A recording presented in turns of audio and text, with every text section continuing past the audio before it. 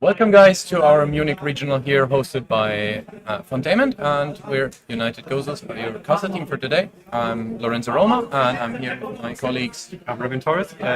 I'm okay. Hi. And we'll be shortly getting you the round 1 feature match. We're looking now at the deck list, and we want to feature for round 1. So stay tuned for the round 1 feature match, which is coming out shortly. See you.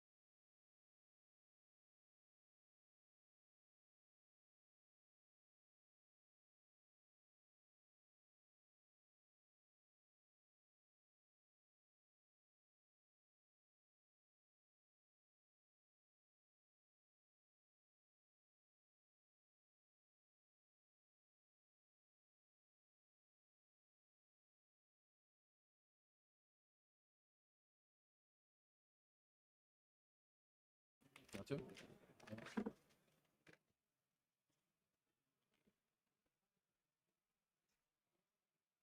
Okay, so we've got a round 1 feature match for you guys. I think I'm a little quiet right now. We're just setting up the last few bits.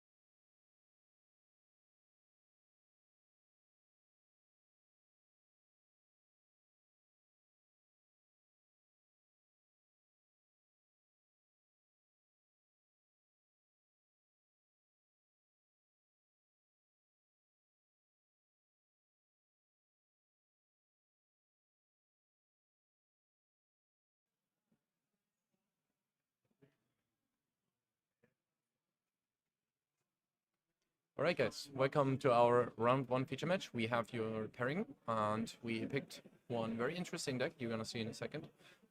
We have a K9 Draco tail against a going second Mikanko deck list. So with that being said, I would say we go right to the table and we see what's happening.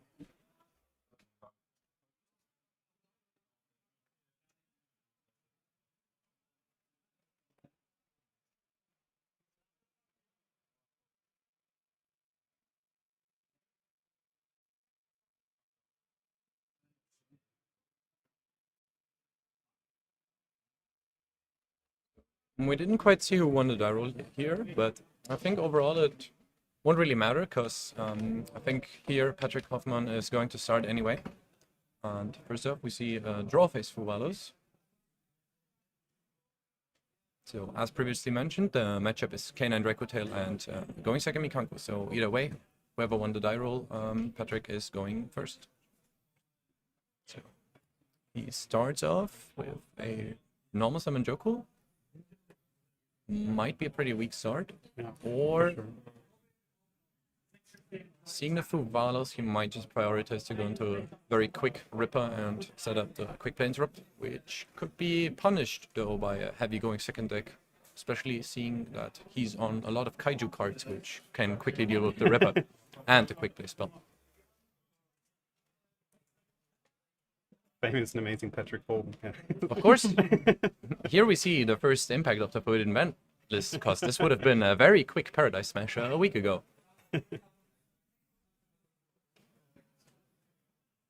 Yeah, right. I'm really intrigued to see what people have come up with to counter full us in the K9 decks. It's definitely a bit harder now, but you still only give your opponent one draw to get to the Ripper and a quick play spell, and backed up by non-engine. That's quite a lot of interrupts still. Yeah, definitely. Yeah, for sure.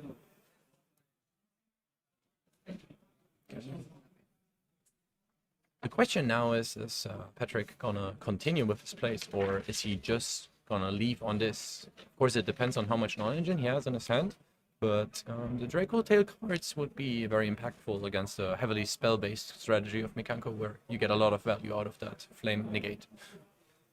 So, did we see earlier who won the dice roll? We didn't see, but looking at the deck list, I would strongly assume that the Mikanko deck is a blind going second Yeah, deck. for sure, for sure. I was just wondering if Patrick If already he knows. has the information, if Yeah. he's getting sent first, or if Yeah, he gets to exactly. go first.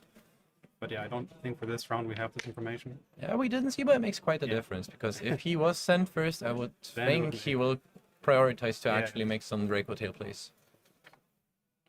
Because even that, just making the Ripper and fusing once, that's only one extra draw of the Fuvalos. Like, your opponent's only going +1, but you basically set up your full field of interrupts. Looks like we've got a pass though, so no further draws for Stefan here. Okay, let's see what the Mikanko deck can do in 2025. Right Looking around the really new forward support. to see that. Starting off with preparation, that might already be an indicator if he got sent first. Yeah.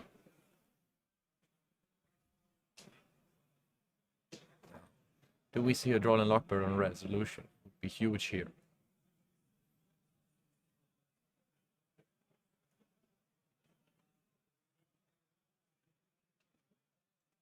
Oh. Okay, we see the arguably best card in the deck, the Water Arabesque. Which would have been countered by leaving a Lupus under the Ripper. Oh, yeah, right. That's well, but of course Patrick can't know that he's Yeah. up against Mikanko. Yeah, Has it to doesn't count seem the to know water what the arabesque. card does. I don't think Patrick is too familiar with Mikanko strategy. It's been a while again. Yeah, for sure. Maybe he needs some reminders what's going on and what the cards do. And now the This- question is, did he use it on the equip or already the effect activation? I think. Okay. Doesn't look like he has any of his Kaiju cards, which here would have traded very nicely into the board.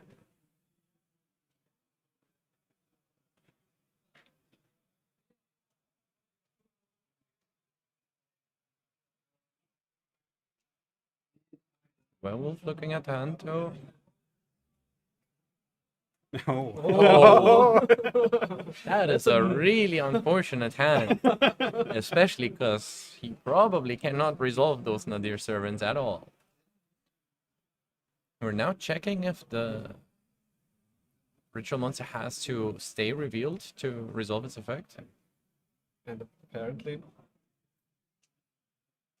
Okay. It does still get the effect, but usually your plan is to search the quick play spell that actually summons it from hand and then continue from there.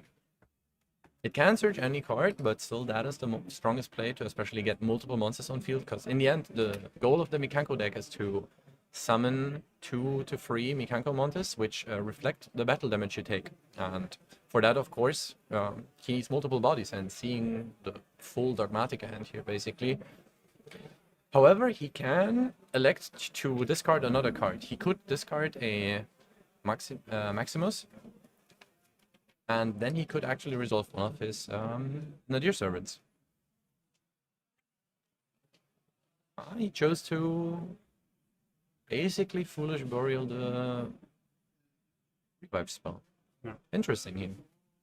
It just passed because you got back the Mikanko ritual. Yeah, I don't think there's so much going on now. Yeah, I think this can be a very quick Yeah. game one. That's a really unfortunate hand for Stefan there. I think he could have done a lot with. Yeah, I mean, if you look at the board, one Kaiju or Kaiju Slumber would have Yeah. dealt Yeah. with all the A lot. interrupts, basically.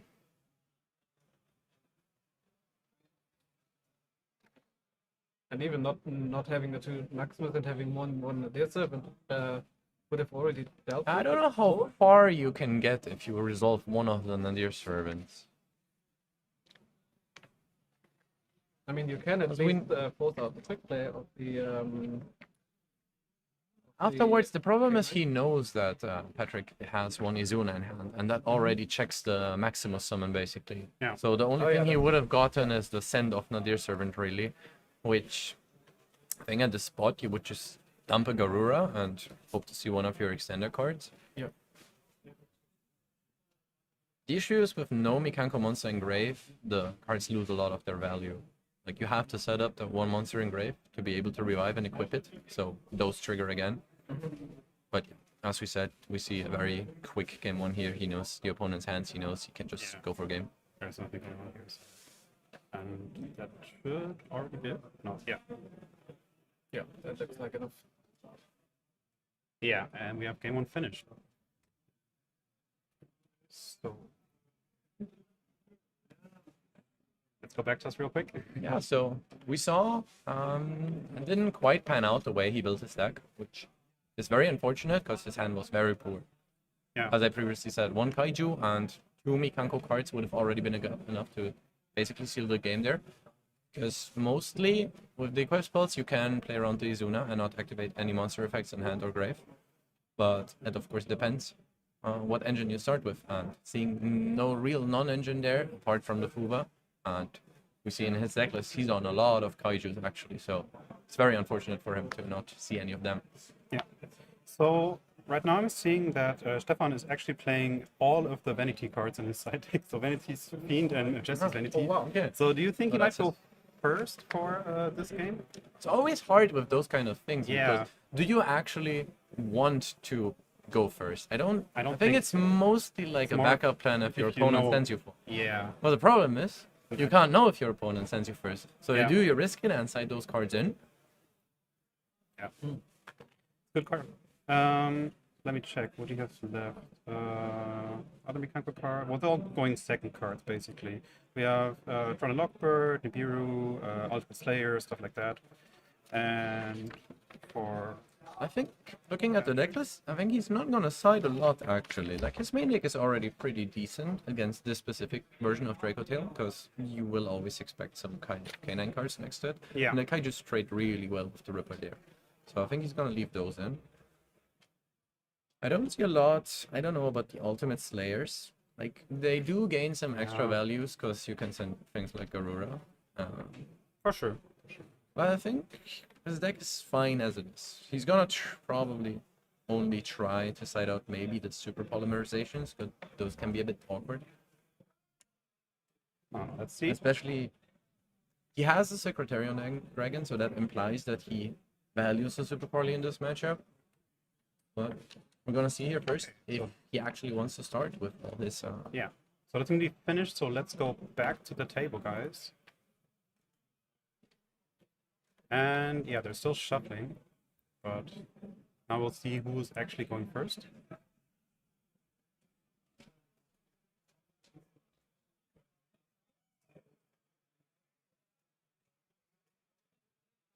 I see Charmies already, so he Yeah. probably is still going second. Yeah. Oh, Double Charmy in Charmy. Dropix. That's crazy. So we can assume he's already preparing to go first in game 3, I guess.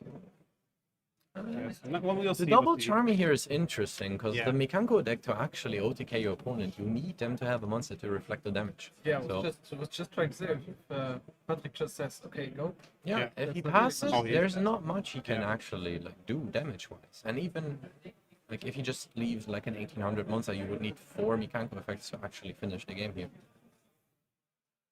But this opens him up to being Kaiju, and the Kaiju monsters have very high attack points, so with those Kaijus, it's easy to just like OTK with 3 Mikankos basically.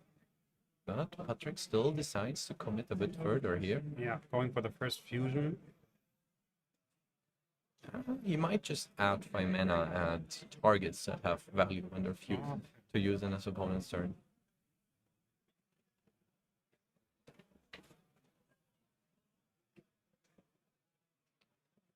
Remind me again, how much defense does Artalion have? I think it's 2500. 2500 should be fine to like use it to clear your board and just summon something that 3 Mikanko monsters isn't game with. Yeah. And looking at Stefan's extra deck, he doesn't really have a lot of interrupts he can set up if he cannot finish the OTK. Yeah. So I already see this Stefan's turn going. Going for the equip, I think, again. Okay, I see now what his bouncing plan the own was. He card. still gets to empty his board here. Yeah, Even Right, with a that's good. kaiju, he could have bounced the kaiju, so that's crazy. whatever happens, he might be able to always clear his board, and Yeah. with that, the Yeah, Mikanko well. player can't deal any damage. Yeah, and we see another pass back. Interesting strategy. Any live back row in Stefan's deck that he could have here to defend? Don't see much. The only thing I see that could be possible is a super polymerization, but Yeah, we might see Patrick trying to go for the OTK here, depending what those two face down cards are. But since we already know Stefan is going second, it's kind of unlikely that there's any protection, I guess. might still play around it, of course, because you Yeah, never know. you never Like, know. he didn't saw the decklist like we did. He doesn't know if Yeah. there's any imperms or generic cards that work going first and second. Yeah. I think the only card that might matter right now is Super Poly, right? Yeah, Yeah. I think that's the only card that could prevent an OTK here.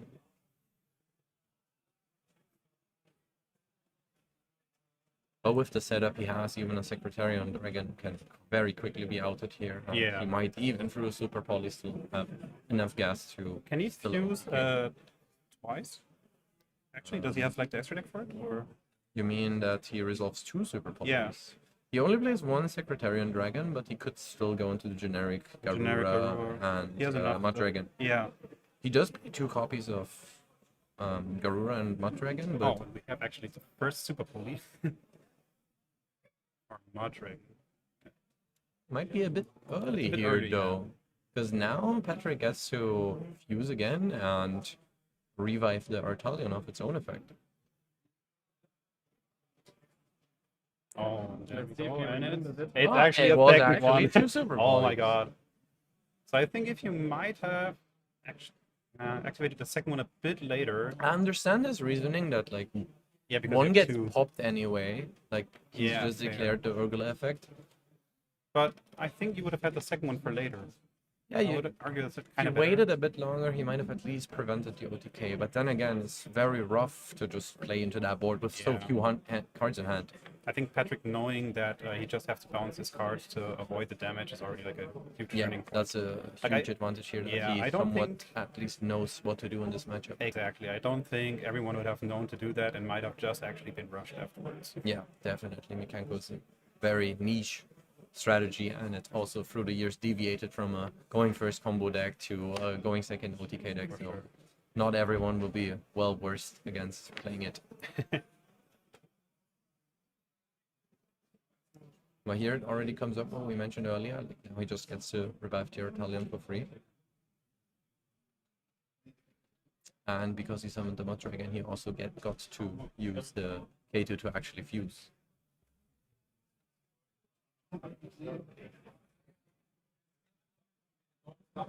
Yeah, more fusions incoming.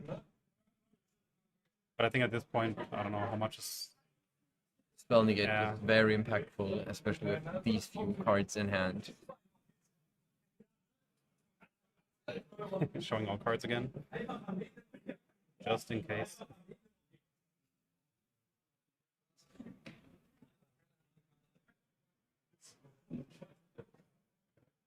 I mean, there is always a possibility of coming back if you survive, because it doesn't take much. It's just like basically one Mikanko card resolving usually gets you to 3 bodies Yeah. over the effects of everything resolves.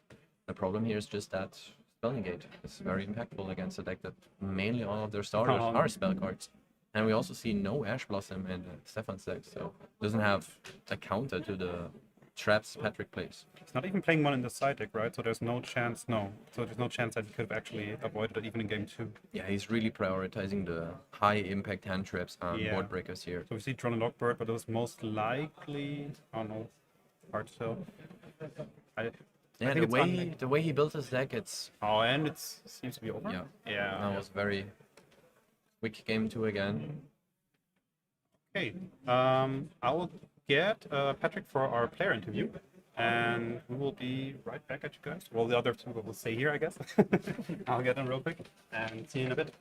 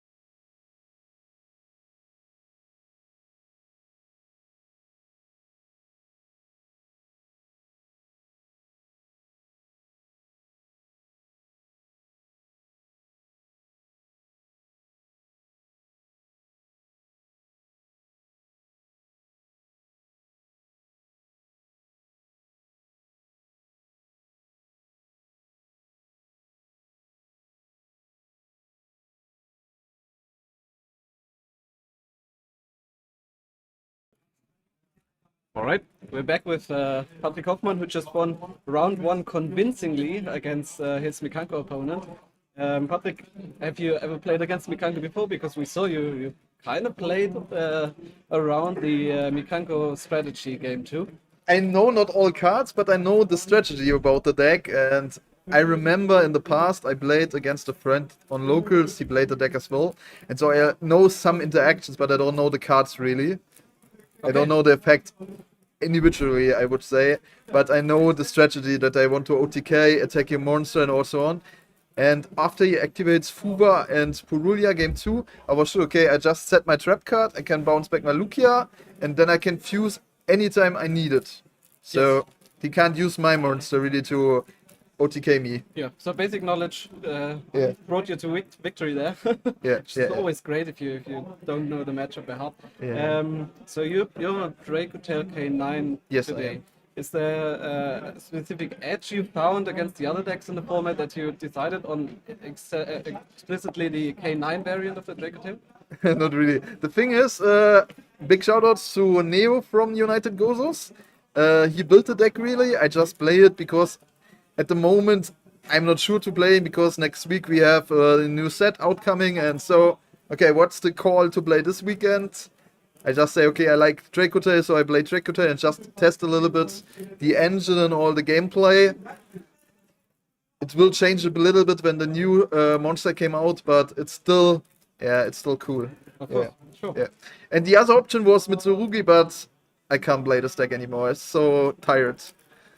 Yeah, that's what I was going to ask next. What do you think about Mitsurugi in the format? Oh, exactly this format today. Because Yeah. we've got this weird in-between format between the ban list and the new set. Yeah. Do you think it's going to win again like last week in Stuttgart, or No, my deck will win. your deck will win? Okay. I need the points for the playoffs. Of course. No, it's just a joke. But yeah, I think Mitsurugi is really good. Yeah, 100%. But I don't like this playstyle anymore, and I see these cards too long. We played it at Euros, we played it at German Nationals, we played it before. It's too much Mitsurugi. Okay, if you're tired, you can play the deck and you will win games, that's for sure. But I want to go with Draco Tail because it's more fun. And I believe it's a good deck if you play it well. Yes, of course. So we can see in your deck list that you specifically put Droll Lockbird in your side deck. Is that respecting the Mitsurugi deck, or do you have anything else in mind? No, it's just a Mitsurugi deck. It's also okay against this deck, I believe. Against the deck of him. Maybe it's okay as well. I sided it in game 2. Because I thought, okay, let me go first again. Yeah, that's an option. But yeah, it's also the only thing I sided against Mitsurugi. Against the rest, maybe you can side it also against Crystron, that's still fine. It's still an option. But the rest, you don't need it normally. Yeah. Okay. Bankr Soul is gone. Bankr Soul. Yeah. Basically, I yeah. mean, I've seen a few people saying that it's fine if you mix it and mesh it with some other engines. But you think it's really bad, Cope. or Cope. is it- It's not bad, but it's cope. There's no reason to play this deck. Yeah. You have so many other good decks like Draco Tail, like Yami, like Crystal, and so on. It's no reason to play a deck which is really hits hard on the ban list. Yes. I love the deck. I played it at 2 regionals and it was so fine, but just one reason is so you have to special some reason of your deck, and if you have only one reason, you can't do that anymore with the Holy Suit. It's really bad. Yeah, that hurts the deck a lot, definitely. Yeah. Okay, I wish you the best of luck for the Thank you. next. I think it's 9 rounds today, so No, it's just 8. it's just 8. Okay, Yeah. fair enough. Okay, so Yeah. 7 rounds of Yeah. good matchups. 7 and rounds more of this to always fast. To be fair, if you look at the deck of Stefan, he's got a lot of stuff that could have backfired for you with all his kaijus and stuff. But you played around it well. Yeah. So yeah, you kind of managed it well to win that match. Thank you. Okay, we just had a visitor here. I'm sorry. Okay, best of luck for the next 7 rounds Thank then, and let's see if we can feature you again in the finals. Yeah. Be great. One just a shout out to all United Gosus.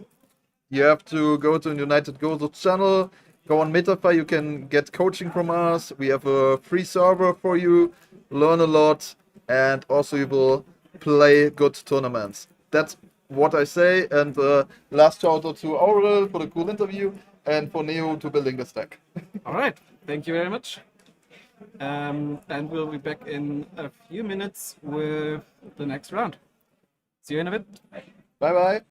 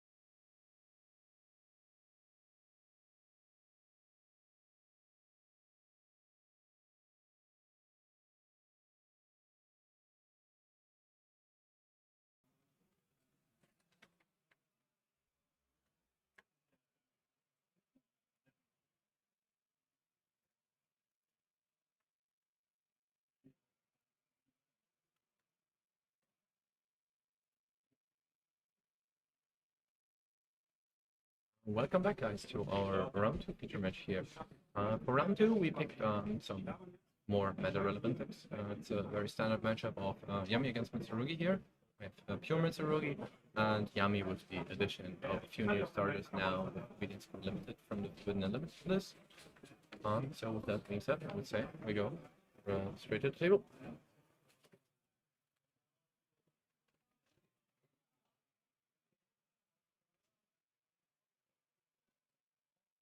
Alright. Maybe this time we see the die roll. Now it matters a lot more than one match. So maybe until we could talk about what which is the Yami player is Marinus. Marinos on Yami and Andreas on Mitsurugi pure. How did Marinus fix the loss of the obedience school? I see that he has one dot scaper in his deck, which is full combo by itself. Of course, not the same quality starter as Obedience School, but as today we're still playing without duet. We do not have access to the new Marshmallow, so they still have to add some extra consistency cards to their decks. This is what we see here. Alright.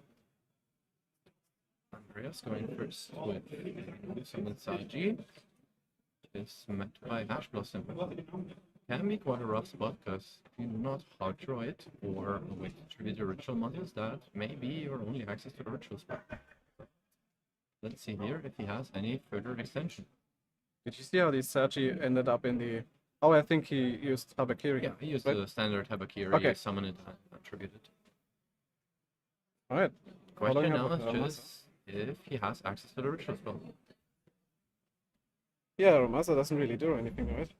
It's, Not directly. He yeah. does need either Mirror or Prayers to actually get the ritual spell, or of course just hard drawing the ritual spell. But talking a bit more about the matchup, this is usually a very one-sided matchup. Yes.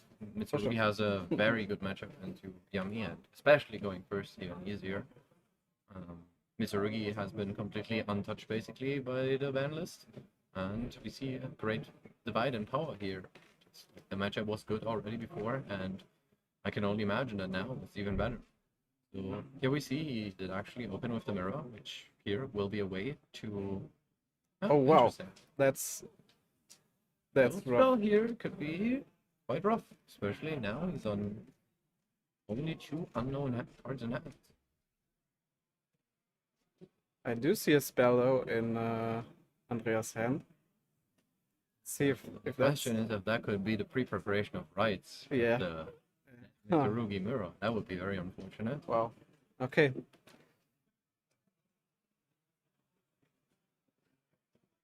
Like it worked out here though. Yami, of course, known for the ability to play a lot of non-engine, which these kind of game states can often happen. You just enter your opponent twice, even 3 times, and Yeah, for sure. Especially the pure Mitsurugi deck is, I think, something that can definitely lose to 1 or 2 hand traps, Yeah. depending on the hand. especially these like usually seen as low impact hand traps are very efficient against Mitsurugi, Yeah. especially if you have multiples of those. Bell, Ash, or Perch can just completely block them off from getting to the ritual spell. And the Yami engine is of course very efficient now in dealing with the soft interrupts that Andreas might have. The deck plays very well into impermanence. It's pretty decent against Dominus Impulse, which Dominus Impulse is a lot better going second than first into the Yami deck. Now we just see the standard line you do with 1-0. Okay, but that's a pretty good one. It's a lot better here, especially now that you know your opponent has a lot fewer ways to actually get into the engine without normal summoning. So control here could be pretty huge. Is there anything apart from the Obedience Code in Marinus' deck? Does he play the Sky There is stuff? this Sky Striker stuff, of course, but usually, if you're not having exactly the read of Super Poly, I think you would always lead with the Sky Striker. Yes, of course. And we actually see Andreas setting a card, and it looks like it's Marinus' turn again. Starting with a Link Summon. Just checking, he does not have a Chaos Angel in his extra deck, but I think here he's actually trying to get the draw. That's the most important part. Yeah, and If getting rid of nothing- the back row. If so- nothing changed, he still has to find a way to actually ritual summon. Yes, for sure. Oh, wow. Okay. It's a pretty good trade here. Given the situation, of course. Call Bankr is one of the best board breakers actually against Mitsurugi. You get to call by an Amano Murakumo that's really strong, preventing it from triggering in your own turn and preventing it to be used in the next turn again. But Marinos also has to pick up. He already Okay, had yeah. more engine. This is a bit different here now, because that Cupsy will already get him another play that doesn't use any summon. And Andreas is on only one unknown card in hand. We can see is a spell, and given how he didn't use it at all, might be that preparation of rights. Yeah, very unfortunate here. I would love to see a back and forth game one. We do see a Full loss. We did not know about that, right? No, but he opened. I think he opened 2 full walls going first. Yeah. Let's see if we can actually Now draw let's into see if anything. yeah, I mean, we see the deck list and we know that he has nothing that actually prevents the OTK here. He has 1 Nibiru in his deck. Yeah. That's the only thing he can do to up a potential OTK here. But the question is also, he's on 3 summons. He definitely has to commit to the Nibiru from this spot. So he will not be able to OTK in 4 summons. Okay, let's see if if Andreas can do the miracle and draw that one It depends Nibiru. on his opponent how far he commits here, Yeah. because he knows his opponent's hand is not good, because he passed on the 2 hand traps. Yeah, that's and true. That's true. The turn 3 he didn't play any engine cards at all, so his opponent must be aware that his hand does not have any strong engine cards here. If he can set up a way to summon an Paralogy Arclet in his opponent's turn, that might trade with the engine card that he might draw. But doesn't this SP just SP counter that? kind of checks the Snatchy, of course, here. Do you think that was a bit of an oversight on? If he summons more, he gives him more draws. And at this point, it's a question, what risk do you take more? Does he top decks into an engine card and the SP trades with your Snatchy? Or if you risk to give him more draws? Because in the end, even if he sets up a bigger field, he can only synchro summon once he goes into the main phase. If Andreas manages to pick up a Mitsurugi Ritual, he can immediately just activate that, and at that point, there's nothing you can do. Yeah, for sure. The Murakumo will be chain locked and will just destroy an entire board. It's really just a question here if he can pick up engine. I think they're talking about the mirror to recycle itself, which is even more of a hint that Andreas might have that pre-preparation in his hand. Yeah, for sure. But I don't see how he can recycle it at this point I don't because see anything else trinket. nothing's summoned or tributed.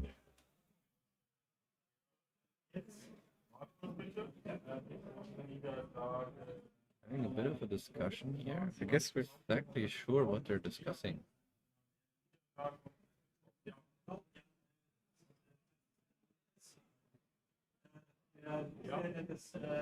okay. I think Andreas is conceding here and just telling his opponent that he had the mirror with the pre-prep in hand. Yeah, that's one of the very unfortunate hands you can draw in Mitsurugi. There's not much you can do about it. No, not at all. Okay, let's look at the side decks. For Marinos, he has a draw in the side deck. He did not elect to main deck it. Interesting, we see Ghost Charts. Not really something that would come up in this matchup, but definitely decent call now that you would expect a lot more yummy decks. Do you think I did see cherries being cited here in last format before Bandit? Do you think it lost a bit of value Cherries now is that always- Bankr is not there anymore? Cherry is always such a weird card, because especially against Yummy, there are ways to recycle and get back to the Snatchies. Yeah. But it's a roundabout way, and depending on what the opponent opens with, or and when you have to drop the cherries, if they already used their Cupsy search, they cannot get to the field to 2 field spells. That's the way you recycle it. You just activate 1 field spell over the other, and then the field can shuffle itself back and the snatches from the banish path. But yeah, I think here we're only going to see the drawn lock card. In theory, Retaliating Sea, which he has in his side deck, does work against Mitsurugi, but it only really punishes the follow-up. It doesn't interact well with the engine. All the cards can still trigger, and they will get their effects. They will resummon themselves, but you lose out on the level 4 monsters, which are a big part of your grind game. I don't know if he can afford to think that far, or if he has to prioritize stopping opponent's first turn. I think you actually have to try and stop the opponent from getting to Murokuma in the first place. Yeah, because especially now that he knows his opponent's going first, there will be the trap card in the deck. Yes, definitely. But he has quite a good setup of cantrips in his main deck already for this matchup. He is on free Ash Blossom and free Ghost Bell. Yes, I like the Ghost Bell for this weekend, especially because as we saw last weekend, Mitsurugi is on the rise again. Yeah, I think Ghost Bell is really amazing right now because the matchup it was the worst against was Christian and Bankr Soul, and those being a lot less now. Ghost Bell is definitely a great card into both Draco Tail, Yami, Yes. and into Mitsurugi. Yeah, that's a really good card. We've just been informed that there has been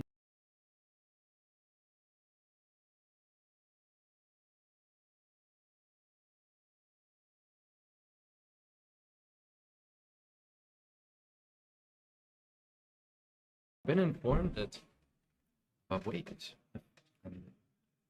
Marinos apparently got a game loss here because he drew a card after being supposed to return the field spell and 2 Yami monsters to the bottom of the stack. So we're not exactly sure. Should be a 1-1 now. And that Andreas gets to decide who goes first.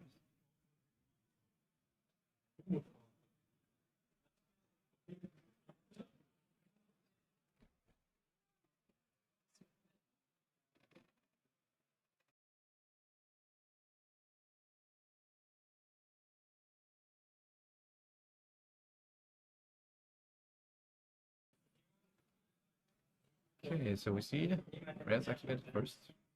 Without a tribute though. That already implies a bit that he's low on engine cards. Interesting to grab the Aramasa. Yeah, I was just about to say it's interesting that you grabbed the mouse because it actually leads to more interruptions from the that should from the enemy player. tell us a bit about his hand though. It does search the Bakiri though, so it doesn't have that as a backup plan. It's strange here that he didn't have anything to tribute for the prayers.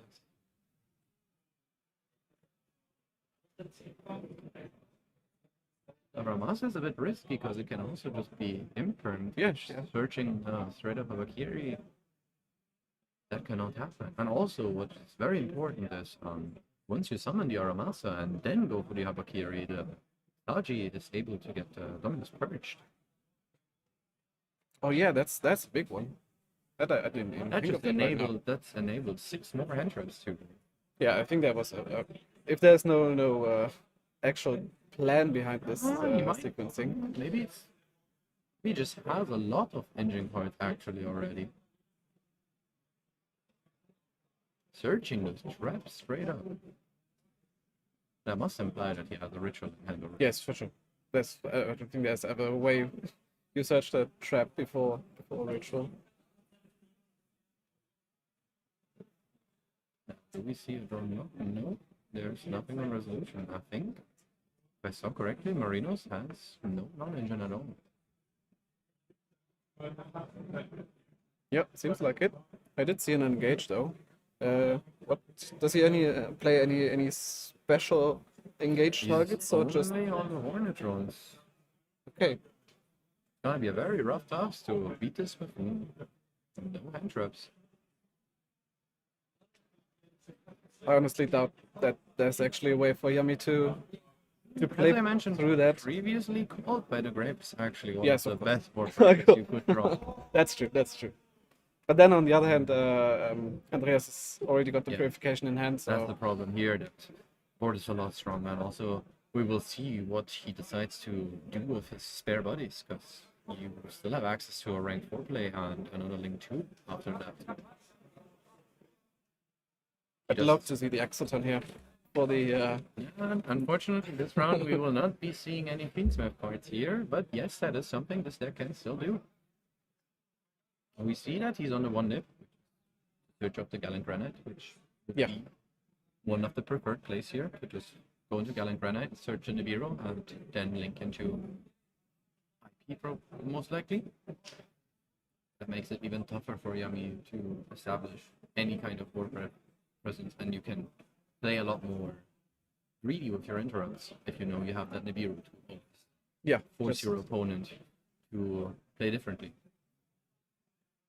They would also see the Magatama here being searched as well, or in addition to the purification. So it's so much rather once the side deck comes in, because you know you're gonna be facing down sometimes 3 Mitsurugi interruptions from the Bankr. yes, that's really tough. But let's see. Does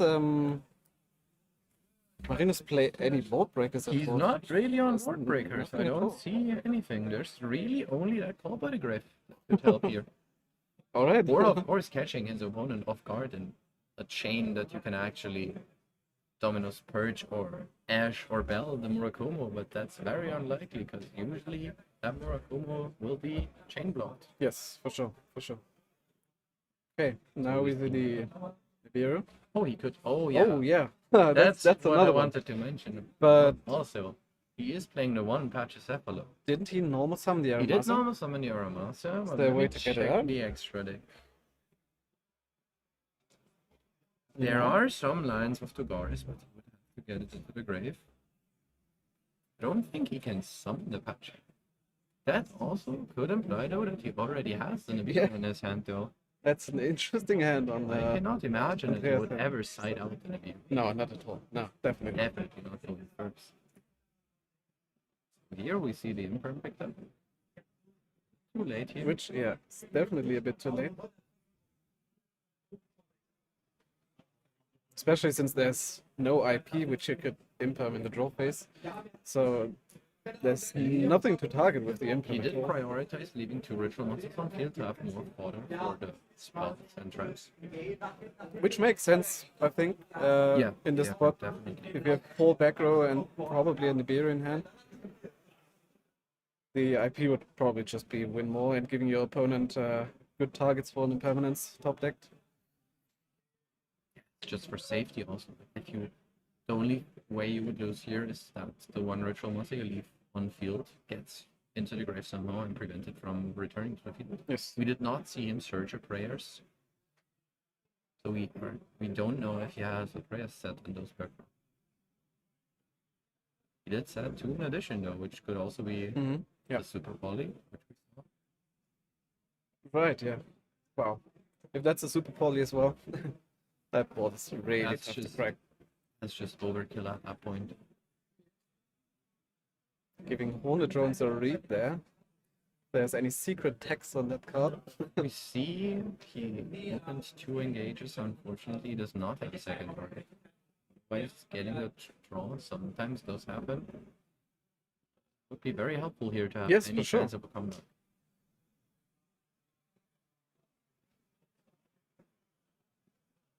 Do you think there's merit to play some additional Sky Strikers stuff in the side? I've tried Anchor once in a while, but I don't think it's needed, because in the end, if you go for your combos, you always have to discard 1 card, so the extra engage doesn't hurt it. Oh, and also Dominus Impulse for Wow. hand here. Okay. That is so many interrupts that But that, Marino I knows. think Andreas only's got 1 card in hand, so it looks like he Yeah, it's actually the patch sided symbol. out the nib. Just interesting. Might have also, maybe he forgot that you already normal summoned the Armasa. Because that's a bit of an unorthodox way to Yes. start your turn.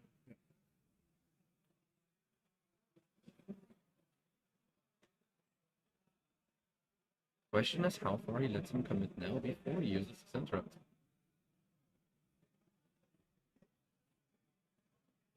I mean, if you just get rid of the Snatchy now, Yeah. then I there's think not this would much be to a do very anymore. good angle to actually just use the Magatama, because Yes, the for normal sure. summon is gone, he does not have the link 1. So the only extension would probably be Yeah, the one of Obedience School. yeah. And Using an impermanence here. it's It's thing. and Marius just goes it up here. Alright.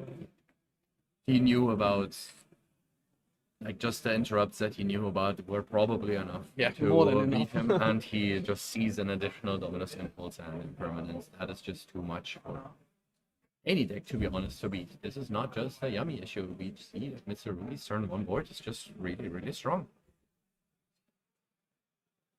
And we didn't actually see the additional layer of Pachi or Nib in hand. Yeah. So So usually what you do is, if you can get to a rank 4 with normal summoning, you search the Patch Cephalo instead of the Nib.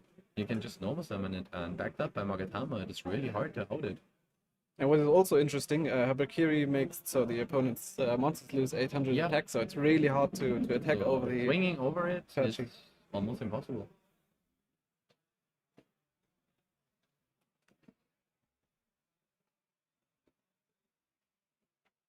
We're not quite sure here if this match is concluded now, though. We've been informed that there was a loss issued, but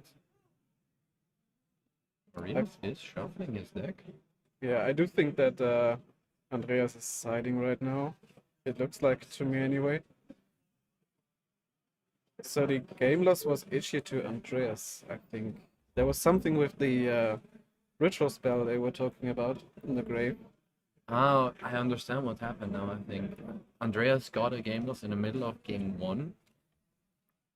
We assumed that he was losing the game because he was in a losing position there, but the game loss actually ended game 1.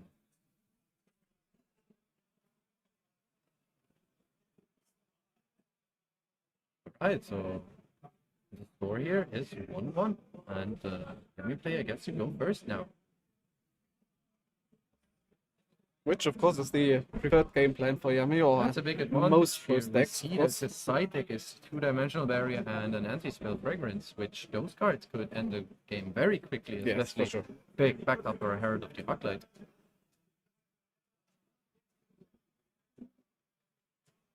And even the Herald is just, or can be a big issue for. The Herald in this matchup, it's a bit different, because the on-field floodgate effect of the Herald is not as good against Mitsurugi.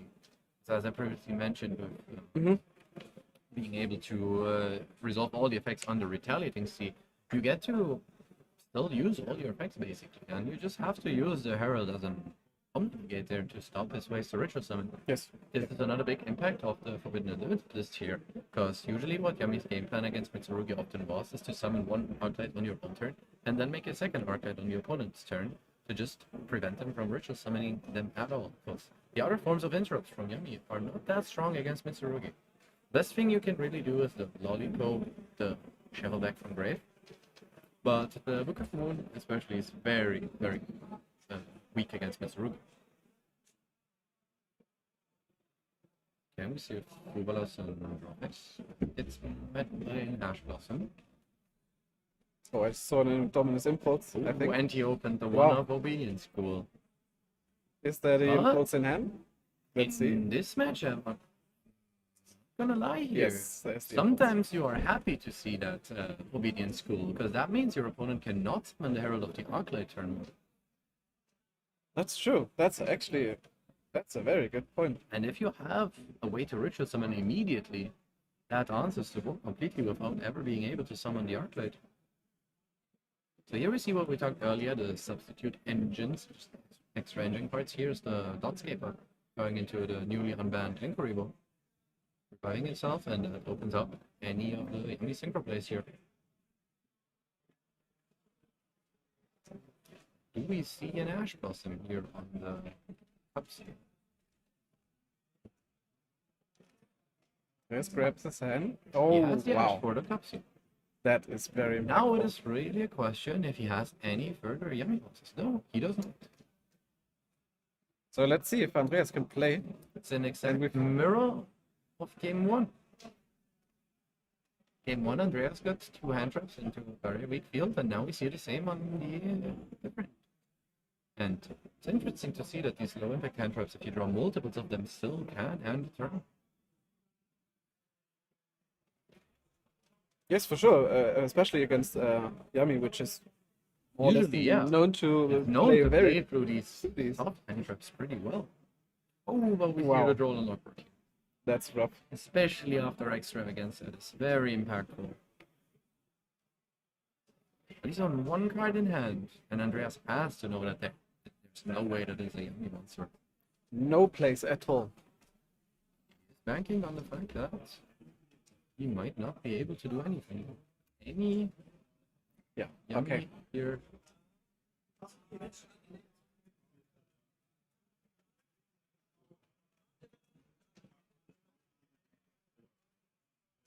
So What's back to Arena, so light pressure here quickly. This is the turn he has to use to try to finish the game, honestly.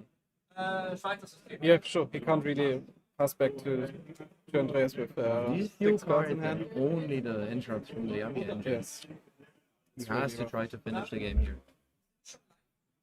But I think there's a second extravagance in Andreas' hand, which is definitely not something you want to see. Now the problem is now that there's actually Yummy monsters in the grave. All those entraps that were so effective earlier are very ineffective now. It's only one Yummy monster away from having the game. But he should be able to get to it now. Yeah. And with the Dominus Impulse being activated from hand, he knows there's no Nibiru that Yeah, can be that's true. activated. So he just really play his turn here and go for the OTK. Just making sure he's calculating correctly, linking off into another Snatchy here. And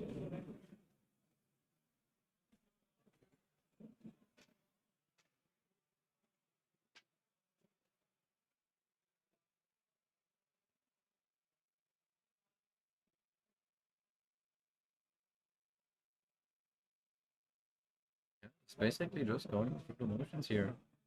See a way how Andreas can stop this now. I do not see any bestials in his list. There is nothing he can summon here. yep, and that looks like And we're in the that's best the place. game. We've got it evenly matched in Andreas' hand, which Also drawing the Saji again, Andreas did pick up very few. Some unfortunate cards this match. The game 1 of the pre-preparation in the mirror, and now drawing Saji. But then again here, that was sometimes the problem with the pot of extravagance, that you were forced to activate it first, and the draw lock card really punishes that. yes, for sure. But I don't think there would have been much he could have done with just Asachi, right? Just Saji cannot do anything really. Yeah, some very unfortunate hands on Andreas' side. Yeah, game 1 with the pre-prep plus the mirror, and game 3 with just nothing to really get anything on the board. Yeah, that's the only issue you can really have with the Mitsurugi deck right now, that the pure Mitsurugi deck is a bit thin on the starter side. See, he only plays 13 one-card starters, which one is just often not enough. You just get matched with a hand trap, and then you have to rely on the 2-card combinations to extend further there, and a pot of extravagance. While drawing 2 cards is very nice, it is not guaranteed to give you a starter. Yeah, for sure. And even if it does, it plays into draw and look but really badly. Yeah. So You drawing can- a starter. You doesn't really can change never much. just not activate the extravagance. If you draw it, you have Yes, to of course, activate of course, of course. But it's not like normal summoning ice and special summoning a Rizio, then going for the Paralymps, which is unfortunately banned now. it. Yeah, that is no longer happening here. The starter amount definitely got lowered for the deck. It is a deck that completely touched the ban list in that way. The pure Mitsurugi deck here. Yes. All right. I think I'll just go and see if we can get Marines for the win interview, and we'll be back in a bit.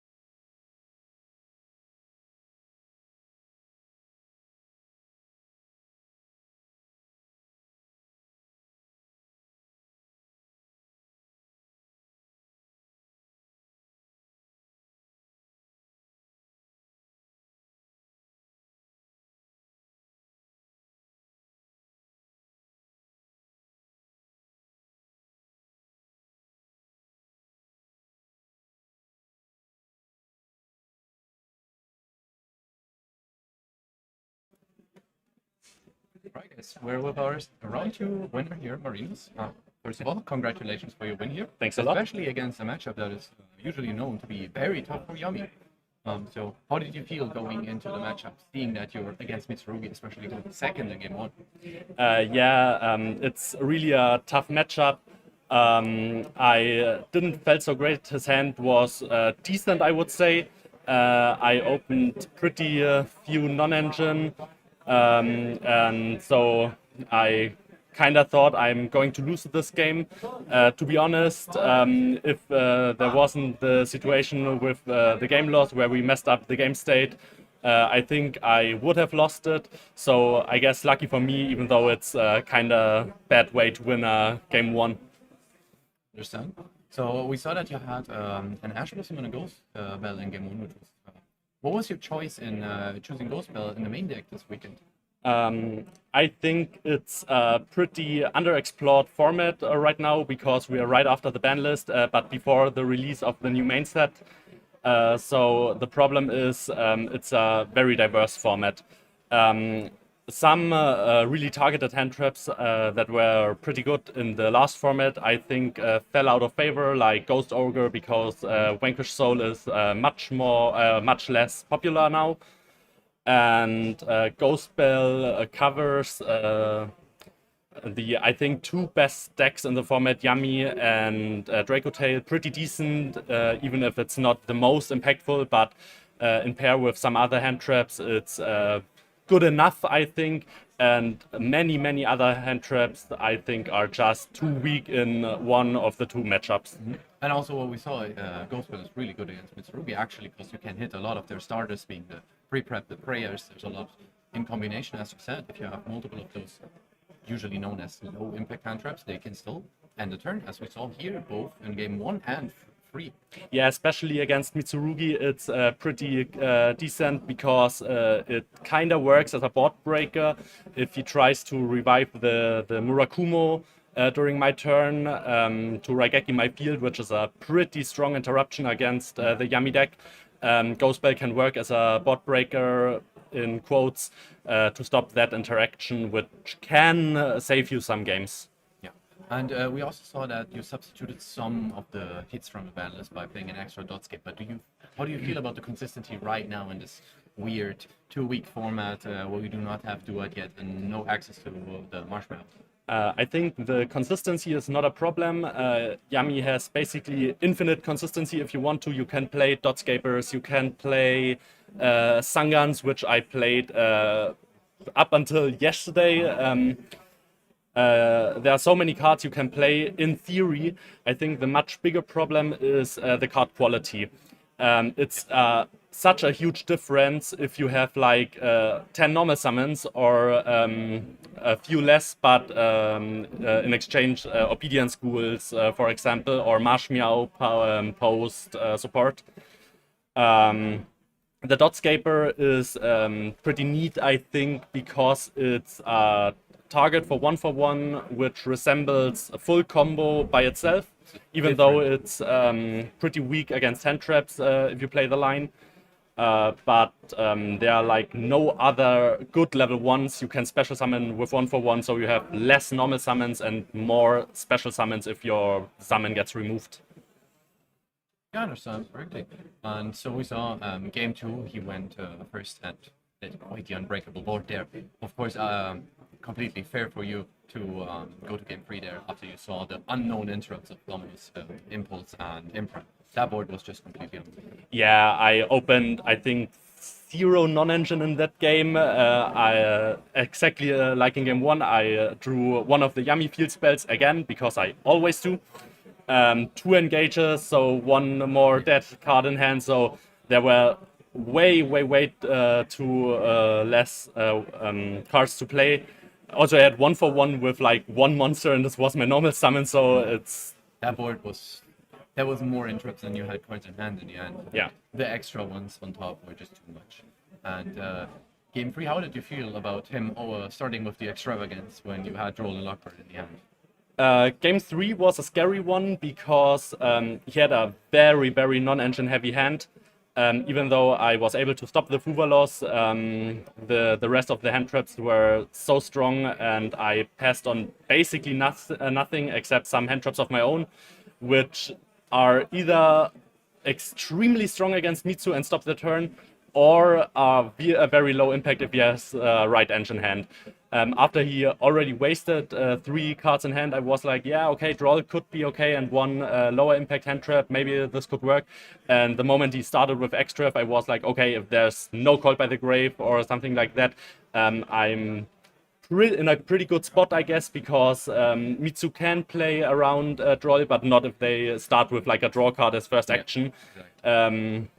So at this point, I was a little bit more calm, even though in turn 3 I messed a little bit up and was kind of shaky and messed you up my always- lines. You always, we as the casters, we see the decklist. So at that point, we knew you would be winning that game because you got a Dominus Impulse from hand, so there was no fear of Nibiru. Yeah, But exactly. he had not. You don't know that in that scenario. There could be any Bestials, Phantasmes. There could still be any monsters he can summon in your turn. But in the end, you just went for the standard OTK, and it worked out perfectly. And so you won one of your worst matches here. Yeah, I'm very gladly now just hoping no Draco Tails for the future matches. I don't think I'm going to dodge it completely, but It's a very wide format, and we don't know. People are playing a lot of different things now, and experimenting with old decks again, also like Malice and Riza.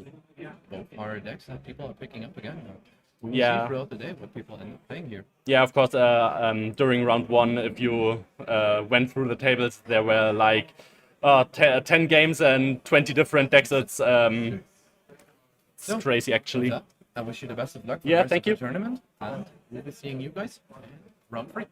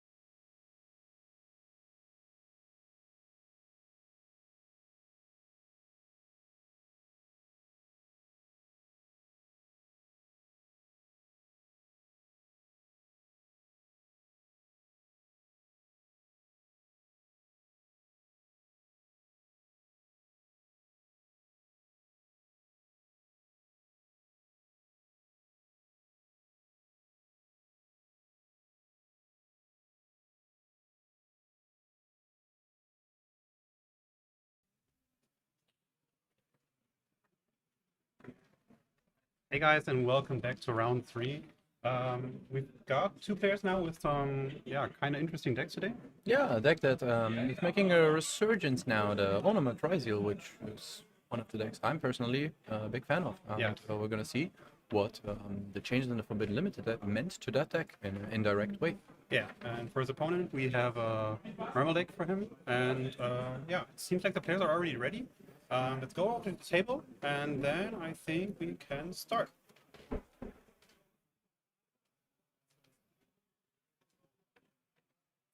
Okay, they already had the dice roll, so it's going to be interesting to see who's going to start this round.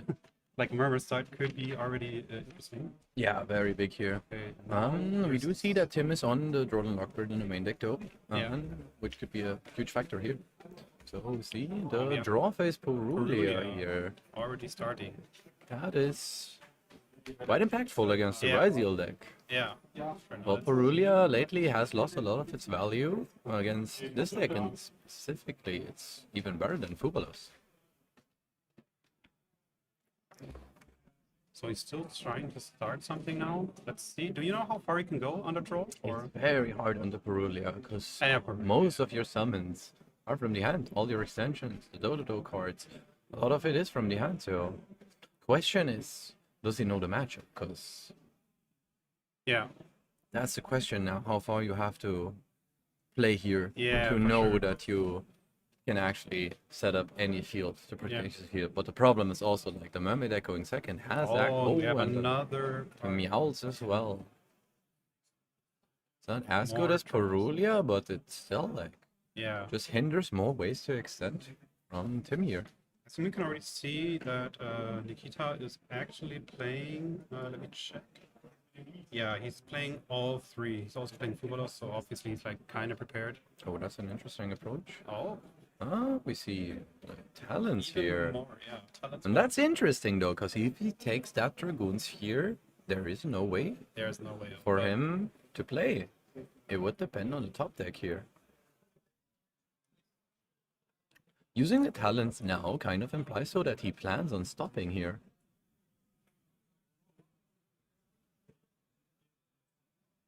So we might just see... Oh, he's paying the Dominus Ah. Impulse here. I think he wants to get more done, I guess. Let's see. Let's see what XCT goes for here.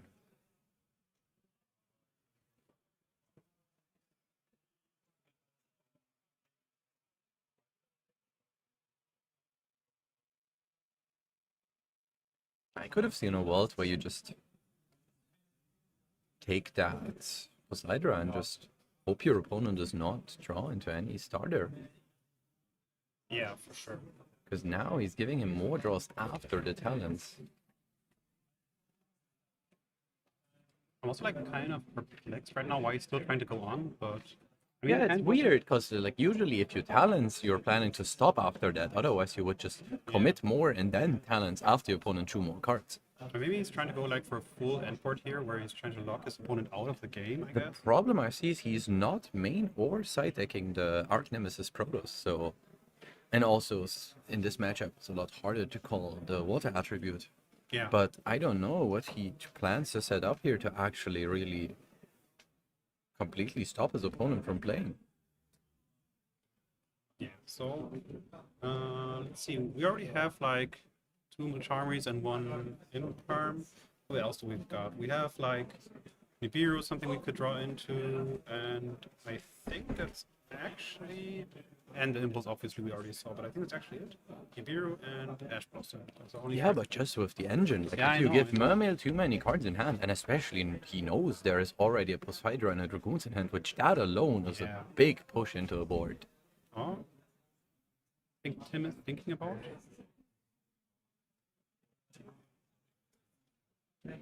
He's going for the duo drive. I think he's really trying to set up a bigger board.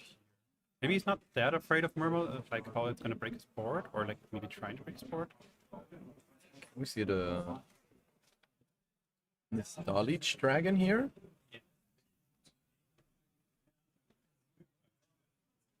Oh, and he's also getting ashed on the duo drive. It's really rough here.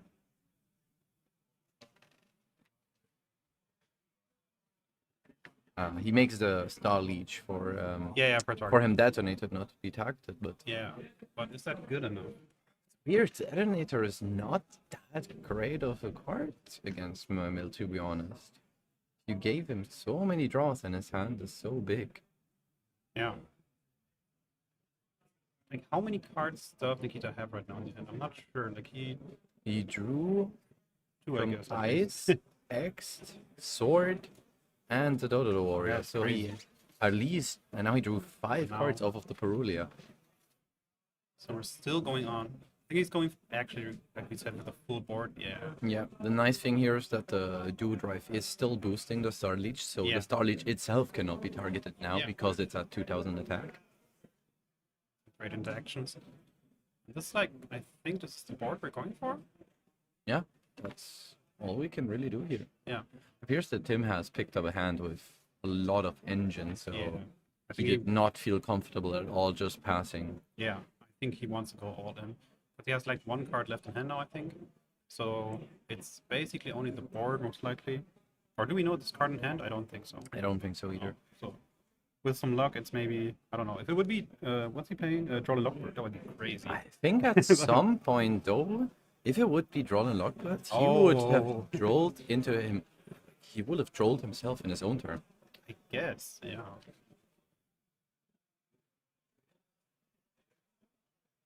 Yeah, here we have the Dragoons that was still in there. Oh, it's a Ghost Bill. Yeah, the question now is just how much can the Mermail deck do with that many cards in hand? Yeah. Because the Mermail does have access to non-target removal. So the lock here is not really a thing. In theory, it shouldn't be a thing. The question is if Nikita actually does know how to play around this board. And, well, yeah, if he can, then obviously the board is going to be breaking, and maybe we will see an OTK this round. Yeah, he has to get into the Atlantean Prince pretty quickly that Yeah. prevents his monsters from being targeted, and then he has to summon the Poseidrake seat. But can he establish that many bodies under a detonator? That is the question. Then again, here the Coelacanthus has a lot of bodies which detonator cannot really interact with.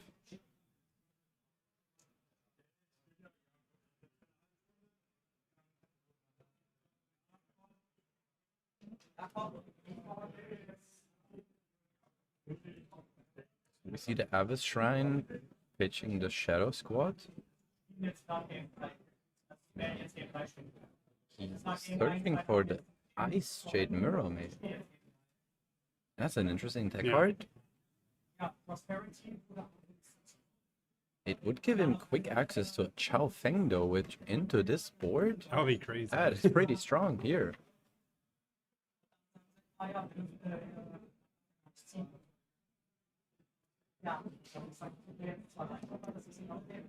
Just seeing the chat right now is Vlad actually giving props to us. Thank you very much. Well, we're trying our best. We actually are already thinking about doing some more streams. If you have any feedback or something, please tell us because, yeah, we wish to make this stream better. Yeah, shout out to you guys actually.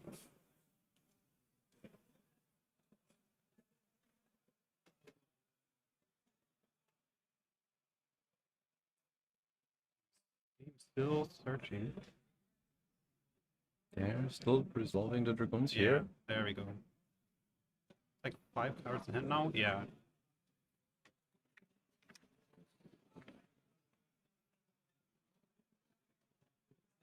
Yeah, we've seen as extra deck he does play the Cheng Ying, Yeah. which with that Ice Jade. It's a very strong push into this board here.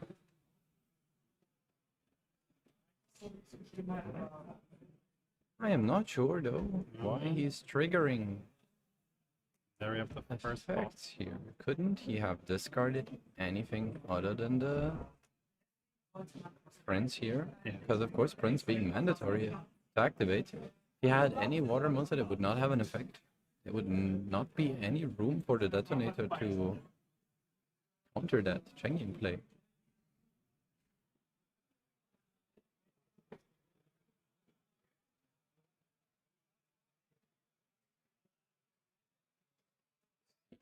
Coral Anemone here. Which does have to summon in its zone though to Yeah. resolve. I think we're kind of stuck here at this point. It's the question now of not really playing through the interrupts, it's more of establishing have it. enough bodies. Yeah, and yeah. Still trying to go on.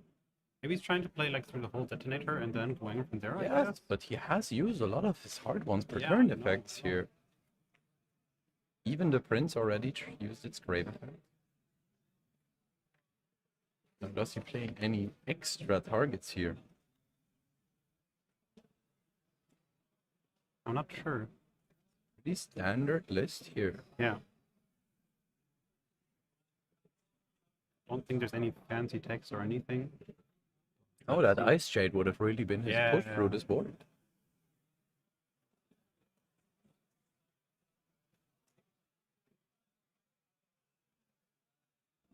He has to deal with that duo drive.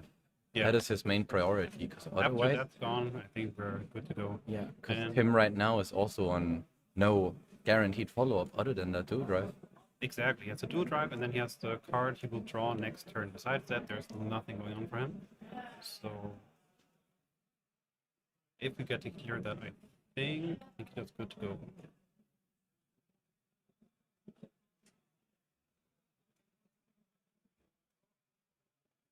He just passes here. Wow. Oh. So I guess he didn't see the line, and there we go for the search, and we... I'm not sure if you didn't see the line or if you just didn't have any water monster to discard without triggering an effect. That would be great. Because most of the Atlantean cards are mandatory Mandatory, effects. yeah. So if you just didn't have anything to discard.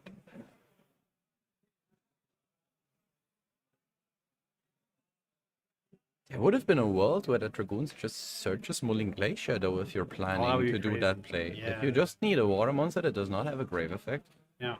that Dragoons could have just searched one of those. And now of course we're Now back we're into our engine here. gaming again. Dual drive search. The field spell, and I guess from here we're pretty good to go. I don't know. He couldn't play through this board with a full hand here. Yeah. How would he do it with a lot less cards? And the lock with the non-targeting of the stall leech is still there. I think Tim is trying. Oh, we have the The draw effect. Yeah, the draw. We're gonna get a pop here. He does have to cross life though for that heavy infantry. Then again, maybe he doesn't even need to. Depending on what gets targeted, he might just let it go. Now he does have to negate that. Yeah. Oh, he also picked up 7 Tachyon off of the cross draw. That's really good crazy. here. That's crazy. Yeah, I think this turn is gonna be it, I guess. But let's see.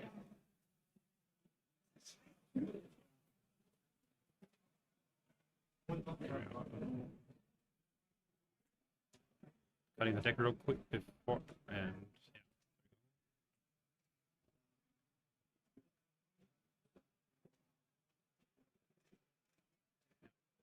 There we have the Tachyon you already said. With the limitation of X Riza, we see one thing though that has to be prioritized here. You always have to recycle the X now of the field spell. Yeah.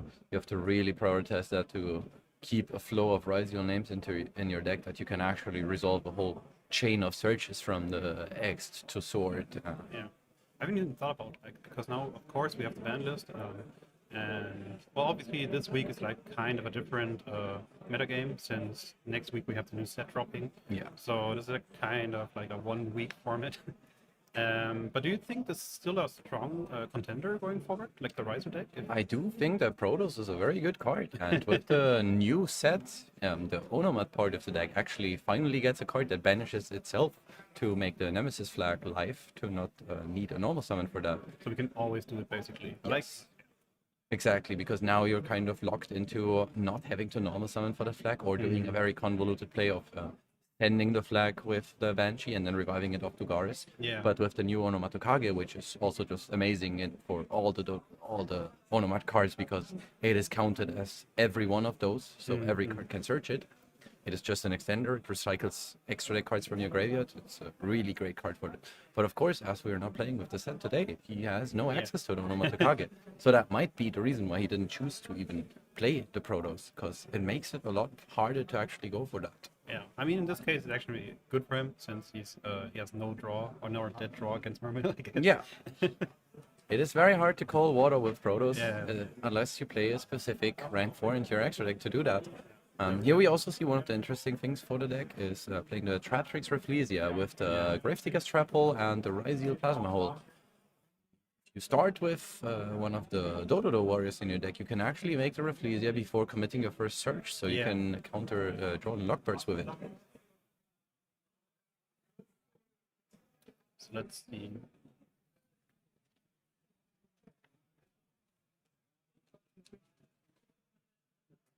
Yeah, I don't think we're going for game here. We're gonna try to minimize the board, I guess. There's not really a huge board here, but Tim played it really safe Yeah, here, playing really not safe. going for the Dugaris. yeah. He also got impulse, I think, earlier, so maybe he wanted to extend a bit more. And there we have the set card, and That's interesting though. If he got when did he get impulse again? He I got wasn't impulse sure. on the I ice. think on ice, yeah. But he already had the Rafflesia at that point. Yeah, yeah. So Okay. Now, and I understand his thought process of like at that point he still had to respect Nibiru, yeah, that's fair. and then he just didn't have any more extenders to push Yeah. through that impulse. And I don't think he like has to push on that much. No, like, this especially- board is like Because if he couldn't get through the board with 8 cards in hand, there's no way that he can do it now. yeah, for sure.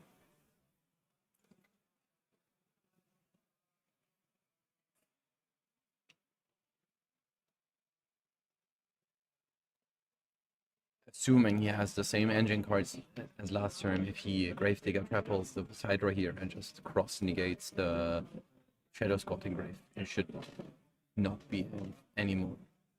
Right, so Nikita flipping his hand up and down. I don't think it's like that good of a card.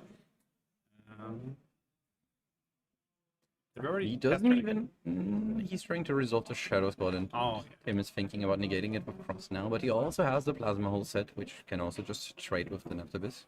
yeah. Does decide to He use the does Cross on negate it. Yeah. Where to go from here? I can't see the hand of Nikita too well, I think. Yeah. Some He's normal summoning it. Where would we go from here? Should be a Typhon. Yeah. Yes. There it is. Yeah. Typhon But and Typhon was not even live. Tim only summoned the Rafflesia from his extra deck last turn. that's true, but I don't think at this point it matters. So we go There was no into- way to. Yeah, there's no way. So let's go. Just while they're boarding. There you go. Yeah, was interesting match for sure for game one, I guess. Yeah, and also Mermaid, we don't see that as much. It's definitely an interesting deck. Yeah. And yeah, the Mermaid deck now it gets to go first. Could be a lot more scary. The Mermaid deck can put out some incredible boards, especially there were no further hits on this ban list. You still have access to the Paria Statue, Molten Glacier, of course, and always the Minstrel. Yeah. Everyone fears that. No matter what you draw, your opponent will always get to check your hand. It really depends if Tim can pick up some of his impact hand traps here. Yeah. So what does Tim already have like in his deck? He has like He already has Strollen Lockbird and more soft hand traps, I would say here. Yeah. He has the Peruli in his side deck, which could be fine here. He has Didicro, which specifically into this matchup is pretty good. Yeah. Especially because those are usually slots that people would play Bystials in. In this matchup, it's really good for him that he can actually side those in and get quite good use out of it. Yeah. I can also see like the third bell is in a side deck. I don't know if it matters too much, but like I think Tim has a lot of room to side out some going first Yeah. cards here, and into this area of a going first deck, you have to kind of prioritize just trying to end their turn as quickly as possible. Otherwise, you will not get to play, and you just have to put in as many playable hand traps as possible. so do you have any board breakers or something that you might want to activate, but I don't think so.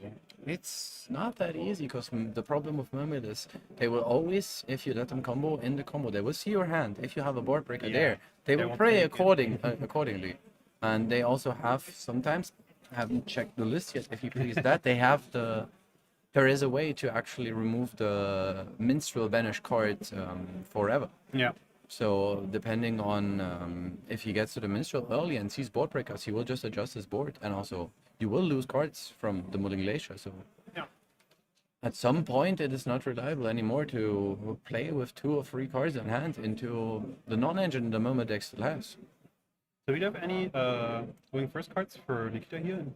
The Salesman, Yeah, which Salesman. is probably exactly going to call Drollen Lockbird. Already see that. And he also has his own Drollen Lockbird, which of course he's probably going to side in going first, because those are still amazing cards against the Onomat deck. Okay, so I think they're done. Let's go back.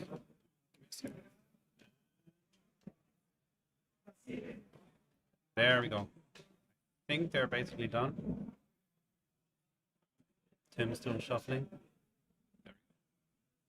And of course we assume here the moment player is going to course Yeah, first. we don't know for sure, but seems like the better plan.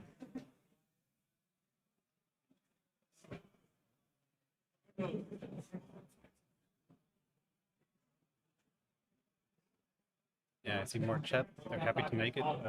Well, yeah, we're happy too. They're joining today. We're around 3 now, and I think we're playing 8 rounds, 9 rounds today. I'm not Yeah, sure. I think it's 8 rounds. Rounds, yeah. So we have 5 more rounds. We see Tim did pick up the Drollen Lockbird here. Yeah. And no salesman start.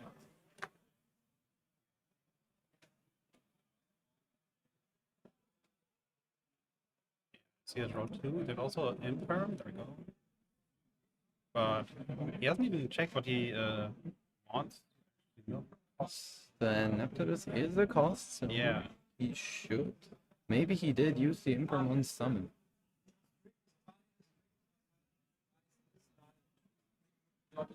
Because knowing that imperm does change, he might send if he activated it too quickly. Yeah.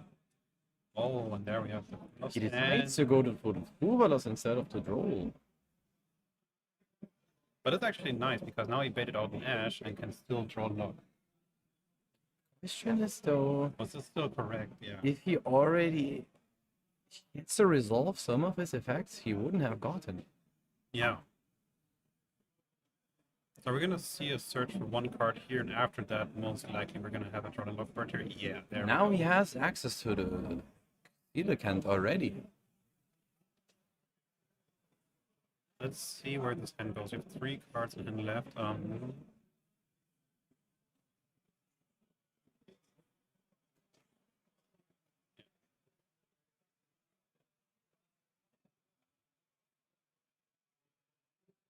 So I can see, and Tim's hand, he has 2 spells. I couldn't catch which ones, but Most of the spells in the deck tend to be starter cards, Yeah, though, so I you think, should be happy about this situation. we're out of hand traps now, so this board is cooking now, I guess. Everything from here on is... I just saw that Nikita is actually not playing the Coelocant, so Oh, his okay. plays on the draw are quite limited. Yeah. That might explain the sales plan too. Oh, the hard-drawn Mulling No. Glacier, though. Oh, and there and we he have picks it. up his cards. Picks up everything. Okay. Well, that was a quick... That was a very quick and unexpected end here. Okay, let's go back. And yeah. Yeah, that was quite crazy to see the hard-drawn Mulling Glacier here completely carrying the game. Yeah, And that was okay. I don't know why Tim wouldn't check his top deck at least, because Yeah, he might I'm always draw Riza cards. I understand that the deck has a lot of cards that require a card in hand to work. Yeah, but I mean, like, if under you Jordan drew- Lockbird, it's like we don't... Yeah, I don't think there's gonna be much more than Mulling Glacier, and he's just going for the Neptibus and a protected board basically. But if he manages to pick up a Bonfire, a Prosperity, Yeah, a Dodo any the card. Warrior, or any of the one-card Rising starters, he can still Yeah. do a lot there. Another question is, obviously Tim wants to go first again in Yes, game 3, definitely. but now... But I think his game plan doesn't change much. Yeah. He does not have any specific turn skip traps for his triple tactics thrust. He does not play the different dimension ground. No. He does not have access to the Protoss, as we said, and it's been a while since we summoned the last Abyss Dweller, so it's gonna be rough what he wants to set up here. Of course, the full combo from the Onomat deck is a hand loop itself. He can take some cards out of his opponent's hand and then basically next to it set up the same board he did on game 1. Yeah. He manages to play uninterrupted here. We got another question. Love in Argentina, yeah, love's back. Unfortunately, it is not with Dude. This is the last weekend we play before Dude. So we have actually the release tournaments today in some stores. Where you can actually already pick up the new cards, but they are legal in Germany, I think, starting Thursday, I think. Thursday, I think, yeah. So on WCQ we will have the new set and have everything, but for now today it's the old set. We'll try to feature some more decks that are actually not impacted by that. See, well, Mermail obviously, I guess. And the Onomat deck is Yeah. largely the same. It does get one very gets- good support card, but it is still function. You don't see it, but we see it, but the players are almost done, so let's switch back, and then we can see the start of game 3.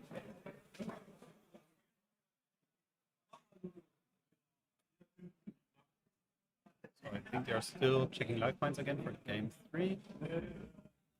Basically everything else should be already done.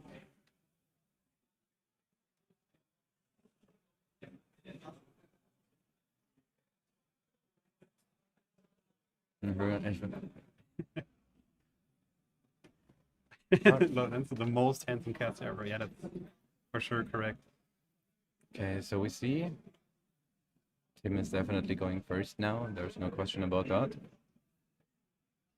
But I think there's The addition of very the traps in his main deck though might help him a lot here in game 3 because Yeah. the Riza Plasma Hole is really good against Mermaid because it just trades with the Atlantean Prince either from a normal summon or a special summon. yeah. Taking that one out is already like a huge gain. I think it depends all like what kind of hand traps he will Yes, draw. definitely. because, like, He's looking for the Drolls, he's looking for Perulia again. this board is like, I don't know, if it's starting it's gonna get The full Dodo board, yeah. just as good as the Mermaid board. Would you say this is like kind of a dice roll match, or it's like I don't It think is. no, The decks are weak to a lot of the higher impact hand traps. The Yeah. Dodo deck, as we talked earlier, if you do not have a counter to Droll is pretty much a turn ender for the deck. yeah. And Mermaid, of course, it's Droll and Fubados, which are the most impactful hand traps, but both decks are pretty weak into both Charmies and Droll. Speaking of, now we have We have Charmy. another Perulia here.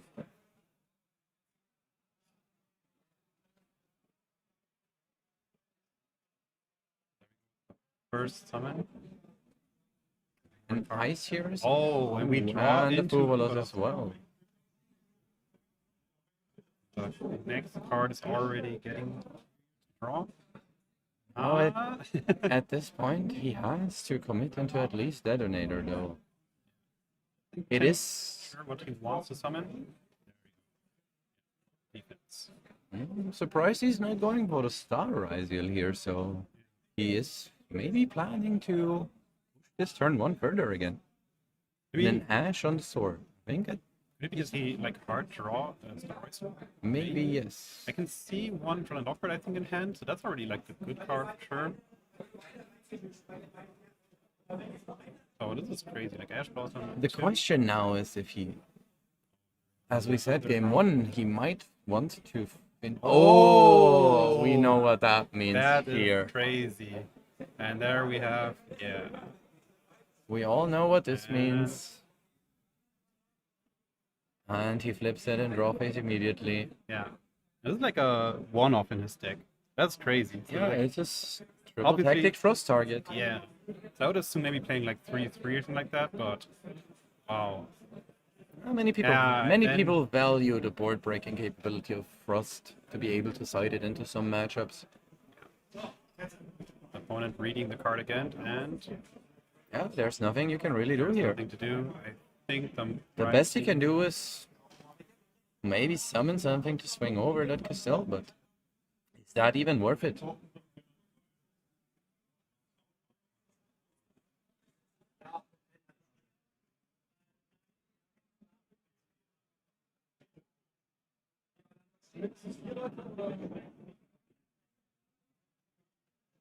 I'm a bit unsure.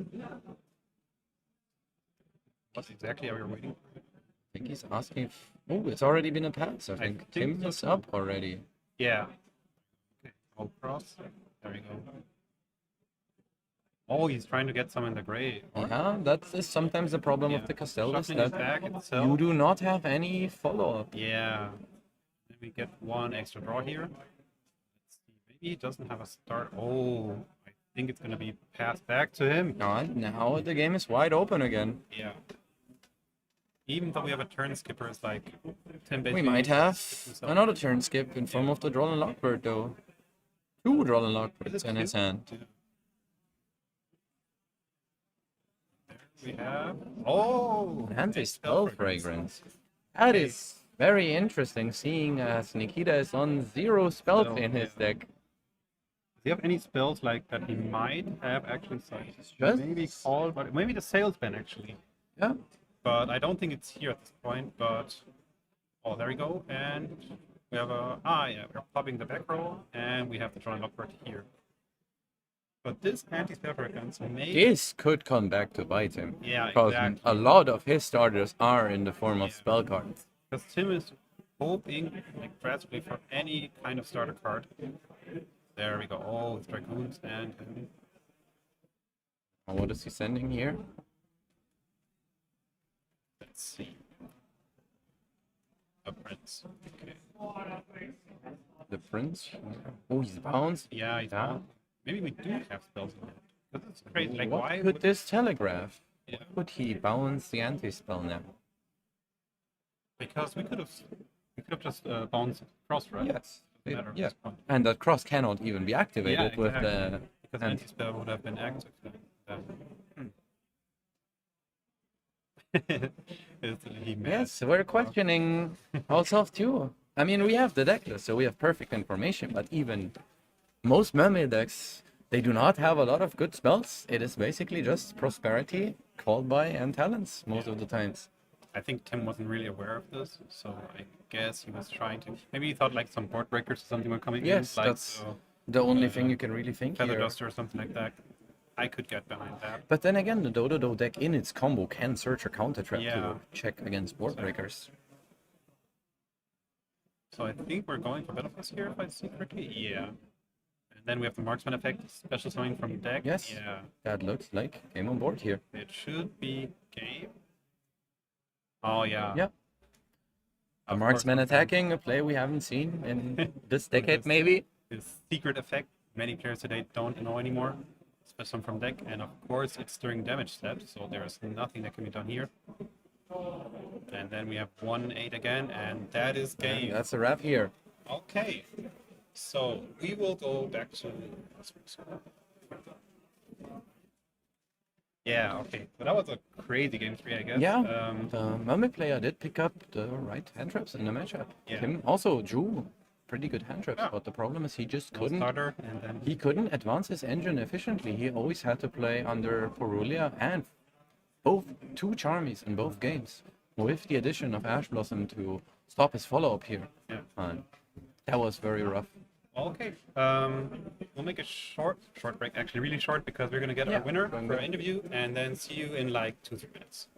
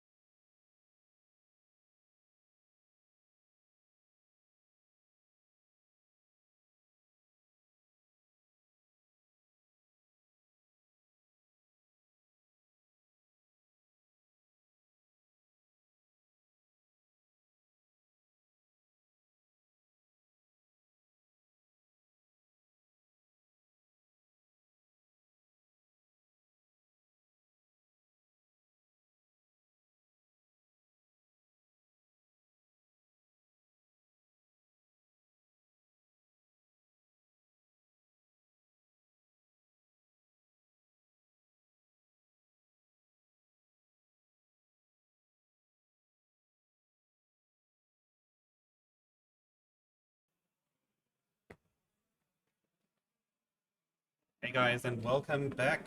We have our winner from last round. Well, tell us about your deck, I guess.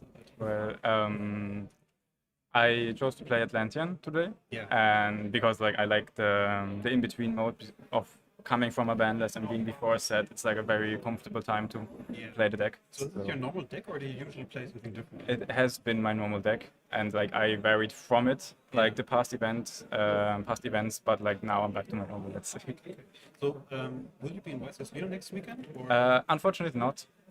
Would have been probably nice, but I will just look at it from. Oh, okay.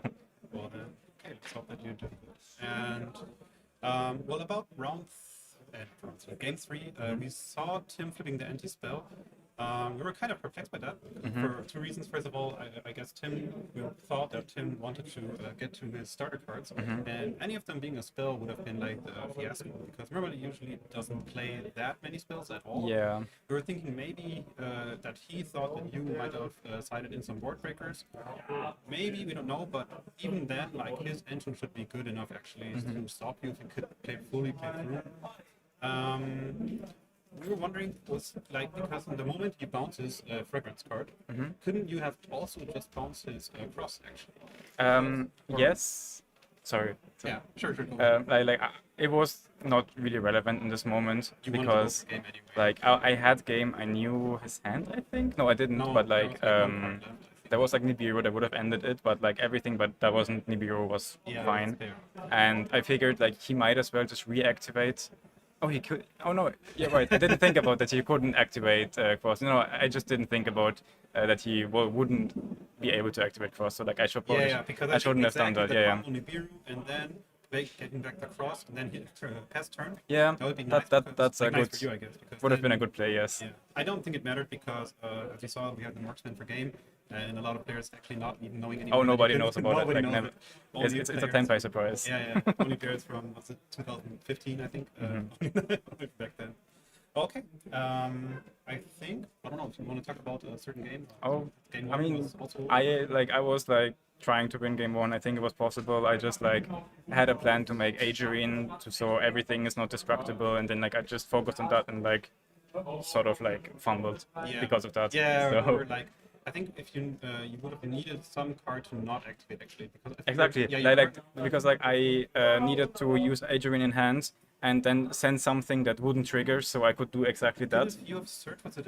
Exactly. The Mooning Glacier. and Exactly. then from there- Okay. Like I should have searched Mooning Glacier and just Yeah. pitched the Mooning Glacier. Yeah, that's what and the then thought and process then yeah, that was like a mistake on my side, but in the end like it worked out. It worked out. I mean, it's good. Okay. Let me see. Let's check the comments later. Okay. Then I guess if you shout out to something. I mean, shout out to my friends here too, like from my team and who are not here from are right now at home. So that's it. But yeah, Okay. Guys, we'll go to a short break and then we'll see you in the next round. I think it should be roughly 20 minutes, something like that. We'll check again. See you soon.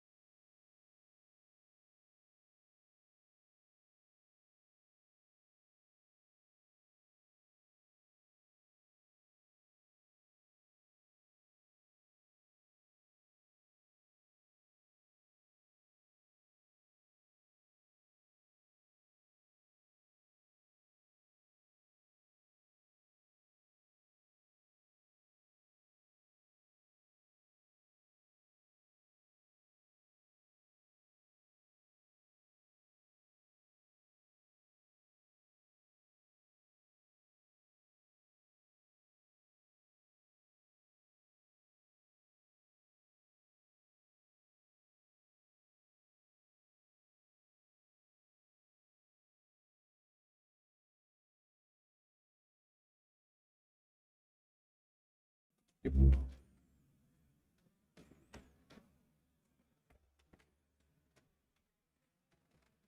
Welcome back, guys. We're back for round 4. We have our 2 players already waiting. Yeah, I don't think we should introduce them now, or Yeah. okay, So we have. Let me check. We have Kevin Sugo. He's gonna play Unchained today. Yep. And then we have. we've got Anton on the other side with an interesting combination of Mitsurugi and the Yummy Oh, it's actually. strategy. It's actually a mix, yeah. It's not just Mitsurugi. We actually thought it was just Mitsu Ruby at the beginning, but yeah, okay. Let me go back to the table. Or is there something else? I think at this point we can just. No, we'll just talk skip about to it the game. while they are starting to draw their cards. Okay, let's switch them. I think they still have the dice roll open. Yes. Let's check. Okay, there we are. We have a dice roll. It looks like a 10. And I did not see what the other dice roll was. Bit late.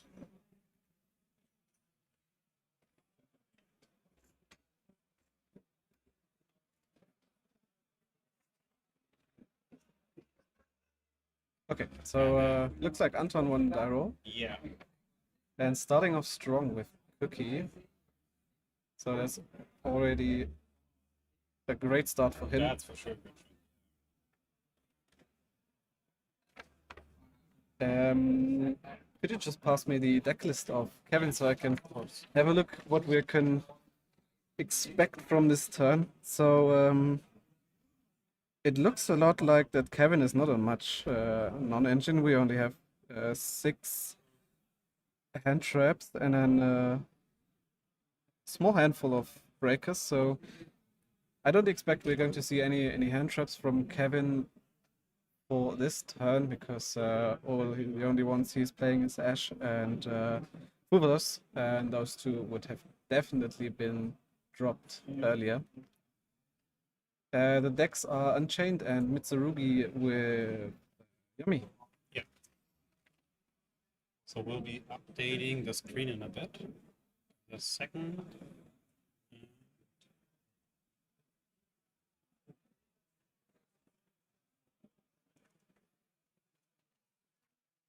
There we go. We have Yami Mitsurugi. Okay, great. So the bridge here is usually with Herald. Uh-huh. There we go. Are you familiar with the deck? Or? I am familiar with the bridge that they can bridge into it. I'm not sure about this variation for this weekend because the Herald is at 1. So True. if you go through it in your combo, you don't have it as an end board Yeah. piece basically. And to be honest, I think it's pretty easy to interrupt if your opponent knows you're on the deck, so Yeah. they can just wait for the Herald and then drop an Ash Blossom on him. And, Maybe we'll just see. Maybe. Could be that he's just gonna leave it there, but I think he might want to bring it back. And get rid of it for now. Yeah. There we go. Yeah, I doubt that you would do Yeah. anything else than execute your game plan. I mean, it could have been that he was like, I don't know, like, well, okay, maybe he heard already that he's playing against Unchained and then might have wanted to actually keep Herald on field. You can imagine that. But Yeah, it's actually the Herald is actually pretty impactful Yeah. against Unchained because a good vanish effect might come yes, into play exactly. there, The yeah. floodgate effect is pretty relevant. But here we are going into full Mitsurugi combo. Or we see the first cards in hand now. Yeah. And we have the first. Here we go.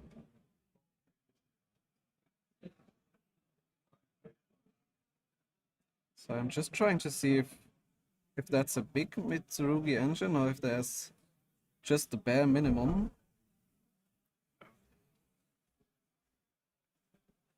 But I don't see anything bigger than the bare minimum actually.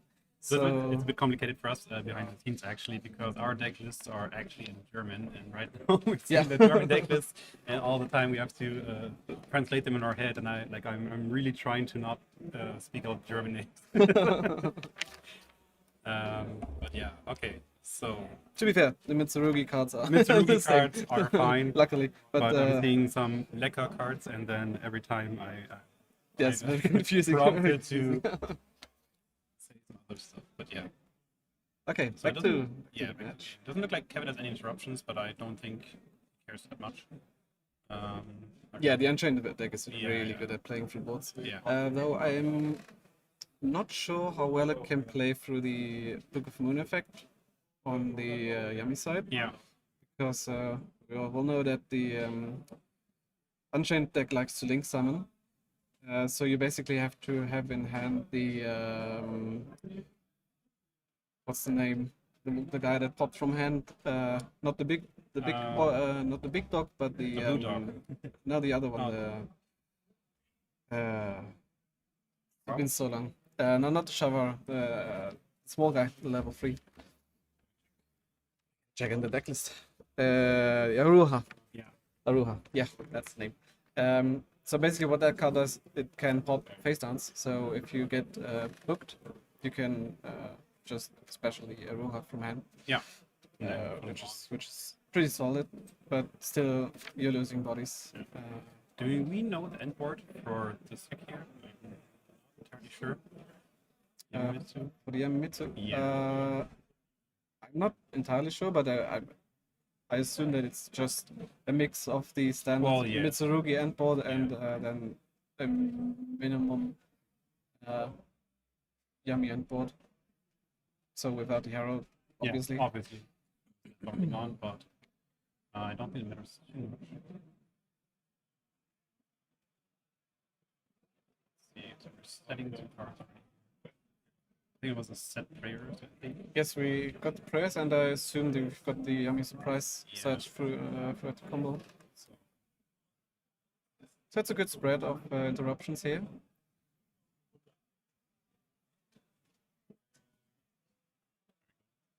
one starts his turn, and let's see what he has for us. So far, we had a few matches today where one player was just like, I don't know, kind of one-sided in game one, with like looking at his hand, kind of frustrated. But it looks like he has a play here. Okay, starting off with Tracked. Yeah. This engine got really Yes. strong with the unbanning of the Fusion Lacrima. Yeah.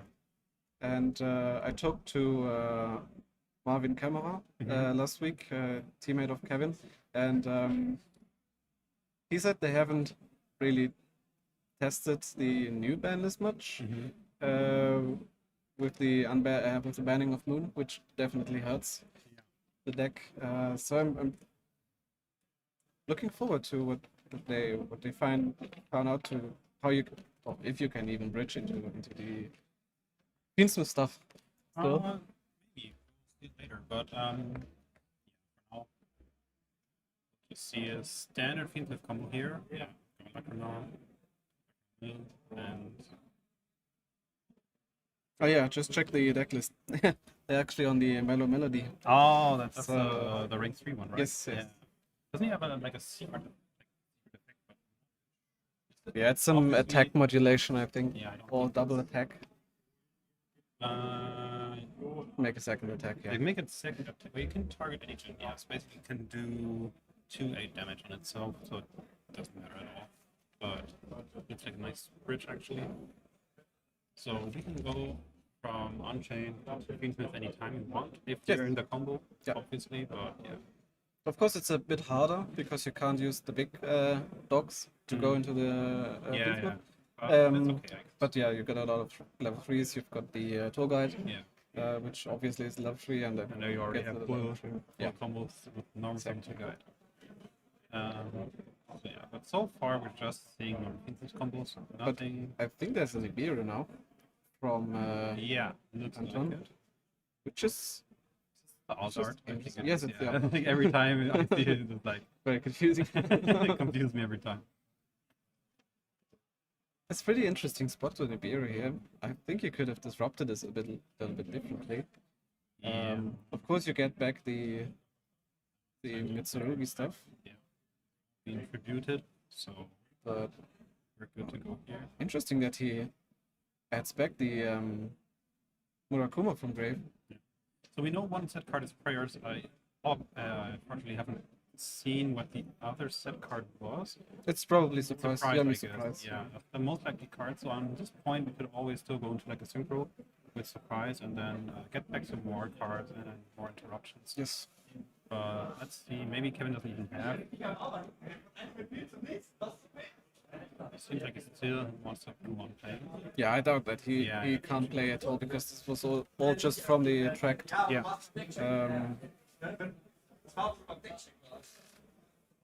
Yes, he's still got 5 cards in hand. He's shuffling the deck. Oh, thank he you, wants Thomas. to. So maybe he's had that. Because Yeah, it's definitely possible. I mean, we don't have to take anything, I guess. And we know all the cards in hand, so it doesn't really Exactly. make sense. Activate Oh, anything we else. set one. Time to pop? Yeah, Yeah, yes. there I was about to say, an Unchained setting a card is like no. malice.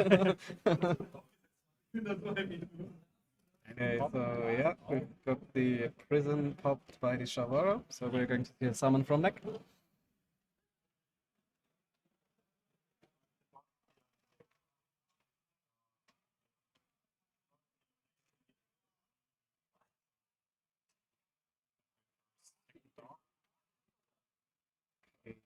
So now we've got the Shyama, so basically you have to here because the Shyama can force something out.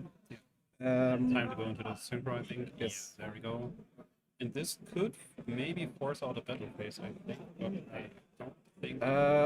I'm not sure what the attack stats on the Unchained stuff is, but they are losing 800 attack from the Habakiri right now.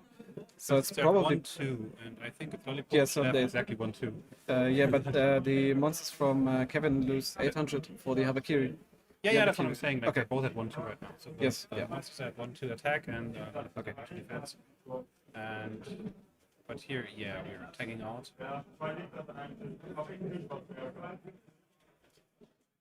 Good old Yama.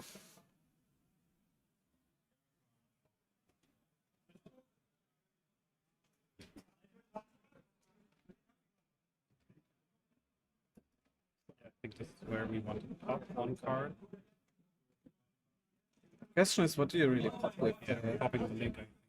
Yeah. But it's not like No, it's not getting any better, but like, I guess this is like the best one to pop, maybe. I mean, we could have popped the Nibiru token, I guess. Yeah, I agree. But on the other hand, you take away two link arrows, Yeah. 2 link bodies. But in this matchup, Lollipop really shines actually, because being able to banish or shuffle back stuff from the grave is like huge. Yes, if Anton can get rid of this Shyama in grave, Yeah. that's really big. Because as far as I'm aware, there's no way to get back banish I don't think fiends, so. which are not light. You can get back light fiends with the Lacrima.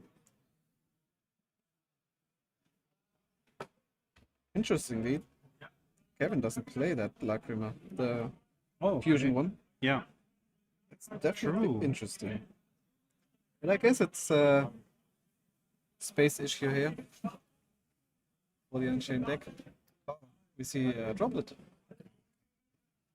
So that probably came from the talent straw, Yeah. I assume. So let's see what we're gonna set. Another droplet. Okay. Something else, or is this? I think he sent the Yama, which would have gotten popped. No? No, I think he sent a second droplet in hand. Because there are now No. 2 droplets in grave. He sent 2 cards, the Yama and the Oh, droplet. yeah. Because the Yama got targeted by the. Never mind. Yeah. But yeah, for sure we Okay. want to negate the snatchy. And that's where just Unchained shines. They Yeah. just play and play and play and play. It's so hard to interact with this deck. And now the Yama engrave brings something back. Yeah. Yeah, that droplet was big. Yeah. Because that stops Anton from banishing the Shyama engrave. Mm-hmm. Good to go, I think. Let's see. Sarama, of course. Honestly, I think Kevin can OTK here if there's not much else from, Yeah. from Anton, which. We only have the prayers left, so Yeah. I think. And the prayers doesn't do anything because he added back the Murakuma from Yeah. grave.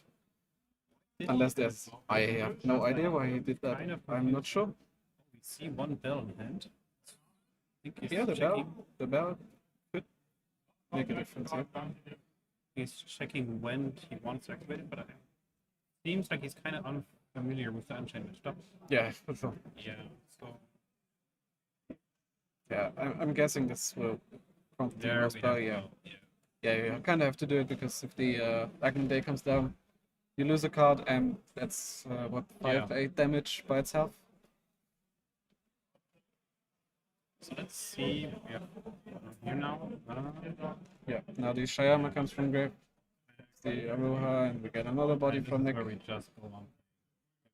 No more cards. And then I think actually do anything. Yeah, it's just no cards now. Yeah, I mean there are still cards obviously, but Yeah, I'm not sure why he actually used that Nibiru so early, because something concealing the information of Nibiru is so big. yeah. He could have just destroyed the threatening of Caesar with the prayers and the Murakumo, and there would Yeah. be no punish. I think Unless the Murakumo wasn't summoned properly, but I think it. I'm not entirely sure, but yeah, that's always the issue if people start playing and you have to look up stuff or change some images here. Put a Lecker Katze what now on top of the Habakiri. yeah, like not much time to go into like a full nice preview, I guess. But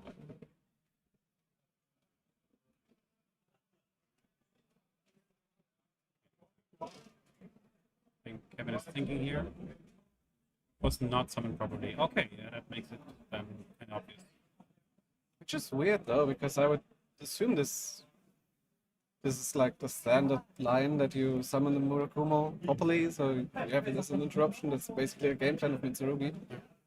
So I assume Anton made some mistake here. And there we have the prayers. Let's see.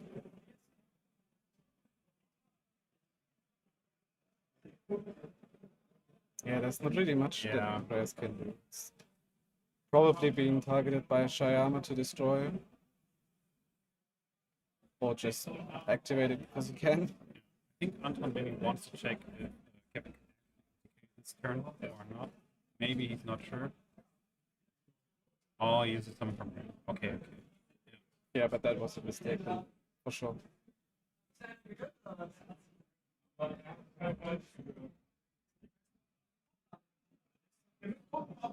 There we go.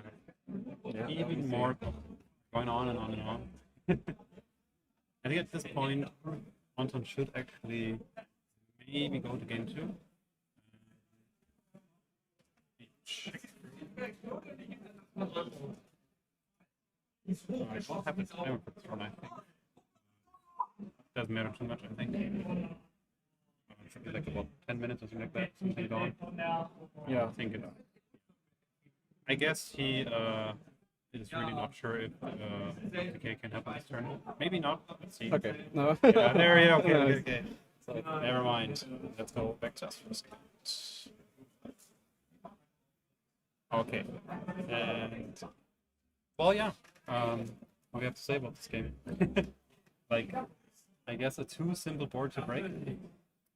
Yeah, I do think that the not summoning the Murakumo properly was a Yeah, mistake. it was like- There's no way you don't end on a Yeah. live Murakumo. Kind of hard because at this point when you can't, like you said, I think I guess he Nibiru'd early because he realized that he couldn't use it later at this point. Yeah. Then it obviously makes sense Yeah. because when you can't use it anymore later, then what's the point? Yes, of course. But yeah, I guess having to get it and then letting Caesar happen, then threatening to break the board, and then using Nibiru to clean up the board, maybe would have been good enough. Obviously, the drop that Kevin had, was like huge. It was like good card to draw with summons. Yeah. So, what do we have in the side deck for players? Just hand you one deck list. Yeah. Check out the other. I'll assume that Anton will go first again, I guess. Yes, We most have likely. normal cards, I think. Yeah, like Judgment, Dispel, Nothing too special here. On Kevin's side, we see speed mode. Oh, sphere mode. Yeah, I think when I was going through the tables earlier today, I saw him actually summon it. That could be huge. Yeah. Yeah, I'm really interested what he's hiding that in for because But is it that good against Mitsu when you're tributing like? no, Or- against like, Mitsu obviously it's not definitely like a- not yeah, good. obviously not. Well, I mean, depends. Like it's like more of a yummy board then I guess. You could think about it, but like distributing all yum. Oh, sorry. So, oh, Kevin is. Yeah, if you can contribute all yummy cards, that would be nice. Yes, because against Yeah. him it's probably fine. Mm. But I've seen people end on just the Snatchy and a Synchro. Yeah. So no Herald and no third monster, so Yeah. can backfire a bit, but I guess you just risk it because that's really impactful if you can tribute all the yummy monsters away. Though you still have to work with the surprise. Yeah. Bring it to But the no. And I think on this point we're just gonna most likely side in the 3 twin lockwards, I guess. yeah. Obviously, like the Bankr hate. I think not too much at this point. But yeah, I mean, game 1 we also went second, and now game 2 we also went second most likely. So I don't think it's too much to compare to. We're already fine with going second. And I think they're almost done, so let's switch back to them and let's see. Yeah, there we go. And yeah, like I already said. Oh, that's a engine hand. Oh, there you go. 5 engine on Anton's side.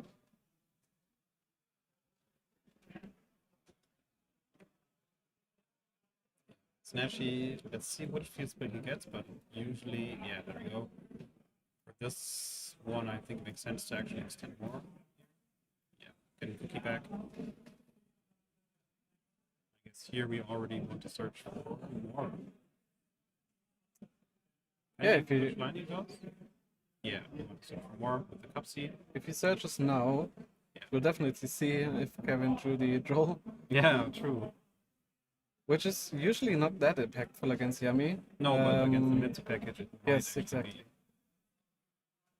There we But go, the lollipop. Kevin is not grabbing his hand, so it's probably no lockbird for him. Yeah.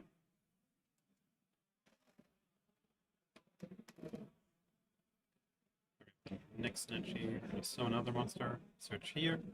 Yeah, I think this is just normal yummy combos here. Nothing too special. Do we see? Do you have the checklist again for me? So does Kevin play any hand traps at all actually? Yeah, he's got the Ash and Rubilus, but That's apart very- from that, nothing in the main deck. So you can already figure that he doesn't have that in his hand, obviously, but yeah. Mostly going to be board breakers. So at this point, I think now we're trying to bridge again. Or maybe we'll let it actually stick. That could be an option here.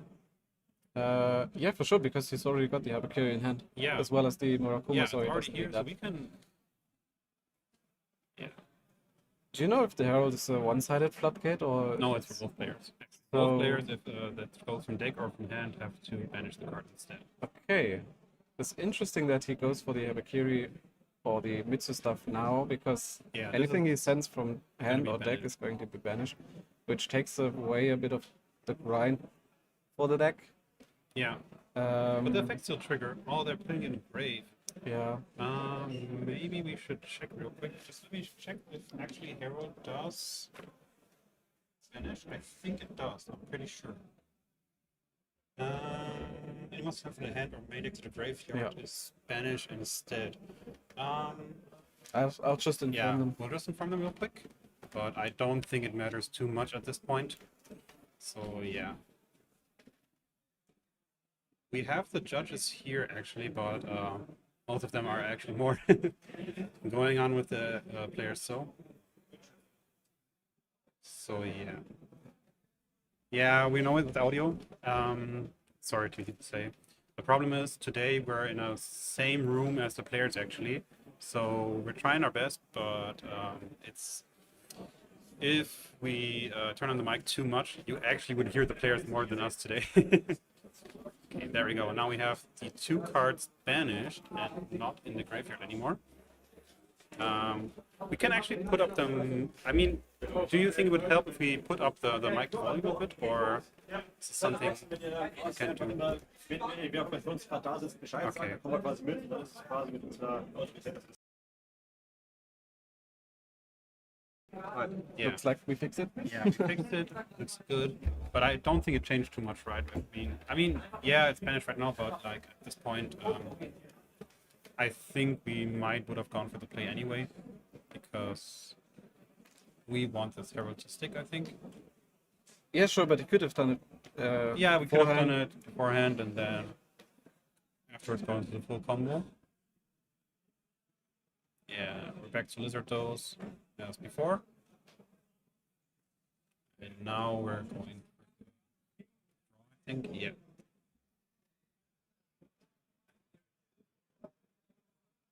Go. Okay,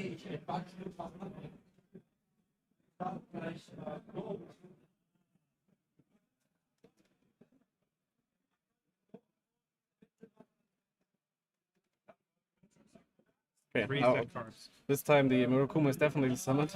Yeah, this time seems to work. Okay, did we see what cards are set? Or I'm assuming it's the didn't the mats from Mitsurugi ritual that were sent from main deck? Yeah, they are banished now. So we already checked with that the cards that are banished are those that actually wow, there Kevin we are. with the storm and the Lightning duster. Storm and Feather Duster. Wow. Like, okay, we knew that he had like, I think he has, secretly, yeah, he has 3 cards that actually can do this. 2 Lightning Storms and 1 Feather Duster. Even though Lightning Storm is at 3 now, he still decides to play like 2 for this. Yeah. Yeah, it's probably just space. Yeah, I think it's spacing, space issues.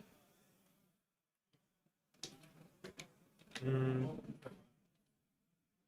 Yeah, just firing off all the quick plays now. trading everything.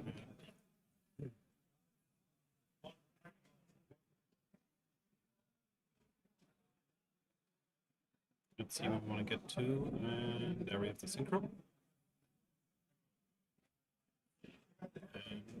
And kind of wonder what the last card is now. Not sure, to be honest. We're getting more and more. There we go. Yeah, we only saw engine really. Oh, it's it's just okay. another prize. That doesn't matter. Interesting that he said that because It didn't matter actually too much. Yeah. I There we have- assume you would Oh, should we're keep that drawing in a hand. hard draw with Cupsy. Okay. Because usually I would, yeah, I can understand. Like usually I would maybe want to get follow-up, but at this point you might want to hope for the extra cards. So let's see, tracked here. Obviously the Herald is gone, so this is like huge now. I think actually if Anton would have actually just let the Herald stick on board, it would have been better. Like even if your back row is gone, like the floodgates, like it's still a huge point. Like the cracks going on and everything. Because now we're in the same situation as game 1, where we can just easily break the board again. Yeah, yeah.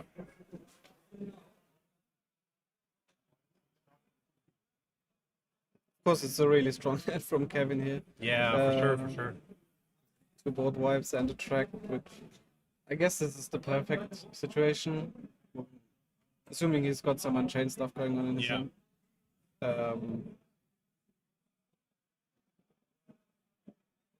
What I'm also wondering is why Anton hasn't used the Murakumo effect yet. No, I'm kind of surprised too, but let's see. Maybe he just wanted to wait if Kevin gets rid of his whole hand and then he can negate And then something. we can still go. But Yeah. I did see the Nibiru again. So he might be waiting again. Maybe this one longer. Let's see. But even then, I don't know. The play with Herald is still like kind of confusing to me. Like the back row wasn't like, even if you, why would you protect the surprise and everything so badly when you already have Nibiru and stuff? Like I it's guess because if you get to this point, you can instead Murakumo these two bodies away if you keep the back row. Yeah, but this point wouldn't have happened because you already have the Herald against Tract. Yes, that's So we're never getting into this bench. Yeah. Still seems like kind of okay. So we're going to the cookie. It's going to put 2 monsters. And yeah, now we're starting. Yeah, but actually now the Nibiru is going to be pretty impactful. Yeah, now for sure, because now there's nothing stopping us from getting there. Of course, those 2 monsters are still going to stick on the board after Nibiru. Or even not if they pop them themselves.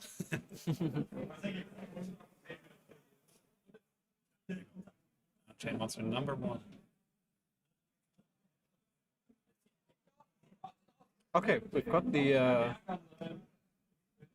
I can't really pronounce the name of this little fairy guy. Yeah. But this engine is really, really good in Unchained because you You get the spell, right? yeah, you get to a fusion spell. Yeah, where you can go to the big monster. The where you big can- guy? Yeah. And what that one does is, I believe it destroys all sands. I'm not 100% sure. It sends and then it destroys because actually Herald also helps against that because you have to send to graveyard. Like it's not a cost, but you send, and if in resolve, if you didn't send, you do not pop actually. Okay. So bringing you back to again to the Herald. Yeah. But here at this point, I think So we already did the cookie and we already did the lollipop now. So Yeah, honestly, I think the lollipop on Lacrima was like kinda like maybe would have been a later point we could have done that. Or an earlier point actually to actually stop yes, those 2 monsters getting on the I board. think, yeah, could have stopped that. Yeah, because now I think Kevin's just going to do the same as last game, just Yeah. mowing through this yummy Mitsu board. Because there's not much else Anton can do to interrupt him. Well, I think we're going into yeah.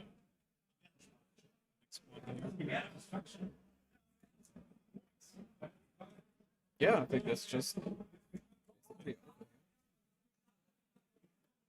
I'm not sure if the Murakuma effect has been used to discard something, but apart from that, Yeah, we're still summoning some cards. just a cookie to pop something, but that doesn't really do We anything. still do have the second field spell, right? If he doesn't play it, I think he. Yeah. Oh wait, no, he doesn't actually even play it. He Does he doesn't decide play it? No, No, he doesn't play also the not. second field spell. He only has the one and only one surprise.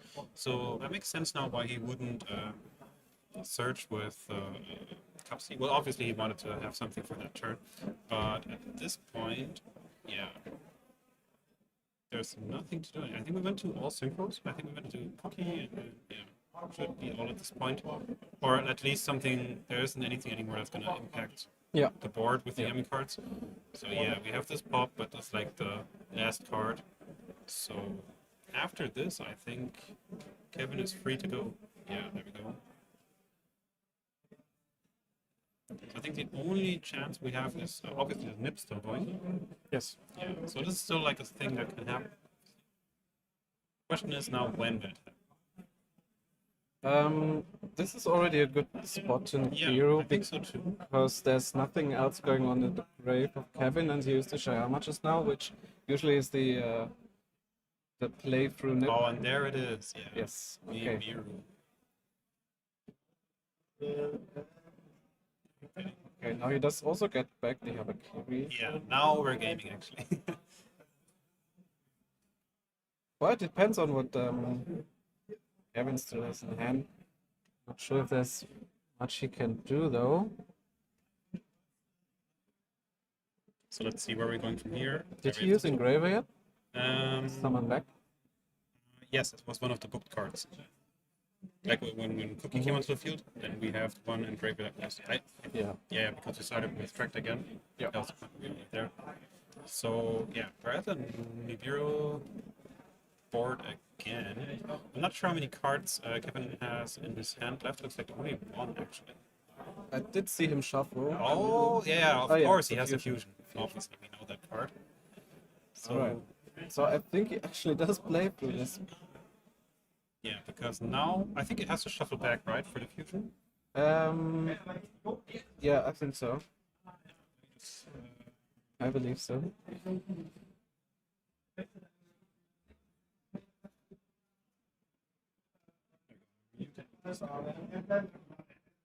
Yeah, you're shuffling it back and then also return it to hand. Well, not this turn, but oh, you can actually return it to hand on the same turn. Okay. Yeah, but the most important part here is to The, get to the fusion, in that sense, the Rhino Warrior, and then Yeah. you can basically send whatever you want. yeah. Does the fusion send any fiend? Do you know the name? Luke? CE. Very good. Send one fiend or fairy. Yeah, I think it's always fiend and fairy, except like the spell itself too. But yeah. Yeah, so you can just doesn't even need the Rhino Warrior actually. Let's see. I think they're still thinking about what to do here. Oh, yeah, there we go. Yeah. And Yeah, I there was we- just about to say there's not really anything else in Kevin's hand that deck that he could send which Yeah. does anything. And I think, yeah, that's it. That was our 2-0, right? No, it's 1-1 now. Oh, I'm sorry. Like, okay. So, yeah, it's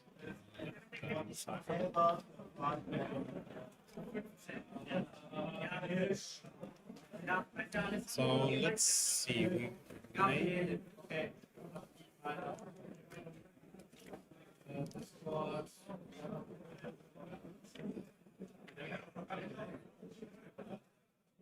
So Kevin will most likely go first on this one, I think. And I think he might go for the thrust and barrier for this one. But it's not Yeah. too much. You could still go for a second again if you wanted to.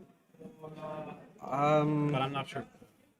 Yeah, I don't know. Caesar is a really good card against that matchup Yeah. because it can basically hit both engines and in a way where both engines can't push further unless there's a second engine card. So yeah, I can see him going first. And of course, if you side in the barrier, you just shut off one of the engines Yeah, of completely, course, like- and then Caesar One trades half with the rest. is gone. You could even just, I think, which part of this would you say is like the harder part to break through, the Yummy or the Mitsurugi stuff? For Unchained, I think it's really hard to say because if it were a pure Mitsurugi deck, I would say Mitsurugi is worse to break through than a Yummy endboard, I but think so too. in combination, I'm really not sure which one is worse. Because the Murakuma pop doesn't really, Yeah, like it's not that bad. yeah, it matters, but doesn't matter at the same time. Kind of weird. Yeah.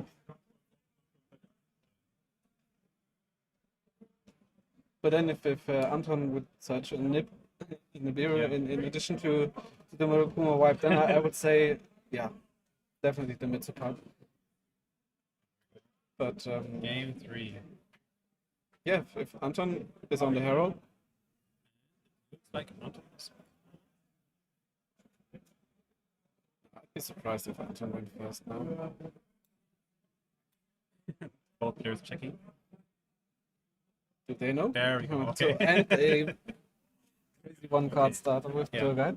Now we already have like full swing combo. I think we're gonna see it at this point.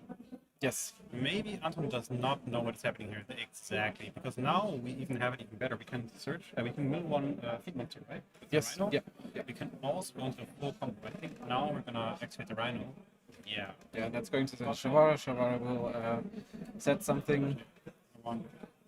Probably, I guess, maybe there's lines that I do not know of. That's already huge.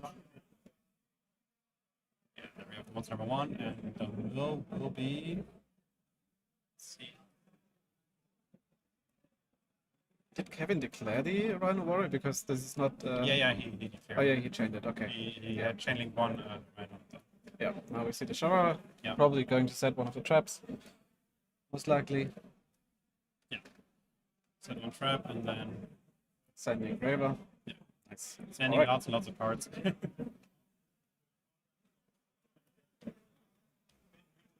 Yeah, the Beansmith stuff is so good Yeah, for so Unchained. Just making your deck Nibiru proof before you commit into anything. And I think Anton doesn't have any card system, right? It didn't really look like it. For me, it kind of like he still had like full engine again, Yeah, but I'm not sure. I didn't see anything. I pop saw out one in cup his scene. hand. Maybe I think even Spike surprise maybe more. Okay, but Kevin here, Oh, never mind. There we have the ghost bell. not even going for the Caesar, but it makes sense. You just nip check on the 2 level 6s, Yeah. and they don't drop it. You just assume that they don't have it. Yeah. That would be wild if he still had it in hand, like just waiting and Yeah. okay. There we have Alright. hardcore fusion. That should basically do the same as the sequence here. I think, yeah. I think Kevin is still thinking also what he wants to summon. I mean, I guess he already knows what he wants to summon. Yeah, there we go. Back.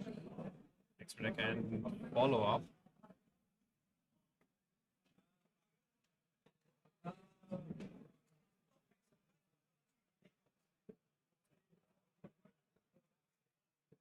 I'm not too sure how Anton will break this board, to be honest. Let's see. Yeah, it for sure depends on what parts of his engine if he drew.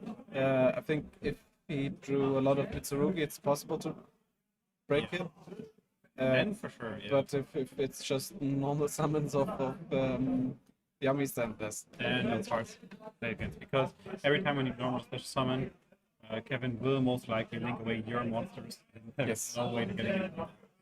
You need not a lot of extenders, but you need some way to get through the first wave of stuff there.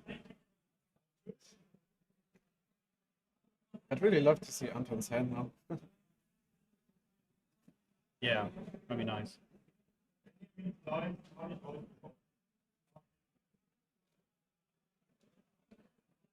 For some future events, we're gonna try out some more stuff like face cams, stuff like that. Fortunately, we couldn't get it done today. Maybe if we have it back for the future, we can like see the hand of it. Well, not in this case because his hand is on like, like Yeah. no cards here, but like in general, I think we could get a bit of a better like we can even see. If we've got enough judges, we can do it like the old school Konami streams Yeah, where yeah, one guy, one poor guy had to type in the hand through the whole Hand in match. hand, and It was typing. really good for the watchers. I really loved that. Yeah. I enjoyed that so much. It's a shame they're not doing that anymore. Yeah, I mean I get why, but like, Yeah, of course it's a lot of work. And if you lose track, you have to rewind the game state in your head. yeah. Every time you search or something like that, and then okay, and then we build more and more combos here. Is that the second summon of Necropip? I think so, yeah. That's that's Just interesting. shuffle it back with the card, yeah. Yeah, with the fusion spell. Yeah. Recycling the fusion spell here. So good. That's so Probably much two value. now. Yeah, you just carry on with the Unchained stuff. You probably go into Caesar now. With We actually have a second check here. if you want. Yes. Do you have it now? Huh? Oh, I actually didn't. Yeah, of course, it's Oh, part yeah, of the yeah. end board. Yeah, that makes sense Uh, now. So, okay, for sure, no. We know for sure. That would be insane if Yeah, if we now, had it now. now Nip and Imperm. both, Yeah, like, but I see a lot of spells in Anton's hand actually. I think I saw Habakiri though. So if he top decks, does he play Imperm? yes. Yes, he does. So he basically has to top deck Imperm, which he So, did not. I see one cup C. There we go. Some cup C. Yeah, but I'm not. And I there's don't, I don't another see it. cup C in hand, and I think there was either the field spill or a surprise. I'm not entirely sure. Okay, so since he plays one surprise, it should be the field spill. Oh, John Lockbird. Okay. There. I don't see him breaking Yeah. this board even with that talents. Drawn lock, but it's such a crush. Okay, that's Nice. a very unique call by the way. Yeah. It's like surprising with all the cards. First with the Miro and now with this one. And talent, Yeah, we called by want talent, to the take. classic guess. combination. Yeah, you definitely take the season Yeah, because that taking Caesar and then trying to That's all. play through. I think this is the way here.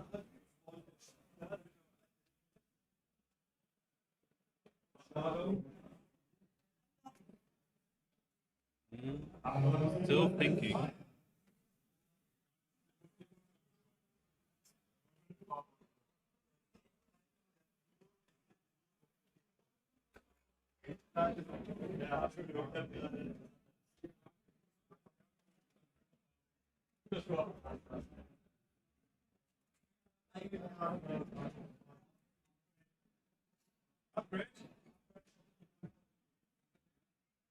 Okay, so popped here and now, yeah, taking this instead. no, he popped the Caesar, so the Yeah. talents would take it. Yeah, that makes sense because otherwise you're like, you can't do anything at that point.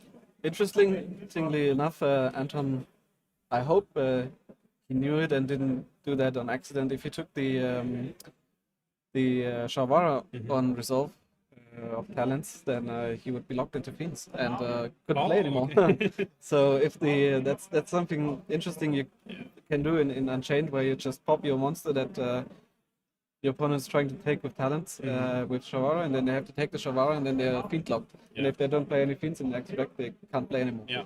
So now we're getting that back. Linked one back. I think we have. Oh, then we have the field spell. Getting back another monster. Okay. Okay. Now we're just getting. I think we only have 4 minutes left. Actually, that's kind of wild. Maybe gonna see a. I don't know. Double loss here could actually. I happen. hope not, but Yeah. would actually be the first one since we started streaming. Yeah, I know. Haven't actually happened ever. Usually last week, I think every time was like over in minutes, basically. Yeah, we had like, like four, one three, game. three matches that were like 5 minutes. Yeah, I think the regular round for the other players, they already are in timeout, so it's only our 2 players playing. Yeah. So now we're gonna see, can he actually finish this turn? Because if not, I don't think this is gonna go anywhere. Yeah, I don't think there's enough There's time no for wiggle Kevin. room anymore. Yeah, they have a timer next to them actually. Yes. Yeah. So they already know that they have to hurry up. There we have more Summons in a Grave. Yeah. I think this is where we want to push. The thing is, the Unchained stuff just It's floats sticking and floats and floats into more bodies. there. Yeah. Do you know if Kevin still got a Yama in grave? I'm not sure to be honest. Because otherwise, if he does not, then But I don't think so because he would have used Lollipop on that. What might be? Did he ever use Lollipop? I don't think so. I'm not Wait, sure. let's check. There's no Yama. Yeah. But he still got the Electroma, okay. Yeah, but that's not too bad, I think. But I'm not sure if it's game now, because Yeah. he has to finish now. Yeah, I know, but like, I don't think there's like. I don't see where Kevin is not like where he's coming back.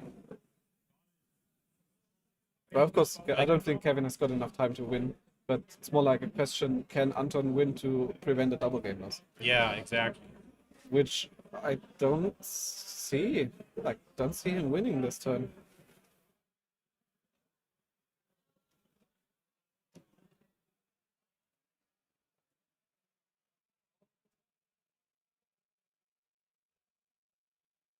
Yeah, it doesn't look like it's game. Yeah. So Kevin can still try and win with a stacked hand here and a stacked graveyard as well. There's going to be a Herald probably now, so Yeah. For sure, Herald. We're under John Lockbird, so this is just gonna be a Herald and nothing more. yeah. And it's definitely easy to break because I don't think that Anton can actually convert this Aruha into anything. No. So this will come back to Kevin.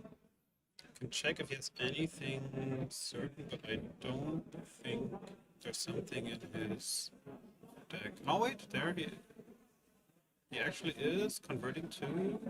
Oh, very good. Okay, obviously, yeah, obviously we saw it lots and lots of times. Okay, drawing a card Are we here. drawing a card? Are we not on the drawn and up card? He is. I'm not sure if we should interact here. If that actually matters.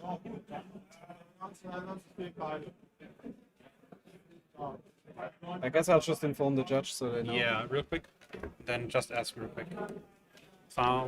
Let's see. But they're so close to timeout, I think. Obviously.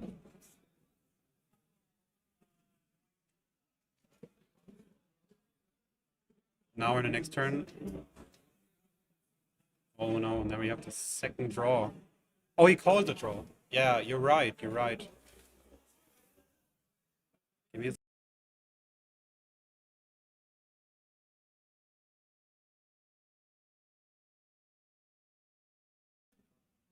Yeah, he called the draw. Thanks. Yeah, we Yeah, just just check noticed the back thing. with the judge. Yeah, we already had our judge call in the background, but they already verified the same. So we're good to go here. And yeah, finish. Yeah, but it didn't really matter because Kevin started his turn with like 45 seconds left Oh, on yeah. the clock, so... Did someone give up, or did you notice it right now? Uh, I think we actually might turn up to a double game match, right? yes, I think so. Okay, then good question. We're not really sure who to interview actually now for this one. We just interview both. We could interview both, I guess.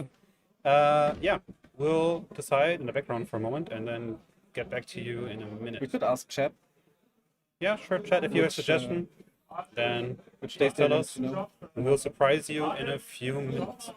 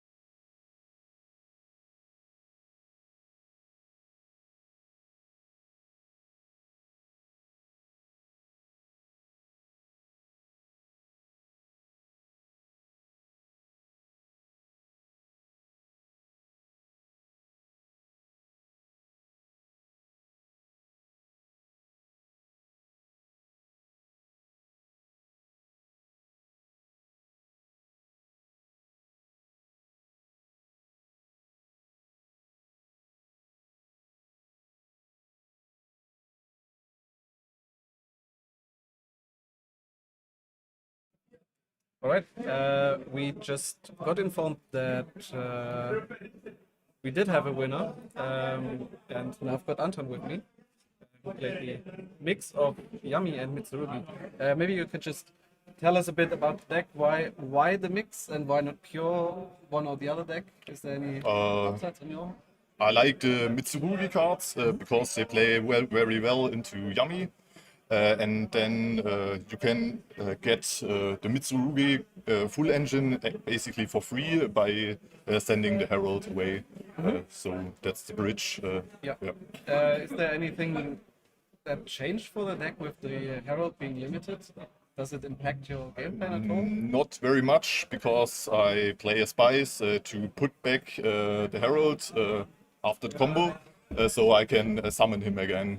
So If you want to share the spice, go ahead. Samsara something synchro free. Okay. Interesting. I haven't seen that one before. All right. We've got to keep it short here because next round is going to start any minute. So I'll just let you go. Congratulations on the win and good luck for the rest of the Thank you. Yeah. All right. And we'll be back shortly with the next round. Yes, it's going to start any minute.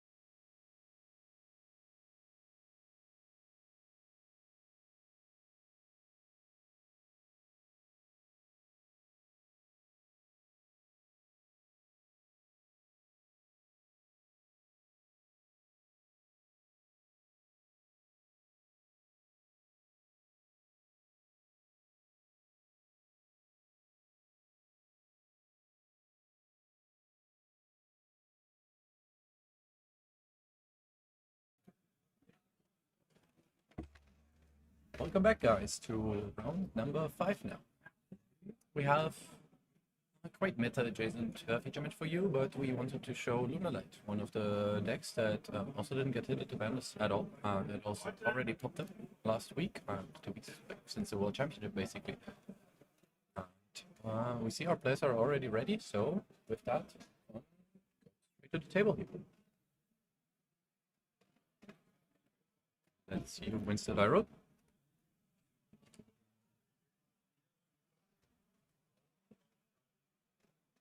Right. They already rolled. Like it. Just move the mic a bit.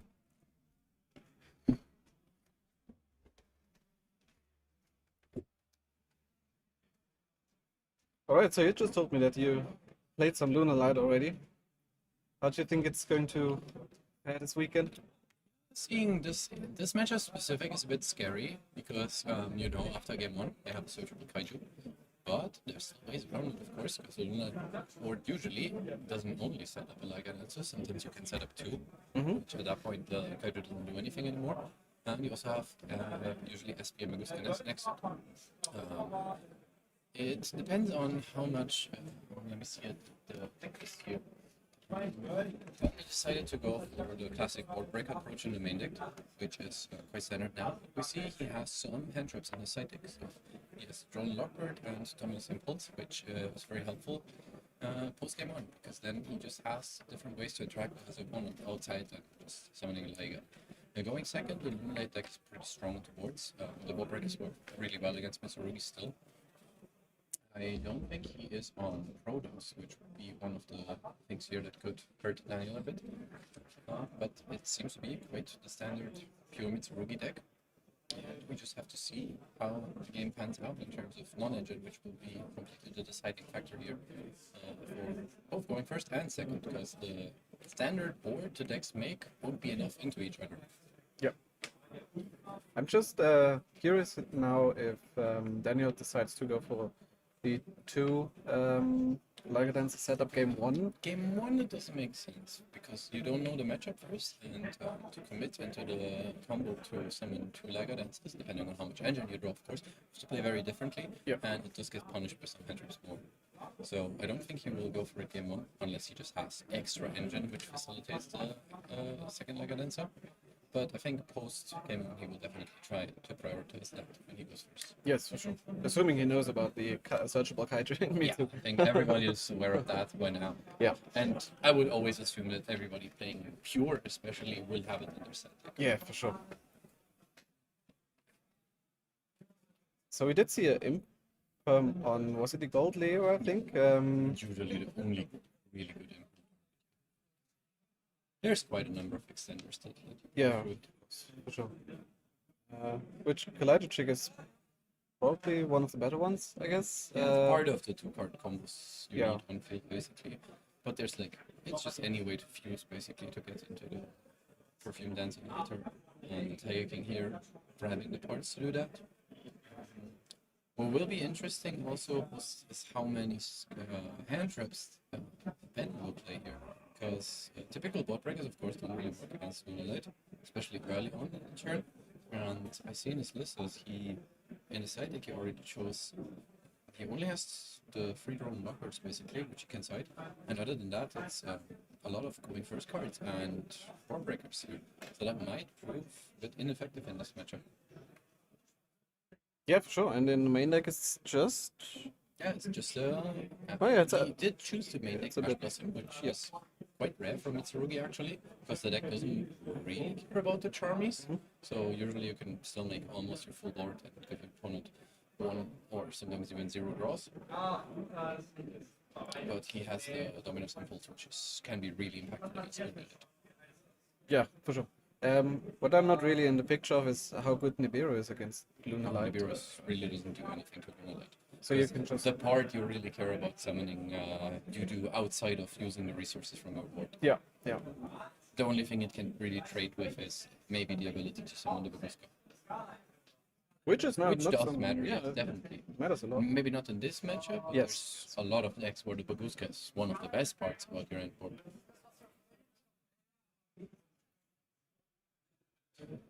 So So we see he extends with the Emerald Bird here. Looks like he is trying to find pieces for the first fusion summon into the Perfume Dancer. Really going for sheep here.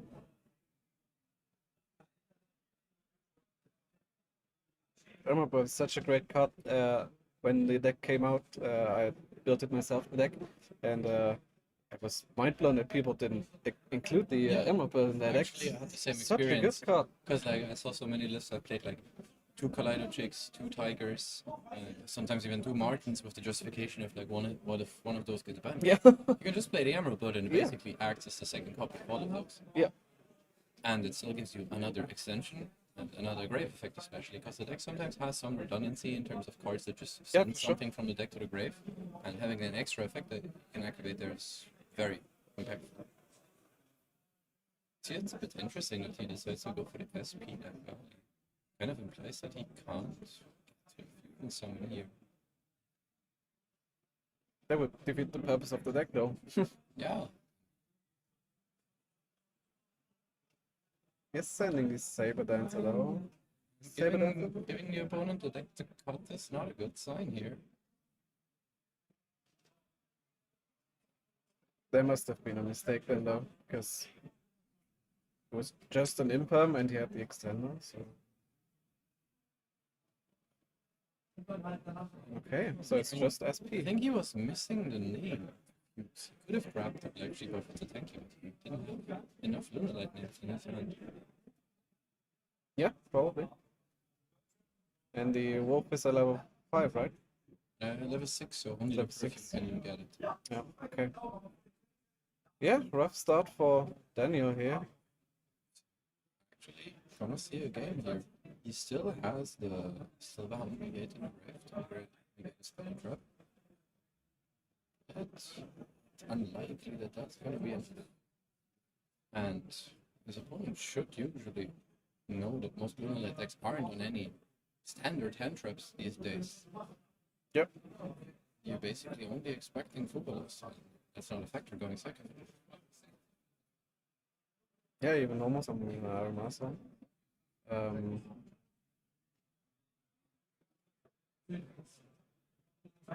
Yeah, we see Chain the block Saji. in draw phase already completely setting you up for Yep. everything you need to do mid phase. Question is just if he has ritual, 2 ways to ritual summon. Yep. But I guess you can grab the ritual now and then for the Aramasa effect you grab the Kusanagi and Yeah, then and then you you can can just add it back. So that's probably the line he's not going to do. Definitely probably already has a second spell. Because anything Yes, else yeah. is enough. Even a mirror.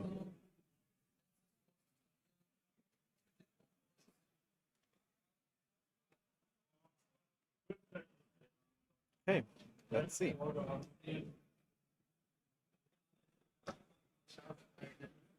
Oh, that's interesting. I don't think that's legal to do. No, he did everything in draw phase here. Oh yeah, right. That's It was true. the draw phase prayer Yeah, attributing the Saji, it's so it's that's what I meant. always He's mind already blowing how much perfectly this stuff does in draw phase. mind-blowing that Mitsuragi Prayers is still a card we can play free of in Yes, Magic. that's That would have been quite the obvious hit in my opinion. yeah, And that's for also sure. the card that sometimes completely invalidates Strolling Leopard against the deck. Yeah.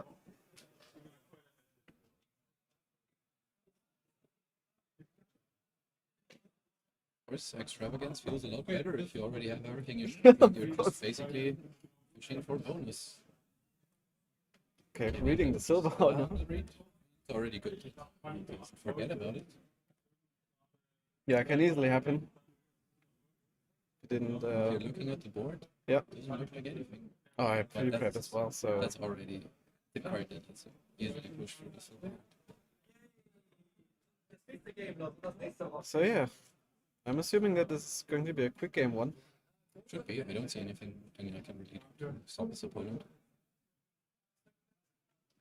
I think what he's gonna try to do and maybe take advantage of is he's gonna banish the Kaleido Shield from field with the SP and use the effect on the opponent cannot activate any cards in the battle phase to maybe prevent some shenanigans of tributing the ritual methods for them to attack back.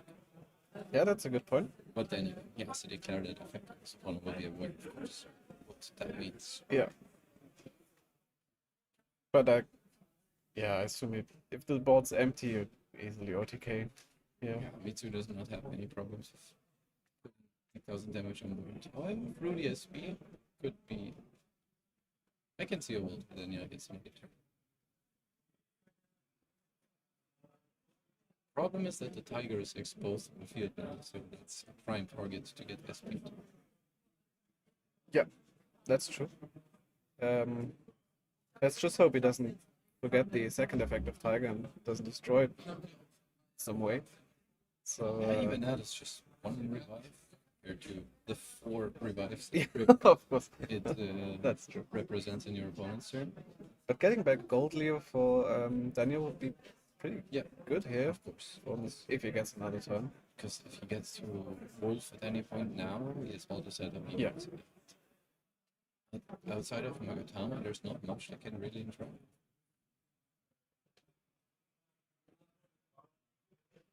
Does Ben play anything interesting in the extra deck at all? He does play 2 copies of the most important cards for the extravagance. And other than that, he does play the Light Dragon anti-missing, which can be interesting. Because that does protect every monster from being destroyed by artifacts. So that can go in second. Yeah, for sure. And yeah, he does play the Tornado Dragon as well, so there's something that can interact with the wolf if he needs to. You're always kind of limited in the extra deck if you have to build it for extravagance, because the most important pieces you definitely can't afford to banish. We see even these 2 Gallant Granites, he prioritizes that they turn 1 line of going to Granite and then maybe that much that he even includes the second Granite. However, he does not play the Pachycephalo, which we saw earlier. Yep, but he does have a different tech in there, which is interesting. But we're going to talk about that when we get to siding.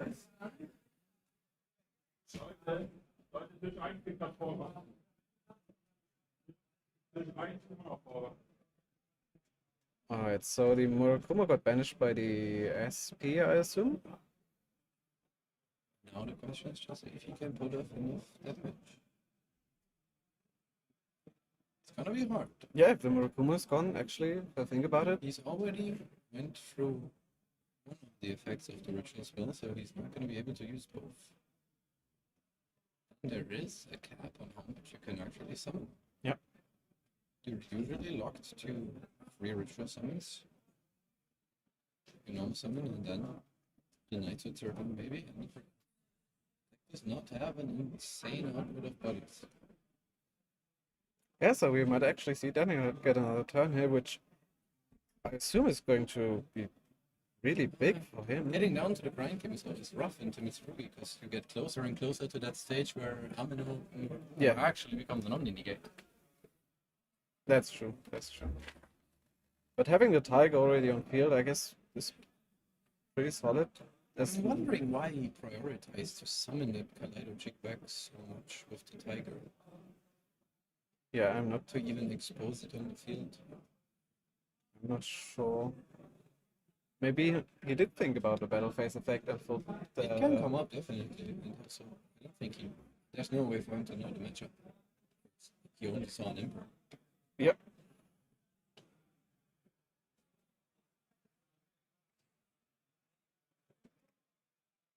There's arguably the best card in the Mitsurugi deck. Futsu, which Infinite Body Sky. at a point in a grind game, Futsu is really hard to deal with Yes, for sure. if you let it fully resolve. And I assume this is going to happen here because Lunar Light, to my experience, is Yeah, not very good in dealing with a board without summoning a lot. he did go first, and there's still the chance that he has a number of board breakers in his hand. There is Book of Eclipse, there's Triple Tactics Trust, and also in the next turn, Heavy Polymerization might be something that can come up. Yeah, that's definitely a card. But I'm not sure how good the heavy poly is going to be next turn because he's getting beat up pretty much. Yeah. to like 3,000 life points You left. cannot pay the 3,500 for the Leo Dancer. Then Super Poly loses a lot of value.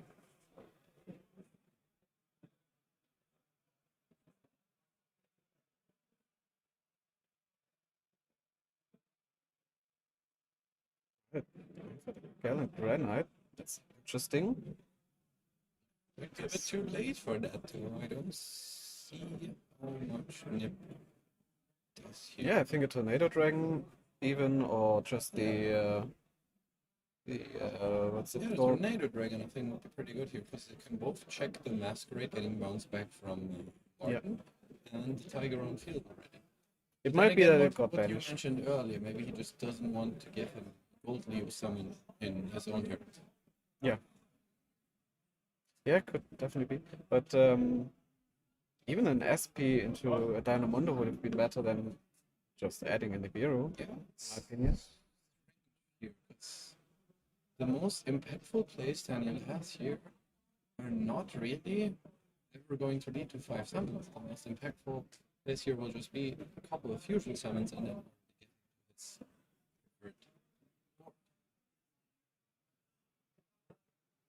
Okay, so we're back to Daniel's turn now. Almost summoning another Gold Leo. Did you see if he attacked that? Ben? Yeah. Ben attacked, yeah. He attacked with Kutso and the 2 level 4s, which are under Granite. Ah, okay, before. Yeah. So it's, I guess, Daniel's at around 3,000 life points. Because if he's at 30s, 600 or more, then the heavy pool is still a factor here. Yeah. But the Futso's got 2,000, I think. Yeah. The Kusanagi 18 I think it's 16. or 16. The Aramas is 12. So 32. He's not in range for a heavy pool anymore.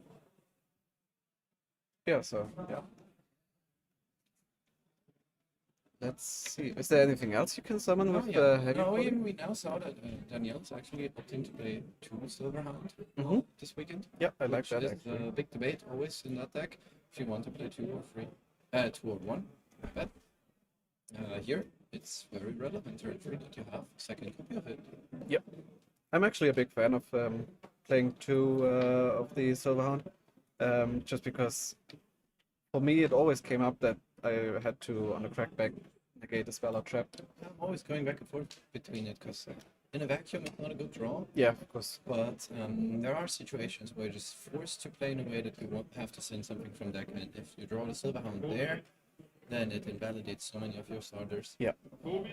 And there's not really a substitute for it. There's nothing that has the same value as Silverhound to Yeah. be sent from deck. But we do see a call by here, a summoner on a Silverhound that we just talked about, preventing Daniel to summon something from deck. It's decent here, yeah. Got the host a really good interrupt against Monolith. I've seen a lot of called by today already. Yeah, I mean, the card is not only negating Andrews. We see that in this format especially, there's so many decks where you can actually like, use it as a board breaker. Yep. It's pretty much good into all of the best decks now. It trades with the Herald against Yami. It's really good into Draco Tail, hitting the 5 mana, and into Mitsurugi, of course. It's one of the best board breakers actually hitting Yeah, the for sure. board combo. Definitely.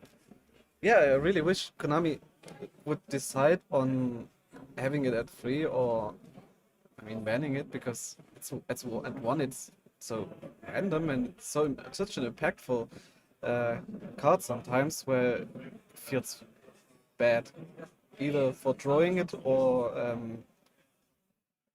getting it played against you if it's Yeah. in 1. Yeah, sorry, it's a very divisive topic.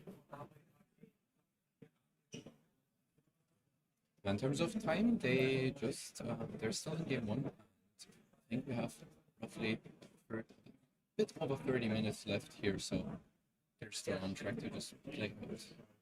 But if this drags out, of course, always depends on this matchup that if one of the unoutable boards gets summoned, how quickly you actually have to scoop on these matchups, because especially with Liger Dancer, it can lead to some drawn-out games if you have an out that you have to set up properly. So it depends what's around it. If it's just a Liger Dancer, the game can drag out quite long.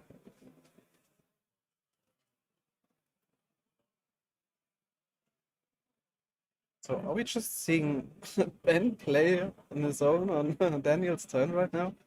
I think so, right? Deciding, hey, he's gonna do a lot here. He has the FUT constantly applying pressure. Yeah. Now he's trying to use his Murakumo to revive, which very nice here. You can chain block with the Mura for free, basically always. You don't even have to use the Preyer's revive effect to chain block it, which can come up using trap block and the Agatha. But yeah, Daniel has to find a way to have a big turn here, because if you cannot finish the game here, that Futsu is accumulating way too much advantage. Yeah, sure. While also simultaneously you have the Murakumo taking away all your advantage. So that's Full not really turn a of Futsu way. reviving multiple monsters. Yes, yeah. You can never come back from that. Yeah.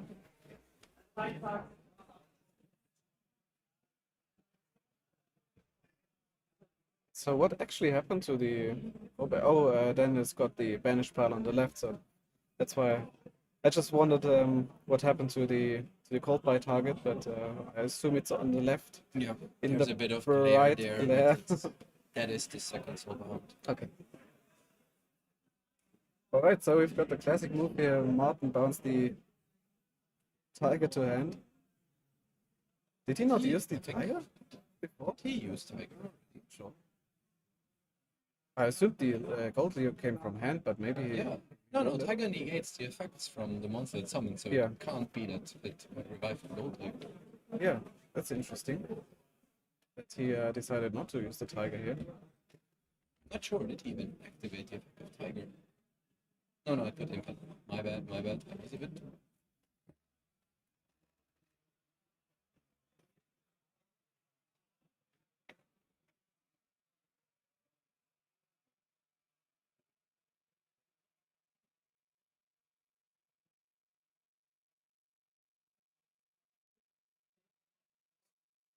So let me check his extra deck if he has one of the non-cost detach exceeds. He does not play any of the exceeds that don't detach.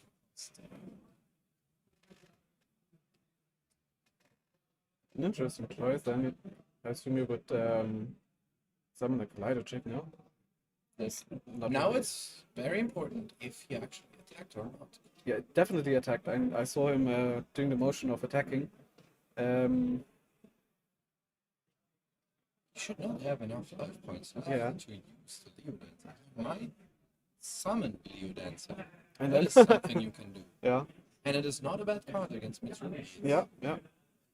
Cannot be destroyed by card effects. Cannot be targeted. So it is still very hard to out.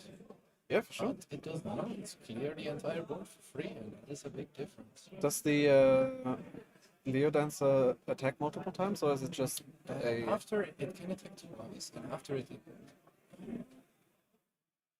Don't want to misremember it. I'm sure I know that if it destroys a monster in battle, it can destroy every special summon monster on the field. So it is a way, but in a different way. If I'm not mistaken, it can attack twice, which would mean that he can actually go for game here. Plus, his opponent paid prayers twice. Oh yeah, right. Okay, let's see. And we've got the 100 attack tanky Yeah. push. Actually, the answer is not unaffected by it. Yes.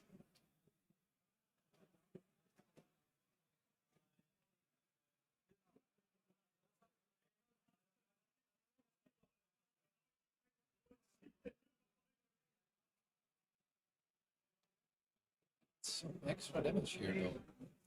Perfume Dancer here would be enough to close out the game. I don't think he's got enough going for him to go for Perfume Dance as well.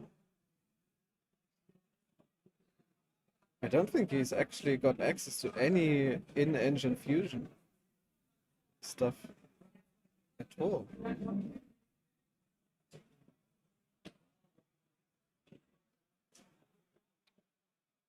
Problem is that he knows there's a Nibiru enhance. He couldn't Yeah. really extend. Yeah. Otherwise, he could have wrapped the Lunar Light fusion with the across, and then fused with one material from deck. Could have been a black sheep to add something back from the graveyard, and use the emerald bird in the field to go for the perfume dancer. Could have extended a lot from there. But the problem is now the weird does they make enough block some of the plays. The Leo dancer read. It's not the one you see most often, Yeah. but a lot of the Lunar Light Extract monsters are actually pretty good. Even the Saber Dancer can sometimes just be a good card on its own. Simplified game states and non-target 4000 attack monster. It's pretty strong. Yeah, definitely. And to add to that, I don't think many people know what the cards, apart from the Liger Dance and Yeah. the Perfume Dance, do. I don't So think you it's get definitely- really caught off guard by your Especially opponent in summoning those these. situations where you think, oh, my opponent cannot summon a Liger Dancer, he Yeah. cannot do anything, then you get really caught off guard by some of the other little fears. Okay, let's see how far Daniel gets with this. But the problem is, if he cannot close out the game, that gave his opponent so many resources that on the next turn he is basically able to do everything. Can Mitsurugi out the? Just been informed that it's been a little bit of a delay here because of clarifying something with the judge here. So to maybe answer the question in chat while we're waiting, it's 8 rounds today, and we are at round 5 now.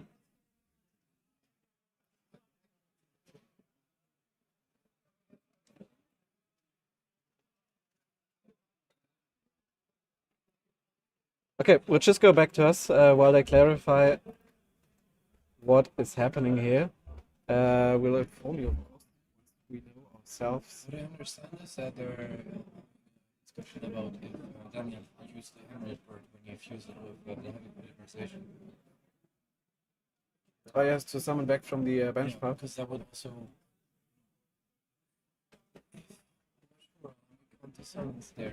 He went Gold Leaf, he went 2 bodies there, and then the fusion. Yeah, that would be his 5th summon. So the nip would be like. The Gold Leo, but the He Gold normal Leo. summoned the Gold Leaf, and Yes. then he summoned the Yellow Mountain from the grave. He Yes, summoned true. once of Tiger, and then the fusion summon itself. Yeah. So Okay, so if he he needs revives with Emerald Blood, that would actually be the 5th summon, and that's the nip there would instantly be enough to the Leo Dancer. Yeah, that would be a major misplay. Right. We're being informed that this is going to take a bit because we've got a head judge involved. I'm not sure if we can maybe assist them with stream at all. Apparently not.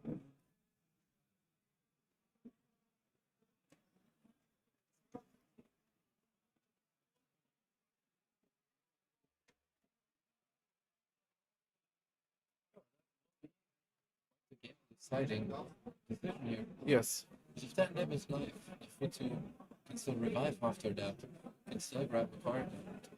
At that point, I don't see any way how Daniel can clear that board. Yeah. So maybe back to my question. I'm not sure if we answered that. Can the do you think Mitsurugi can even out the Saber Dance? Okay, Because 4,000 attack can't be destroyed by card effects. it's actually rough. So if you get the only is maybe SP and the Dynamondo, well, it's not much else. Or can it be targeted? No, it can also not be targeted. All right. It cannot be Yeah, that's targeted, really rough. not destroy the card. So it has It's basically basically has has to attack over. 4,000 I attack. don't is- think his list, it's 3,600. But Oh, I don't 36. think this list has anything that can get a monster that big. the wrong I deck did list. not see a Dogaris in this list. So that Yeah, would that's be- what I was thinking if there's a Togars, but The only thing he could do is Baguska to buy himself some time. In the end, Yes, sooner or Daniel later. the problem is here that Daniel only summoned once from the extra deck. So the classic out would just be a Typhoon. Yeah. But so far he was only summoned from the extra deck once. So if he doesn't make the Typhoon life, then I don't see a way how Mitsurugi wants to do that in game 1. Yeah, that's actually interesting. You don't even need the Liger Dancer against As I said Mitsurugi. previously, in some matchups that card is really, really good. Okay. Okay, looks like we can go back to the. Just do it. Okay. So Ben won.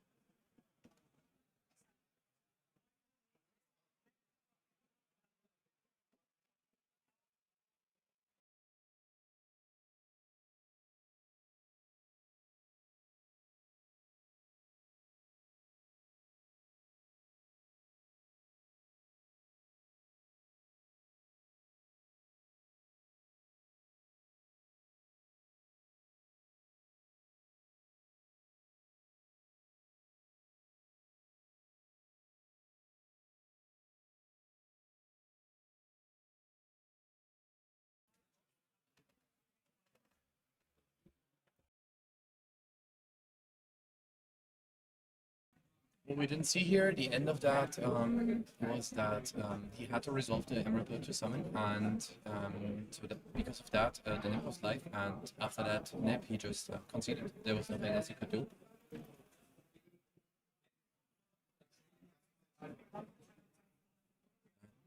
With 18 minutes and 50 seconds left here, so we're getting a bit dangerously close here.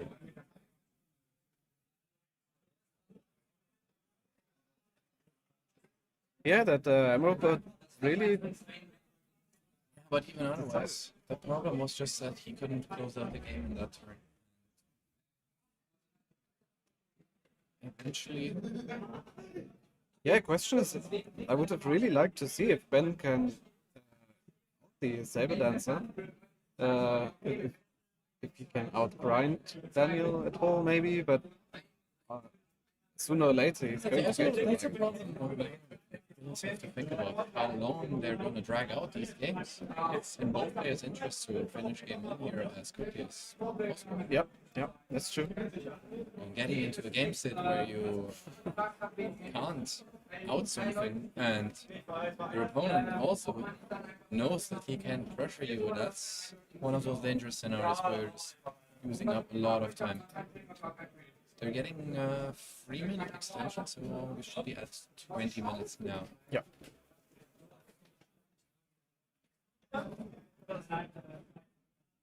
Alright, so maybe we can talk about what's going to come in from the side deck here. Yeah, so Um, we assume that Daniel is gonna be going first here. So he should definitely bring in his Ash Blossoms to counter Charmies. He could side his Droll Lockbirds, of course, instead of some of the Wall Breakers. Especially some of the Wall Breakers are designed to play against the decks that play on your turn 1, like Frost and Heavy Polymerization. This is not really a thing here. There's not going to be any monsters summoned in his turn, which he would expect. So I would assume he just side out a lot of his Wall Breakers and puts in the Dominus Impulse, the Droll Lockbirds, and the Blossoms. And if we look at the other side, the first card that's going to come in, of course, is the Gosus. Yeah, For sure. Which is always going to be amazing in this matchup. Other than that, there's one of Dimension Shifter in the side deck, of course, which. yeah, that would have impact. That would have a lot. But we've already seen the game starts off with a Silverhound into a Footballs. Alright, so how bad is Furlus against It Lunar depends. It is not bad against most decks, because you know they cannot out the Liger Dancer, so if you summon it, you still win the game. But here, you do already know they can out the Liger Dancer quite easily. So there's a big problem here. It's a big problem for Daniel. Are they able to out a second Liger Dancer if they have enough resources? They cannot, because the Gosus once per turn, but the problem is if you're gonna give him that many draws to get to 2 Liger Dances, they will eventually just draw other hand traps to prevent you from even summoning the second Dancer. And at that point, they have way too many cards to just easily out the first one, and you're just gonna lose that way. I think what Daniel here is gonna do is he's gonna try to summon one Liger Dancer as quickly and with the least draw he can possibly give his opponent, and just rely on the Liger Dancer plus the Silverhound Grave Negate. There's always options that you could go for additional rank 4s here, but as I mentioned, every draw you give them, you know the Liger is not gonna stay for long, so Yeah.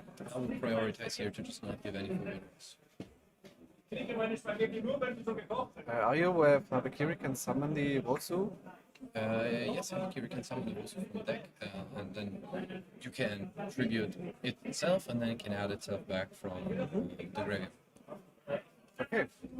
So we actually see the Habakiri in Ben's hand already.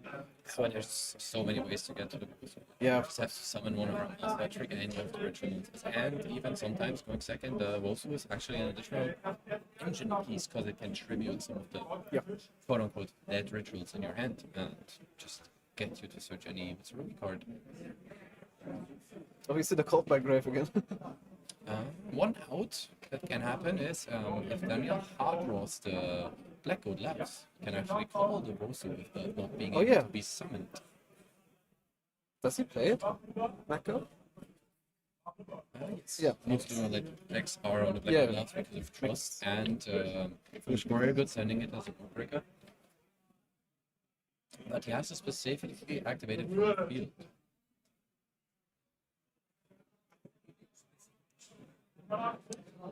Another thing I could see is that he goes for double Liger Dancer also really quickly here. So he can just hard summon one by using the monsters on field in hand, and then Wolf for the second one. Yep. And I think that's going to happen. Yes. I like that actually. Just two Liger Dances and skipping the Perfume Dancer steps.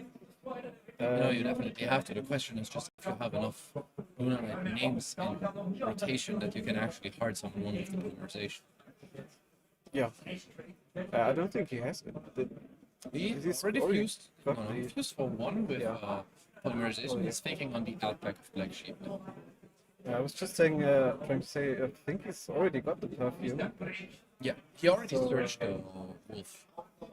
Yeah. We know there's going to be two Ligers in a few minutes here. Only a few seconds. Yeah, I was just about to say, I they're don't want running to out spend of a few time minutes on that. slowly. I don't think his opponent will ever concede the game here. No, it doesn't really make. It does make sense to concede, because if you can survive a turn and a second Wosu, like, you can just use the Wosu a second time. So. Yeah. And especially with Freya's blocking damage in the battle phase, it's not that hard to get another turn, and Daniel will be quite low on resources. Yeah, absolutely. This play of going into Liga that quickly does eat up a lot of resources in the long term. And at some point you run out of extra deck cards to send with the Liga Dancer. That takes a while. I think they're approaching time sooner than that's gonna happen. I did see a few lists that popped up after the ban list with less fusions and with more of a rank 4 XC It depends focus. what ground you want to cover, because Yeah. even Lunalight has the same options, partially like Mitsurugi, also played a Gallant Granite and Search and Nibiru. Yeah, It's also a yeah, possibility exactly. in that deck, technically. Just depends on how much you want to value the fusions. But usually it's very planned out, because a combo to summon two Liga Dancers uses the two Liga Dancer, the two Leo Dancer in the extra deck, and one Perfume Dancer. So at that point, you need two fusions in your extra deck to be able to resolve both the board from the Liga. So that's why we see usually most people be on exactly 8 fusions. Yep.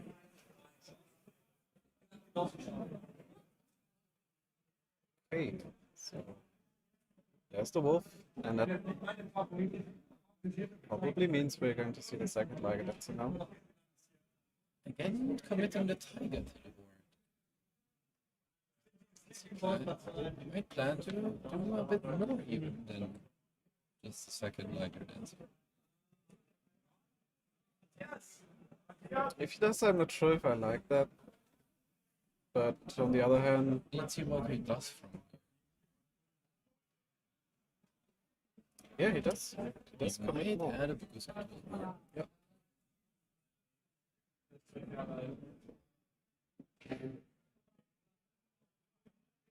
Still thinking about it. But I don't know, don't think there's much question.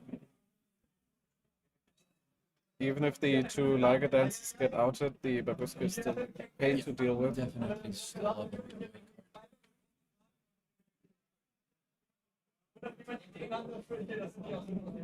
card. And checking his extra deck.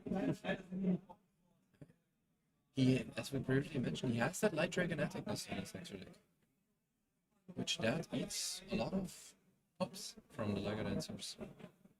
That might be his way to easily survive the extra turn. Is the protection effect from that card, is it It is field activated? Wide. It is not activated and is field wide for every monster. It does not only protect exceed monsters like Detonator would do, it protects every monster from being destroyed. Alright, that's really good. And the fact that it doesn't activate It does makes work it on the Baguska good decks. against Baguska. But we are seeing a scoop here from Ben. Yeah, he's aware what it's gonna take to out those two. He would have to out one, survive a turn, beat the Baguska, and then get into second boost. And then he also has the Grave effect, the Grave negate from the Silver Hound. Yes. Because he saw he plays two, he will probably have a second one of those in his third turn. So he knows he's unlikely to win this game. And as they don't have that much time left, he would rather just concede this game, which he's likely going to lose, and go to game 3. Yeah, and I even like that decision more. Yes, We I look at completely agree the with side you. deck. Yeah, because going first, he has a lot of a better chance. He has his tech of choice is Kwakimaru Guardian, which is a way to beat strong Lockhart, as the Mitsurugi deck often does not need to enormous summon. And even if your opponent does not have any hand traps, you can search the Nibiru in your standard combo and reveal it to keep the Guardian for your opponent's turn. He also has. He does have some floodgates, which in this matchup also is on matchup, I believe. Isn't the layer dancer light? Or is it dark? The pendulum monsters are light. Pendulum light, yeah. That's Yeah, the only they monsters work. you usually never summon, so Rivalry is not really. But of course, it makes a big difference if he gets to go first or not. And again, Daniel's deck is packed with board breakers. And the heavy poly is a lot bigger of a factor going second than it was resolving a turn 3 here. And especially with the new time rules. Now you can go Yeah, 5 minutes as into long as you finish the game, it does not matter how much life you have left. and summoning a Liger dancer into a field always feels really good. If it's for free from these heavy poly.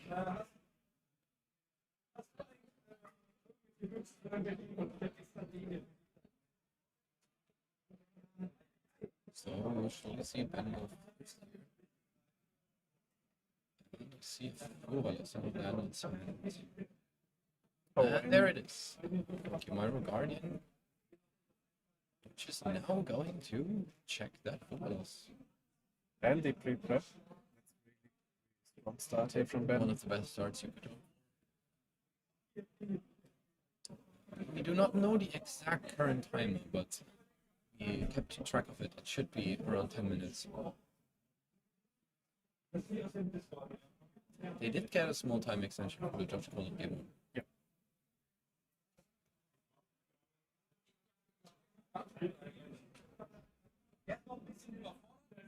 Okay, here we see Guardian trading with the Fullets. Which I'm not even sure if you really need it. Depending on how much non-engine he has, he might actually value the arrow sticking around, but you are not giving your opponent a lot of draws for bullets. It's at best you're giving them 2 bullets. Yep. Yeah, I don't know if I agree with that. On the other We hand, don't know his full hand. It Yes, depends on of how course. much. If he does not have any additional non-engine, he has to push more and summon exceeds. Yeah. Link monsters to just put up more interrupts here.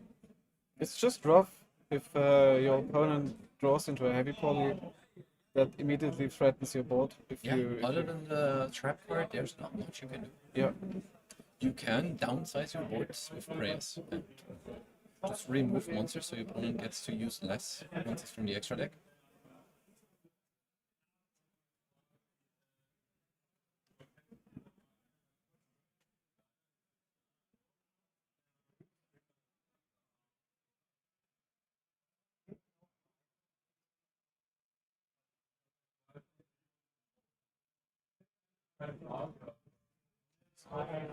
See the standard line tributing the Murakumo to get a search. Should try to get into the trap with Ama and Reyes if he can. And Danielle is just waiting. Did not open any more head traps, and that's flawless. Yeah, got him one draw by. Oh, he got negated by the Chimera Guardian. Oh yeah, true. Yeah. Didn't even get him a draw then. Which is completely fair. I would also not think about Chimera Dragon in that spot. Yeah, of course not. Yeah, I don't think it's correct to drop it in draw phase. Alright, 3 set cards, IP, Futsu Murakumo. There should be some of the other Mitsurugi interruptions hard drawn there. Otherwise, I'm pretty sure you would have at least searched the trap, because that's the only good way you can answer a conversation. I'm not sure if he searched it, but I did see it in his deck. No, he did not search it, but I would assume that he hard drew it. Yeah, I'd hope so. But I think I saw it in his deck while he went through it. That could. Weird. That could get punished quite hard by polymerization. But first, of course, Daniel needs some bodies. Unless he foolish quits, probably for black, I assume. Depends on his hand, of course, but There's a lot of spells. spells is always good. But you always need that one monster. Heavy polymerization does need one on the end.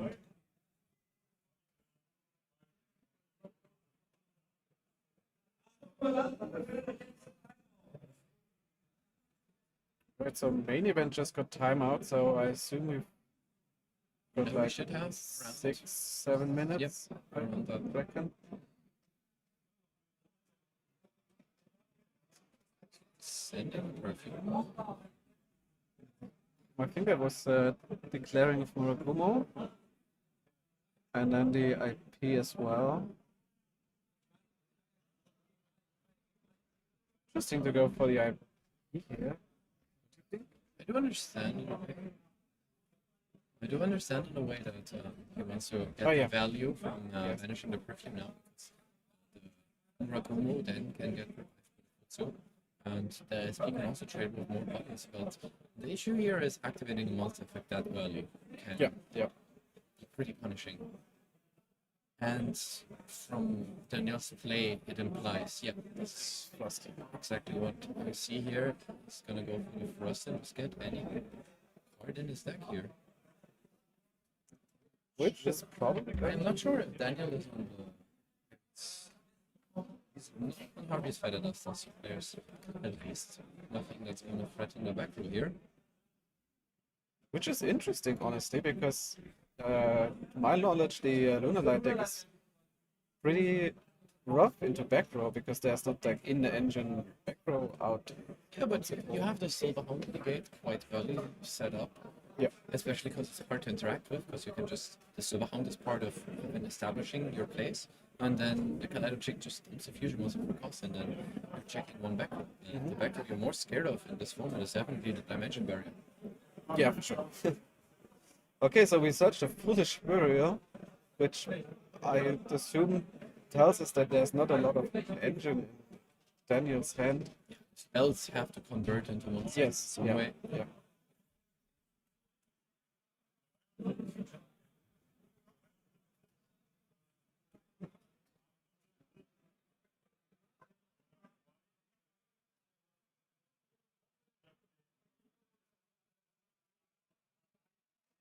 Okay, so we see a Goldio summoned actually. That's a resolve. That That's is a the very question. key target for SP though, because the second part of Goldio matters a lot for establishing the. So it does resolve, but it does get banished by the SP. The players have 5 more minutes to complete this match. So it will probably come down to this turn.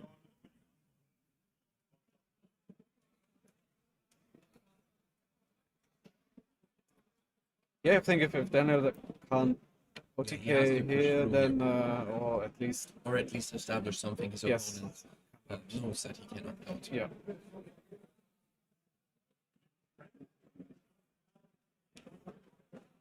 So in those situations, it's in both players' best interest to have a winner at the end of the Yeah, game. yeah, for sure. But with that Futsu on board, I don't know if Especially because Futsu, even if he gets it off the board, he still has the prayers to bring it back. yeah.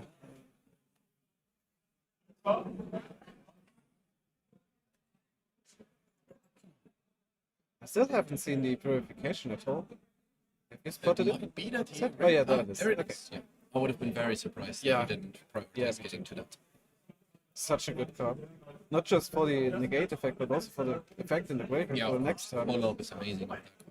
And we do see the. Here we see what I It's said the multiple third- times today. The third call by and the but the cross out out. for call. Alright. And, That concedes the match. Alright. So we did get around the double loss for the players by getting the winner. And it's insane. It's third call by this Yeah. match. That's what I say all the time. Call by is the best board breaker into Yeah. Mitsurugi. But of course, if you have answered by cross out by like any card. Alright, back to us. I'm trying to get the winner because main event already is in Yeah. time up. So We we've have got to, to hurry up a bit. Yeah, we have to hurry up a bit and do a quick winner's interview if we can. Yeah. Alright, see you in, I hope, less than a minute. Back with the winner.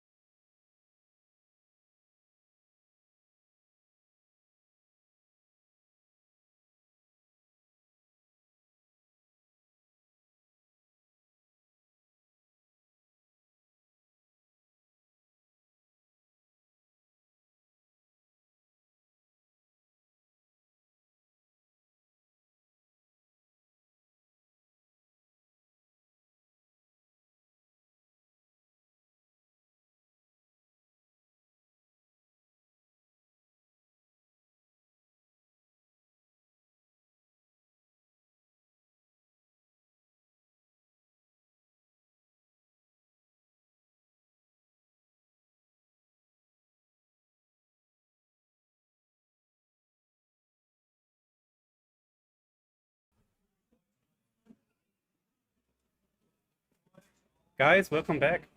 We have our winner here from the last round, or from this round. We're a bit in a hurry because they already paired for the next round, actually. And I haven't been watching this game because I've been actually looking for the next players for next round. But tell me, how was the match? Yeah, game one was crazy. I think he made the decision to. I think his hand was pretty weak. He knew I played Mitsu, so he was scared of the Wuzu, the main deck Kaiju. Yeah. So he decided to just end on SP and the Silver Hound engraved to negate a spell instead of making the Lunar Light Fusion, the Liger Dancer, which would have hard lost to my Wuzu. But I was pretty lucky because it was in side deck actually, so if he made the Liger Dancer, I could have not outed it. But he didn't know. Yeah. Game one took quite a while.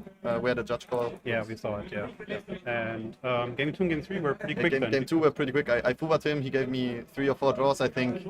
I looked at my hand. He gave me double Liger Dancer, Baguska. I have only one Wuzu. You can only special him once. Just scooped it because we had no time. And then game 3 I went first. Pretty strong hand. Okay. Wakimeru Guardian and cross out.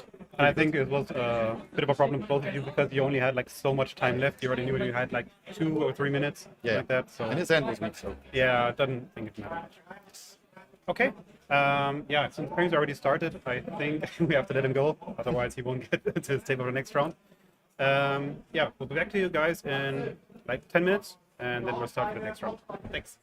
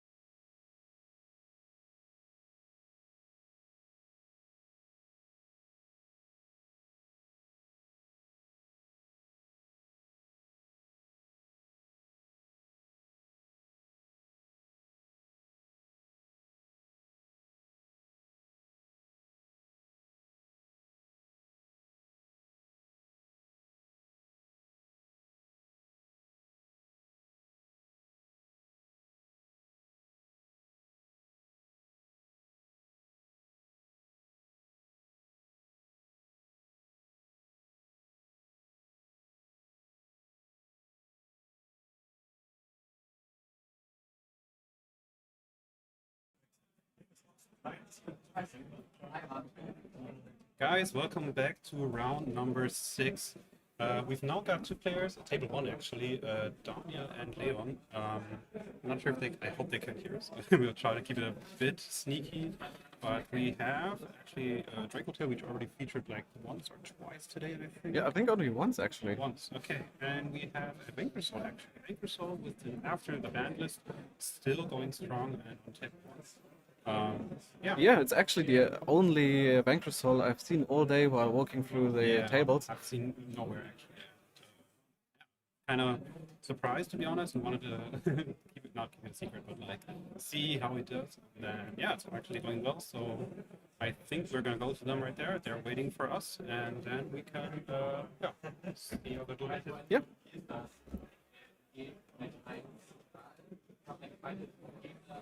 So since they're still waiting for us, we're giving the go right now. Yeah, they already know. We have Alright. 8 here, and Alright. two-handed. Oh, the 9. Okay. Obviously a skill issue.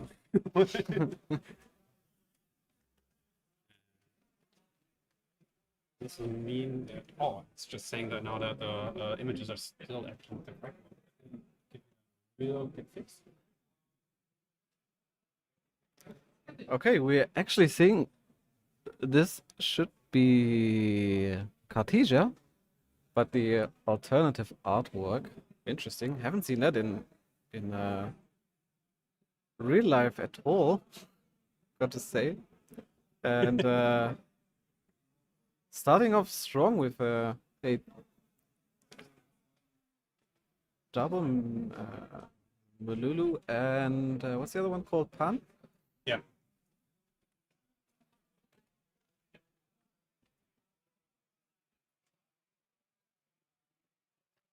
Good start so far. but, like, Recycling everything back yeah. and getting 2 spells from deck. It's actually insane if you think about it. You're fusing something, you're getting back everything, and you're getting 2 spells from deck or traps in addition to it. There we go. The updated images, guys. So I'm honest, I'm expecting a lot from the Bankr Soul player here, since the deck got a pretty hefty hit with Raisin to Yeah, 1 Raise and, one hit. Stake to 1. Yeah. And I haven't really checked his deck list, what he's actually doing to compensate for it. Not that much, actually. I don't think so, because you can actually play the, what's it called? The Noble Arms equip card to search for Raisin, but he's not playing it, actually. I don't know the name for it right now. It's Durandal? yeah, Durandal? yeah, exactly. But he's not playing it, so it looks like a pretty normal list, I'd say. Yeah, we have 2 pistols in the main deck. Since I guess it makes sense when we're waiting for lots and lots of Mitsu this weekend. Yeah. Not this weekend, just today, but Well, I mean, tomorrow's Strasbourg, so yeah, true. there's definitely some more bestial gameplay tomorrow. There's always more Yu-Gi-Oh going on. Yes. And we actually see the Magister's Chiroso here, so, and then searching for the Crowley through the Moon Maiden. Is it Moon Maiden? Yeah, So, I think so.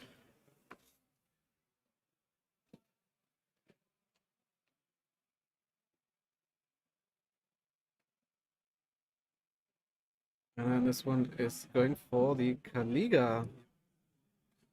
I really love Kaliga. Yeah. It's the first time I topped a YCS, I used that card on my end board in Virtual World. Oh yeah. And Good times. yeah, that was really great. So I like seeing that card.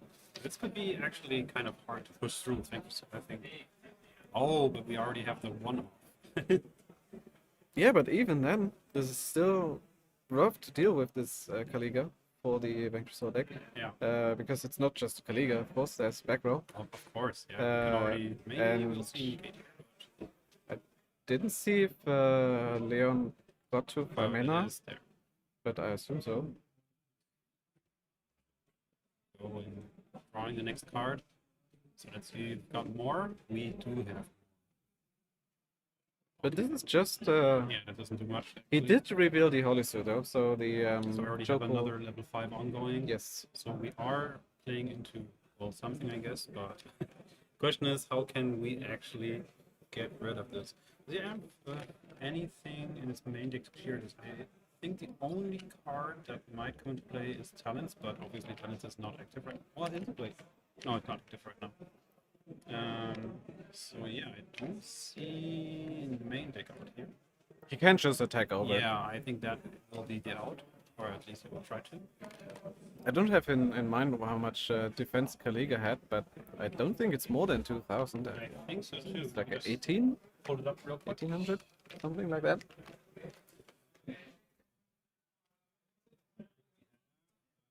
1800, yeah. 1800, yeah. Actually, okay-ish. Yeah, it's all right, but Holisu and Draco both have higher stats, I believe. I'm not sure why he summoned them in defense though. Since Kaliga doesn't put anything in defense. This is really That's weird. a bit weird, yeah. Also, we have like what's it called? Yeah. Well, I mean, obviously we still don't have the 80k push from Case of K9. Yep. But let's see. We are going to. Yeah, going into a Nash Knight doesn't really do it because you can't activate the effect since you activated We're the Draco. passing, I think. And passing here is definitely not the Bit play. weird, yeah. Are we passing? Yeah, we are Yeah. passing. Here's a hand motion. And Kaliga once again Already going in. taking everything. Still unsure why we didn't go for the attack here. Maybe he like didn't think it through and misplaced them in defense mode. Yeah, that's and what I on think. summon he realized, oh, I should have gone for the other play. But even then, we could have overlaid into a bigger monster to attack actually. But to be honest, that doesn't do that much because it would be bounced anyway at that point. I think. Yeah, exactly. There's the second trap with the horn. The horn. I'm not too And- familiar with all the names, but Yeah, there we go. It was already too much. yeah. Okay, let's Droplet go back to was us for a second. Yeah, it was droplet. Okay. So not the strongest showing of Bankr Soul, I have to admit, but he did face a very good floodgate, Yeah. if backed up by some back row Yeah. protection, which actually was the more or less the game plan in Virtual World, since you just Back then. put Kaliga and then the Chuche, and you pop anything that would attack over the Kaliga Yeah. with the Chuche. So basically the same game plan here, just protect the True, I mean, Kaliga. protect your castle, Yeah. protect your towers, your towers, I guess. But yeah, and I guess, well, obviously for game 2, we'll see Bankr still going first, so we will see. Let's check what do we have here. Oh, we have the Rumor Cannon actually. Does he play Frost? um, Yeah, he does. He's got 2 thrusts in the deck. Use Rust. Obviously, I don't think this will come up here, but let's see. We have other stuff like one Judgment. Yeah, I think we have some good targets also for. Yeah, we Rust. have the different dimension ground. Yeah, exactly. That's a good And with the target for card, Frost if against. we have anything going on here, with any hand traps there. Yeah. And on the other side, we actually.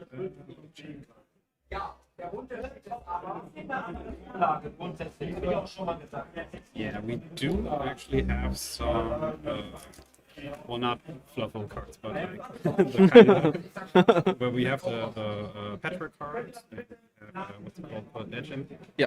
Yeah. Oh, he does play. Yeah, he does play the patchwork and the action. Yeah. I think also saw in the earlier rounds. I was maybe hoping to feature him later, and now it turns out he's still on table 1. So yeah, don't think here. What do we have here for going second? Oh, interesting. I see Cashier Fenris here in this two side deck. Fenrirs. So I'm not sure why he's playing Fenrir. I'm not too familiar with Draco I mean, you get Tail. a free card. So Yeah. You can try to break board, get a free card, fusion summon again. Yeah, that's like- probably already a good point. Yeah, Enough. I think they they're are already starting. exactly. Yeah. So we see the Snake Your Soul. soul. This is the one-off wonder with all these one-offs this weekend. We've seen like 20 called by the Grace already, Yeah. and now double Stake Your Soul with only one Bankr soul being featured. Yeah. It's like nothing's limited at all. Yeah, doesn't matter. So Leon is thinking here because he's a match boss. I mean, we can see that, but he lets it through. Interesting. I don't think you let that through now that the best cards are limited. Because there's not really a danger that he already has access to Raisin in hand, and this is immediately access to Raisin. The question is, will we ash this? No, it's also fine. So we have the field spell still to ash, and we still have, well, I guess, Raisin and stuff like that to ash. Oh, we have to do. Alright, then that's a different story. If you have draw, that's. Well, I mean, we could have still dashed the special summon, and then on the first search after. Because we're searching here. Oh no, we're not searching. Interesting that he doesn't actually Izuna here, Yeah, that's true. because. Well, to be fair, there's no Paradise. Yeah, Not not anymore. so much coming, but still, it's like pretty rank 5. Yeah. Not targetable. And let's see. Guess what the Nash, maybe or Ripper and then into Nash later. Yeah, he can't go Ripper because he's on the Oh, draw. yeah, true. Yeah. I mean, you can, but like this. Yeah, of course. No point. Fair, yeah. So we have Nash here, and then we have Rock here. Rock will most likely bring back.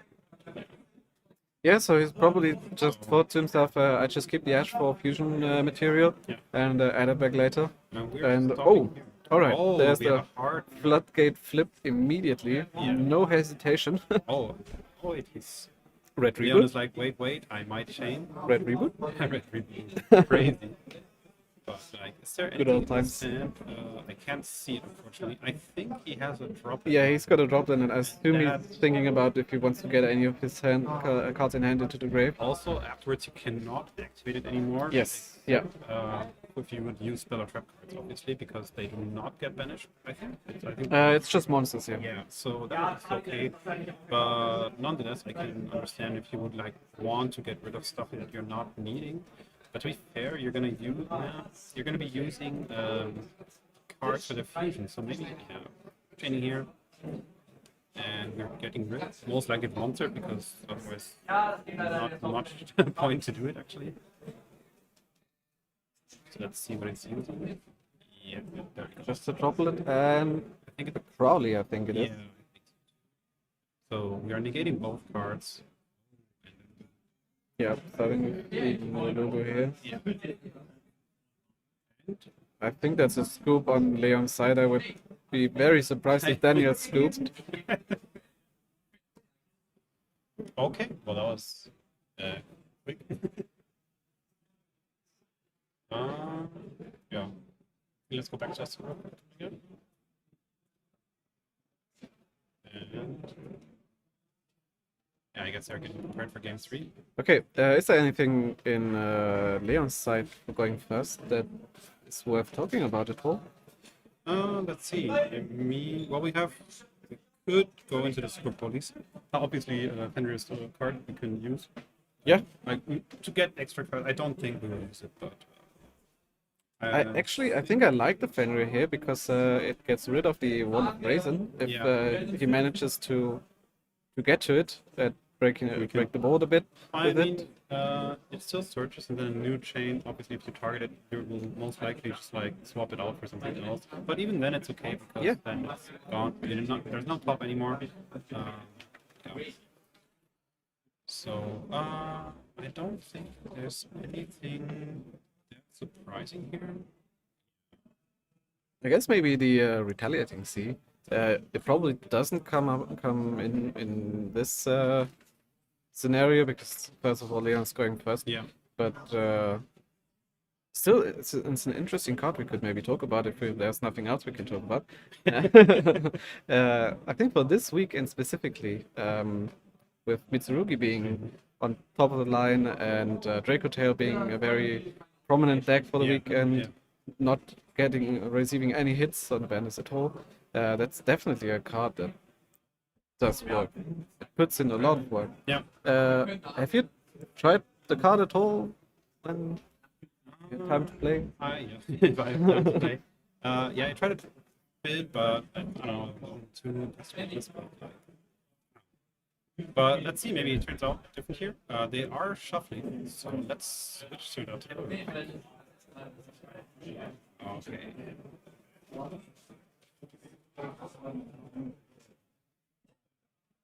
Okay, both shuffling. Maybe we see some dual hand shuffling from Leon, like this dice. We never know. Would be a great technique to That watch would for be sure. crazy.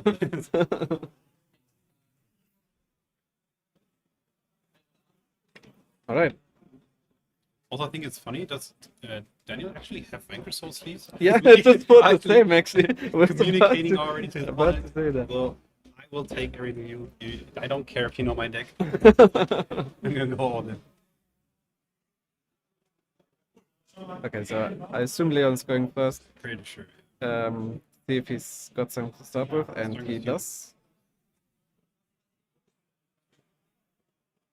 And maybe do you think he will end on another Kaliga again, or Yeah, I I think so think because it's similar to Baguska, to where Bankr really has trouble outing it without going out of their way. yeah? Because you can't just say I'll summon the raise and then search something and then pop the Kaliga. That just doesn't work. So you have to skip the search and pop, but then it's very likely that you don't have the fitting attributes for the Yeah. pop of the raise. And so I really like going for it and just passing with it with back row and maybe some hand traps depending on what he's got. Oh, yeah, true. We have one of our players actually in on the I don't know how would you put it in English? A traditional German Outfit, I guess. outfit for the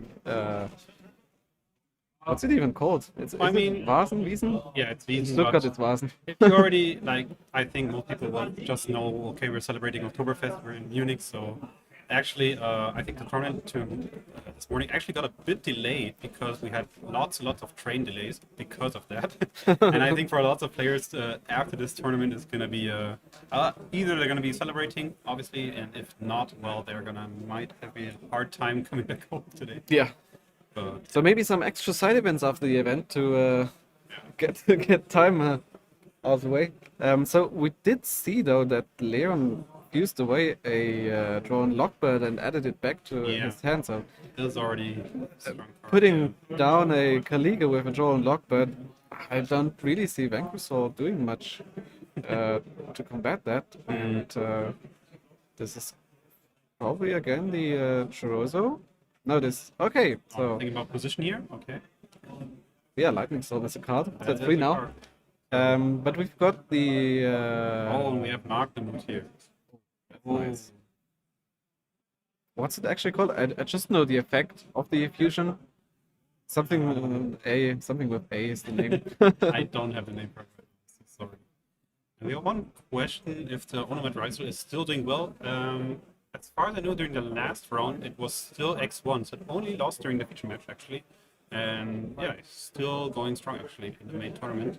So maybe we'll see him going X1 at the end of today. So I have the Magnamut now already manifest, which means we are going into True Swarm most likely. Yeah, either Druid's Worm or the Caesar Valius is also a dragon. True. Yeah, that's also a dragon.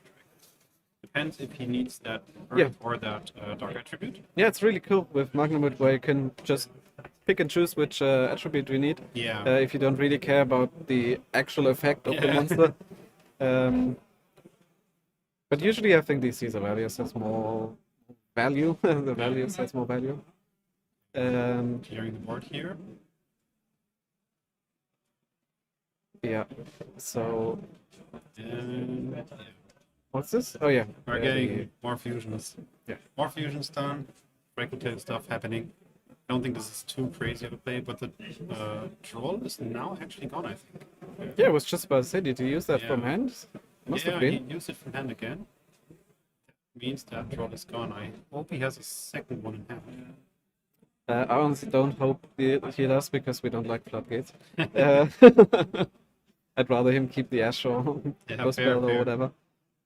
But yeah, for Leon himself, it would of course be great if he had the second one. Yeah, for sure, for sure. Okay, so we have one. Was not spelling it right? Yeah.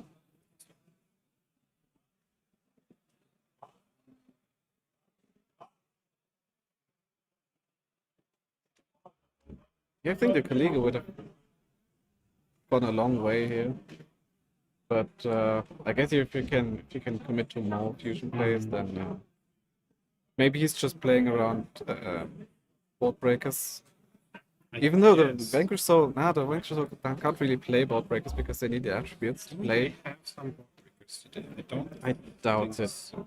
No, not really. But we have That's- like thrust is like the only thing that is the tactics, and then but besides that, there are no really board breakers here. So Daniel actually wants to play through this board. Let's see if you can open Stake Your Soul again. 3 out of 3. Would be like last match with a gold buy in every game. Yeah. Stake Your Soul. Prosperity. Prosperity But first. that's going to That's going to to. We can already feel it. Okay, we're going for like. We're thinking here. Could mean we're maybe not going for. Still thinking. For sure going. Yeah, we're going for full 6 cards. Yeah, it's either you win this Yeah, this game or you you need to win this turn. Not this turn, but like this game for sure. yeah. And I'm not sure if Bankr Soul can even outgrind Draco Tail. Of course, Bankr Soul has got a good grind game itself, but with one Raisin, it's difficult because you don't have the special summon from deck from the Holy Seal for pop. Also the yeah. Oh, and we have a gold Okay. spell on this. But this kind of communicates that Daniel's hand can't be that great, right? Because Oh, so it only banished 3. it was only 3. He had 6 at first. But can you see what the middle card is? Is No, I can't see it. Did he take another bill? He took a bell, yeah. I mean, that's fine, I guess. Yeah, but it's definitely not what he was looking for. He did draw the one of chaotic elements. I think it's a one I off. think it's also because he actually Yeah, has it's an a one inside of deck. Yeah, 4 one of trust. inside deck. So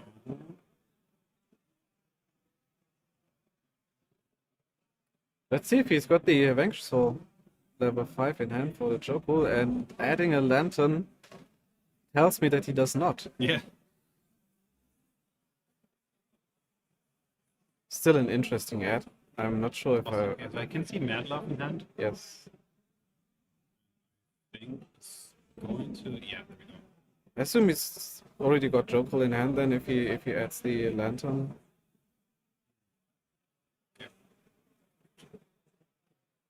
So this is fine.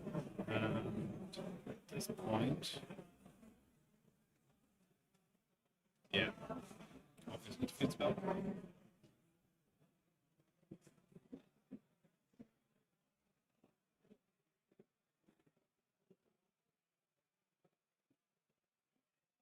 Yeah, so we go for field spell at this point we want to search.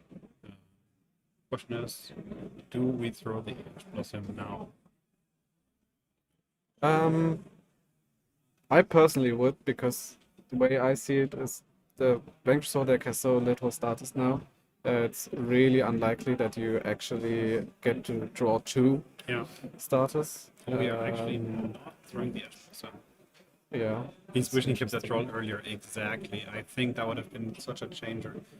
Maybe even like throwing the ash away instead of the troll could have made a big Yeah. impact here.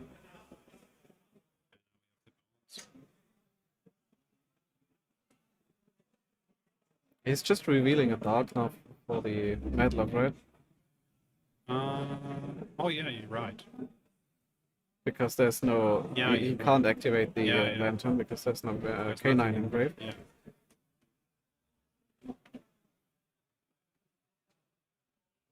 Which I still find weird to do because, like, searching the lantern instead of a Draco, because that basically tells your opponent that you either have the Draco or. Yeah. Even for 3 here.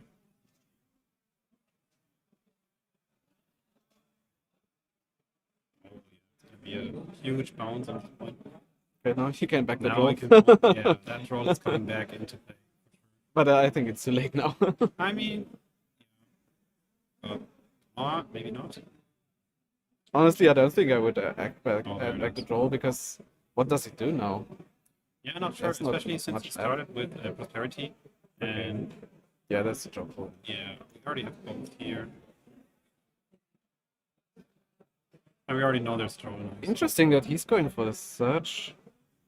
Draco. He's not here. Because if you go Ripper Yeah. and you search and they draw, you can negate You the can draw with negate the it. Ripper. Yeah. So I don't know.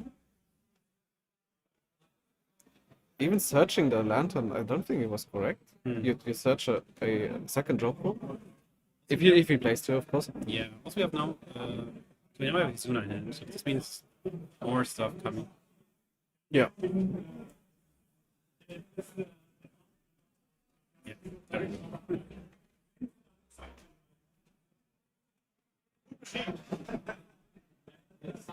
Press on this, switch to the next card. I'm just But we wondering. Doesn't he still have? No, wait. What are you wondering? Leonis has got a stacked hand, no? Leon? For next turn. Yeah.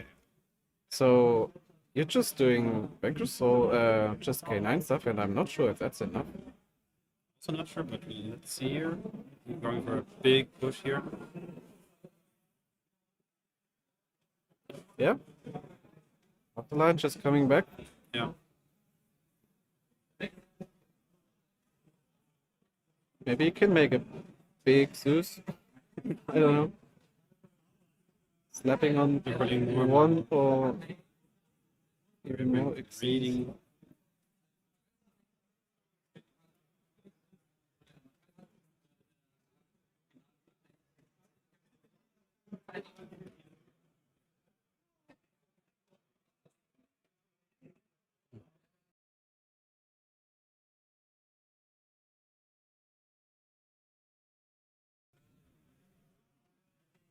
Also nicht Chaos, sondern.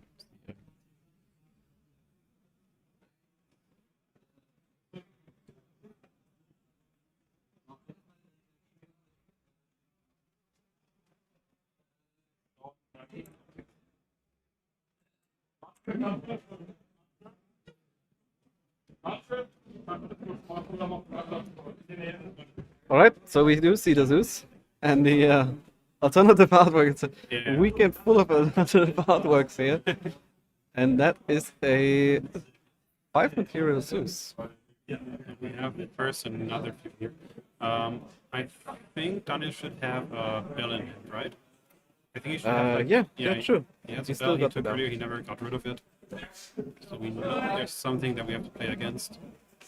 Do we know the last card in Daniel's hand? I think so, but I'm not entirely.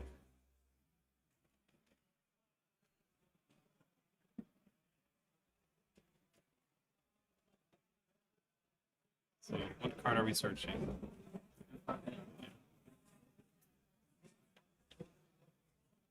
Oh, we have fusion again for 3.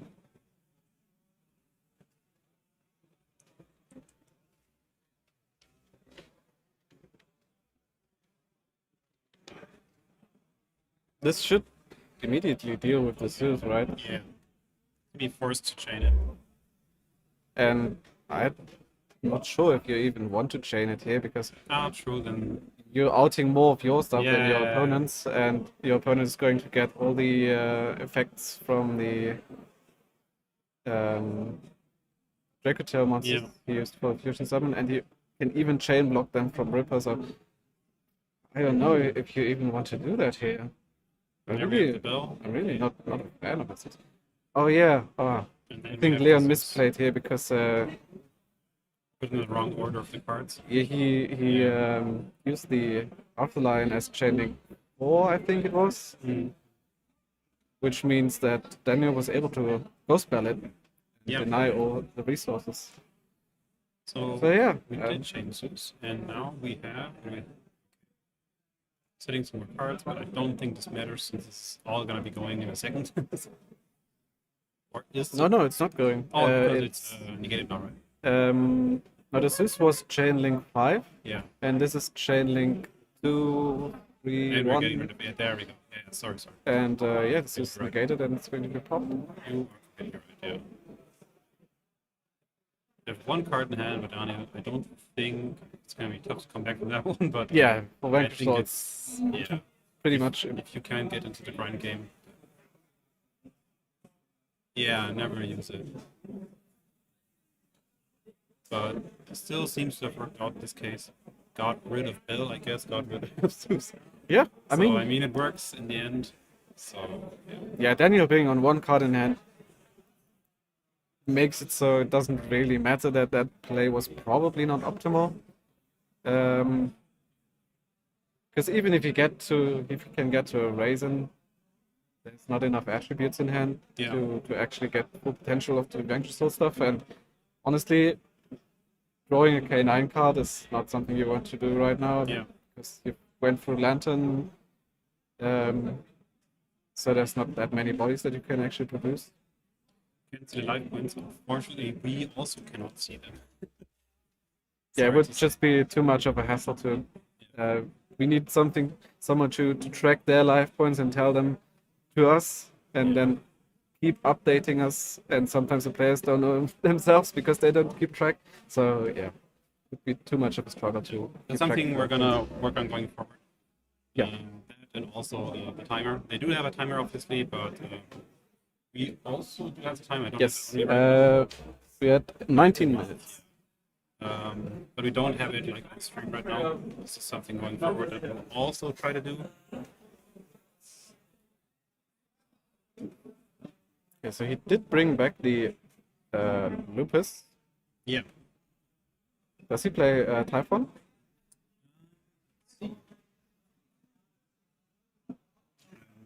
Do not think so. He does. He does. Oh yeah, we're right. But yeah, Lupus being removed by the SP Yeah. in response to the Lupus effect, I suppose. Getting 2 cards in hand now against this. Yeah, I don't see Bankr Soul coming back from that. I also Must be like an amazing top deck here. miracle must happen. Even I don't know. I don't see anything he can top deck here that would threaten Leon to lose the game. So since Daniel also doesn't have his spell anymore, it would be great in this situation actually to kind of Yep. fight through this Yep. board, but so I think he will try maybe the hoping his opponent will misplay. Oh, we have Holy Soul and Adler. Really not. It doesn't do anything at Doesn't all. do anything. Unless he plays 2 field spell. Does he play 2 field spell? Maybe. I don't think so. Yeah, does it do? No. Yeah. No. Alright. So the Madlock doesn't even have target to such. I mean, there's still a trap. Oh yeah, try. Yeah, of course. Should have added anything relevant to search on this in this spot.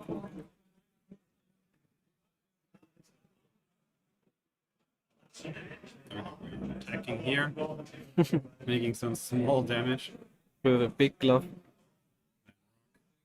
getting something back.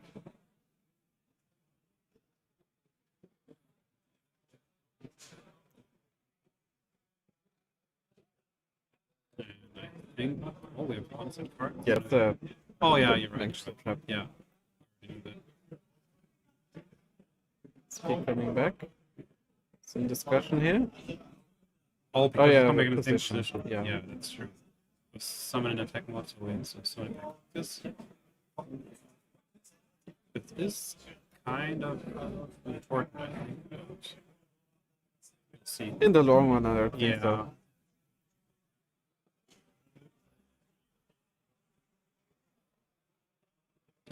So we have 2 more rounds after this. We've been checking the top tables. I will for now link to Sol obviously took for now. We have 2 decks I've seen him play earlier. That was the other feature which I was hoping. Obviously one of them is now XO and the other is X1, and that would be Snake IK9. It's one deck, and we have Melis as the other deck. Also, Melis after Band is still going strong with, I don't know unfortunately which one of them won last round. You can't hear us that well. Yeah, we know it's like kind of a problem today. Unfortunately, the seating is a bit bad. If we try to change our mic, then you will hear everyone in this room actually too. You will hear all the players. Can we try to get a bit closer? Maybe we can try and go back to the other setting for the last few rounds, because there's less players now. So That's it true. might That's true. We not be could as change loud. the settings on our mic. We will try to do something about it. I think for the next stream we will try switching to headset actually in full, and then seeing if that actually makes kind of an impact on this. So yeah, we have here more combos. I don't think this is. Stinky.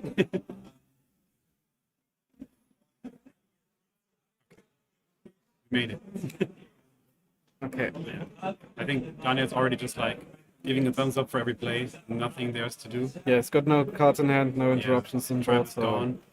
It's this is just like just waiting for inevitable. Here, yeah, attack. Attacking obviously the Microsoft cards first, then over rock. And there we go. right. We have it. Bankr still, unfortunately not doing that well in this round. I would have liked to see it do well, to be honest, because I think it's a really cool deck with a Paradise Smasher, being a deck that has a lot of interaction, a lot of grind game and card economy wise. You have to do a lot. So yeah, it's a shame that it's not in a position anymore that it used to be. And I mean, we can still see maybe at the end of the day he will still go with X1 record. We don't know for now, but yes, we will see. We'll get our winner real quick, and then we'll be back for you for an interview in a moment.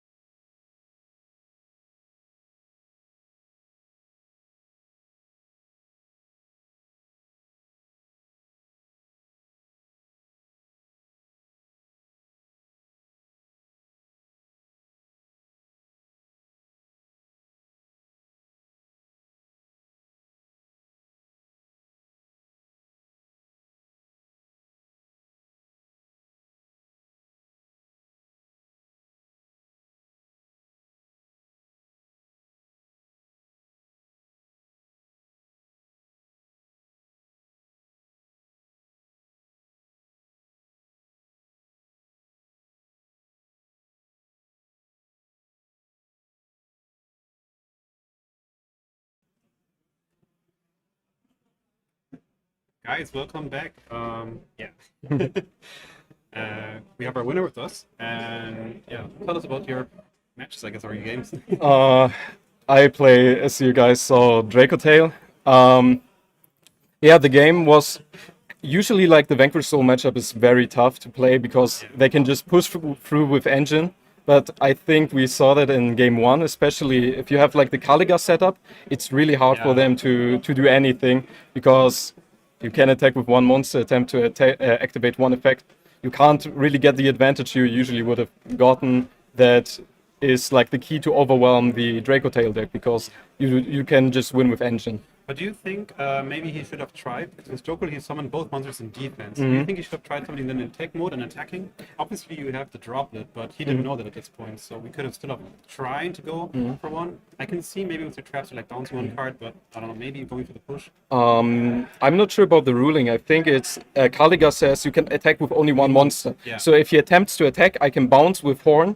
Exactly. And then he's not able to attack another time, I think. It depends when you do it. If you do it on the Start of battle phase, he have another one. I mean, yeah, he should have at least tried to see if I misplay. Because, it was a free attack and he wanted to skip the turn anyway, so I mean, you can just try to go there. Exactly, I think so too. Yeah, it turned out good for you because Kaliga, for sure.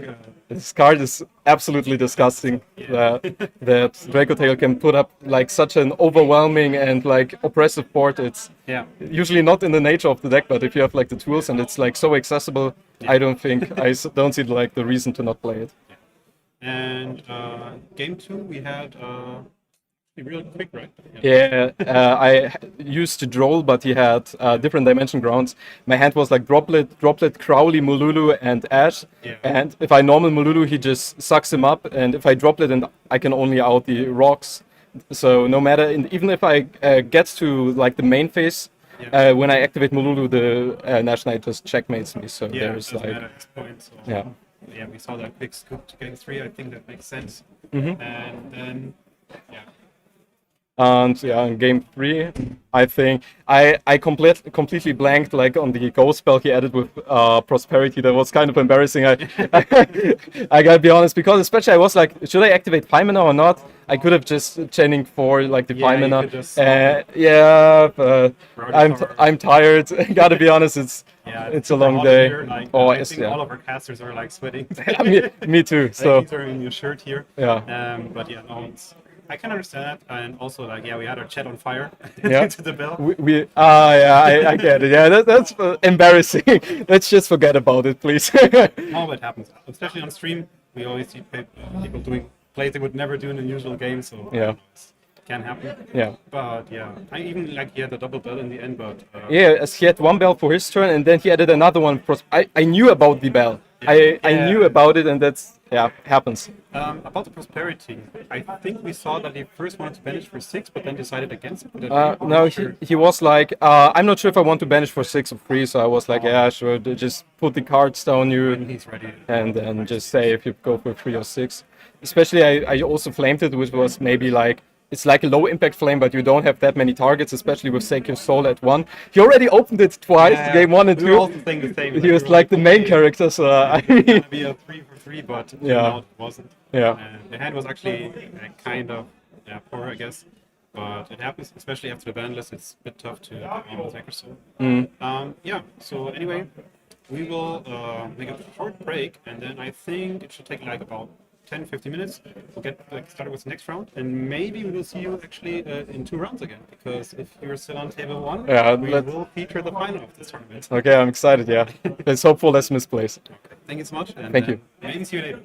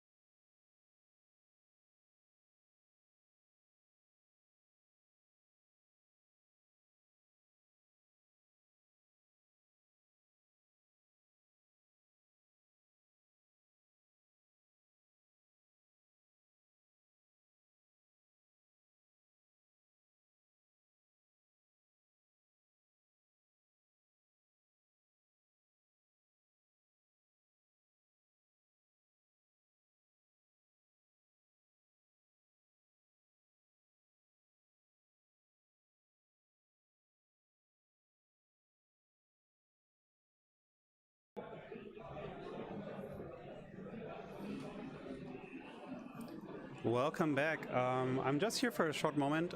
So we actually already had the first, everyone on table 1 to 3 we already had in one of our rounds earlier today. So we will actually be featuring table 4, I think one of the few left players that are having good standing and still haven't been on stream today. So we will need a few more minutes until we can come back to you. See you in a few minutes.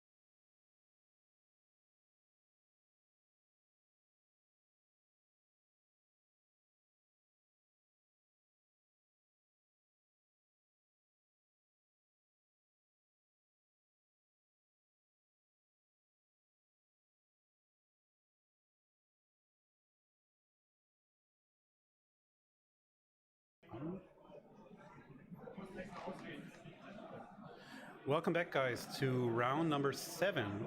We're actually prepared now, and well, yeah. I think Aurel is already waiting for us on the table so that they can start. We have this round and then one more round to go. We will feature the finals for sure, but for now I already said it in like a few minutes beforehand. All the players on table 1 to table 3 actually already have already been in the feature match. So Yeah, we had to pick an X1 bracket here just because. yeah. Last round we also had an X1, but I mean, The you feature can match bracket is doing well. yeah, actually, yeah. So all of our featured players actually doing quite well today. Even the ones that had a loss, lots of them are still like X1 or X2, still playing for their qualifier. Yeah, especially the mermaid player. Yeah, we have a mermaid. We had the mermaid player from earlier. 6-0. He's still XO, and we might see him in the final. Maybe, maybe not. And also Draco player from last round, also still going strong. Maybe also next round. Yeah. So we go to the table right now. I hope, by the way, that you guys can hear us now way better. We changed the mic settings a bit since lots of players actually already left the venue. The background noise shouldn't be that too harsh, I hope, but you should understand us way better now than before. So let's go to the table and let's give them a start that they can start.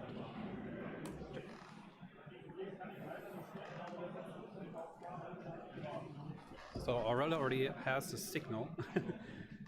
And yeah, there we go. See the Daryl. Oh, Snake Eye. Snake Oh, almost the second one, but yeah, we have a 7-2. But that means Michael actually won the dice roll, right?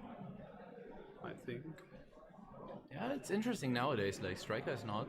Some people like to go second. Some people like to go first.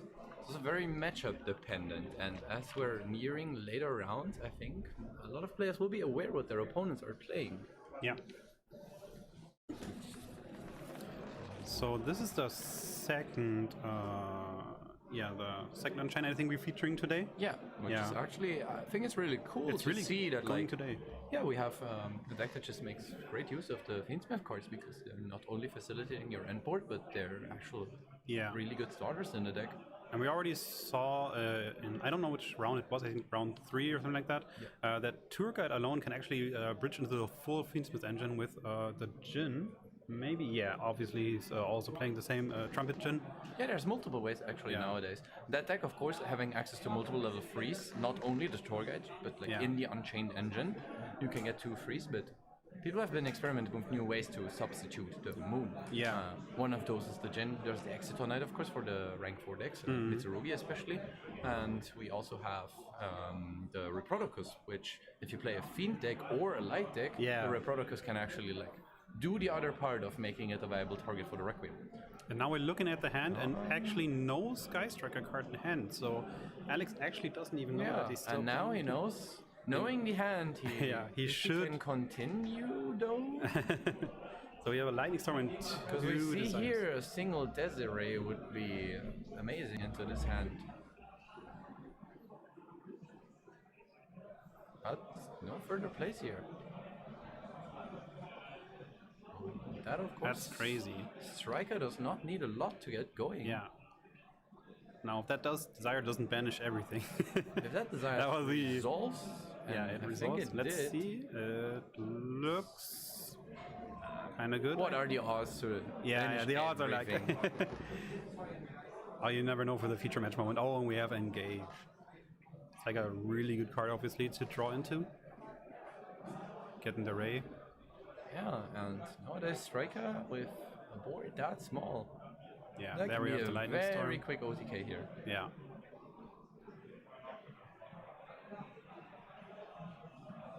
Yeah, straight to battle phase. Yeah, we're already going in.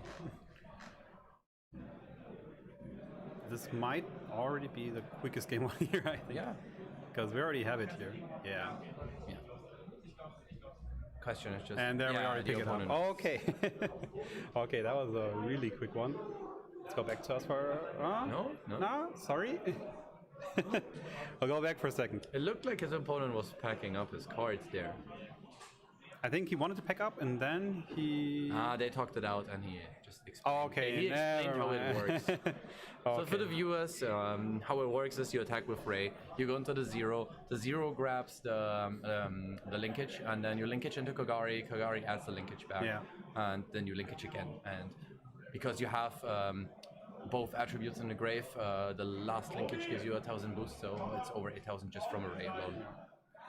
So we saw, Alex not too strong of an opening, only the tour guide, and that got Yeah, I negated. think and then... specifically Ash Blossom is quite decent against the deck, because like Yeah. cards like Imperm Veilers, stuff like that would be very easily dodgeable from some of the Unchained cards. For sure, but But now still this... pretty unfortunate that he couldn't extend into anything, because all he needs really is one Fiend body to at least go into the Yama and establish somewhat of a board. Yeah. And with perfect hand information, of course, with the talent, would have maybe been possible. Yeah. But he would have needed to get into some kind of spell trap negate to deal with the desires there. Yeah. Do you think we should have maybe have gotten into like drawing 2 more cards, or instead? talents? Yeah. Maybe that would have brought us a bit That's more. also a but... question if he knows the matchup, to be honest. Yeah, because I guess we're not sure if he knows Yeah, the it's matchup or always not. like in the later on you can know your matchup, but sometimes you also just don't pay that much attention to everyone, especially in the Exactly. X1 bracket. It's split over a lot of tables, so Yeah, you're for not sure. gonna play again. You're not gonna sit next to someone that you're gonna play a Yeah. lot. For the top tables, they already know what they're actually playing against, but for them, In maybe hindsight, not. here, of course, I think Yeah. you should have gone for the draw. We didn't know that he didn't have anything Yeah. else at that point. So let's swoop back up because they're going to game 2. Let's check it out. And as we previously mentioned, the deck only needs really one Fiend extender, which he has a ton of, and he didn't even use any Fiendsmith cards yet. So any Fiendsmith card there would have been Yama, Desiree at least, and that looked pretty good into that hand. So what do you think will Alex do? Do you think he will go first, or let Striker begin? But I think it should go. Alex should begin. It's rough, to be honest. Nowadays, it's really hard because you're kind of playing the guessing game of how the Yeah. striker player is gonna. Yeah, it's just how the striker player identifies his deck. So in Michael's deck, we actually see 3 Heatwave in the side deck. Yeah, That's crazy. Yeah, that's a good example for That it. is really crazy. But We that have- does imply that he did build his version a lot more focused on going second. Yeah. He's not comfortable to go first with his main deck. Yeah. So let's see. I think they're still also deciding if they want to go first or second. Yeah. Yeah, it's pretty tough. Unchained usually not that bad when it goes second, obviously, because you can. No, especially like you have a lot of removal. The deck has just Yeah. a lot of in-engine removal, which is great against Sky Striker. But most of the Striker spells also pair quite well into the deck. Even things like Shark Cannon are really good into Unchained, and Yeah. Lemnis Gate is amazing because being able to non-target remove cards from the field is a whole different thing. So hero, okay, so he did go. Yeah. Decide to go first. First. And yeah, we already have a much safer start. kind of. Without a bridge, yeah, we can just go into Fiendsmith's engine.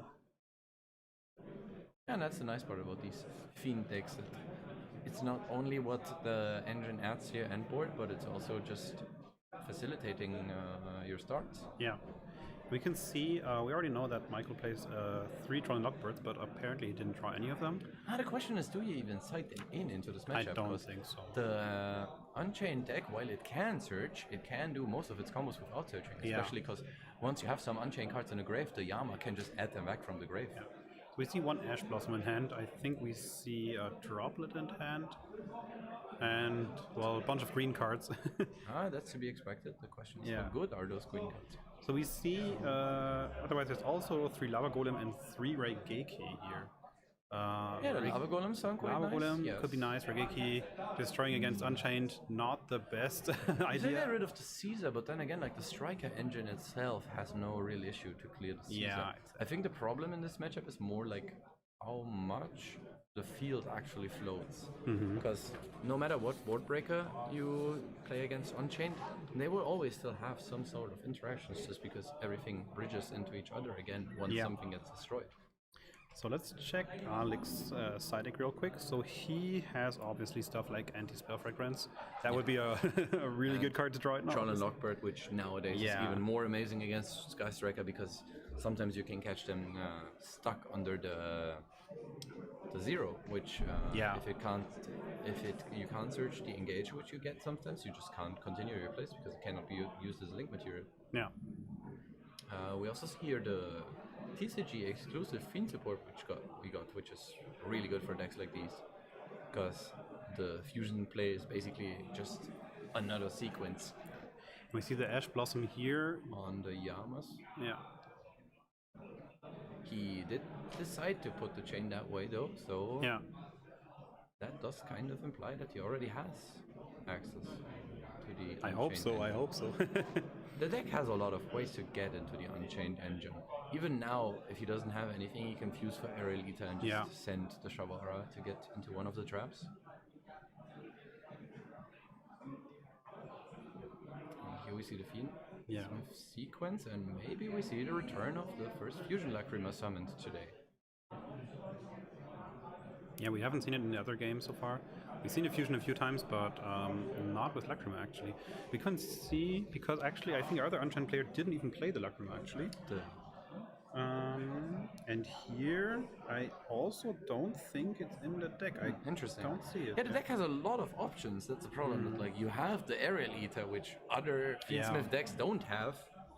So that's because in the end, the Aerial Ether over the course of your turn, it will represent 2 level 6 bodies. I already have it. And the Aerial Ether, of course, is amazing to just send any of your missing Unchained parts.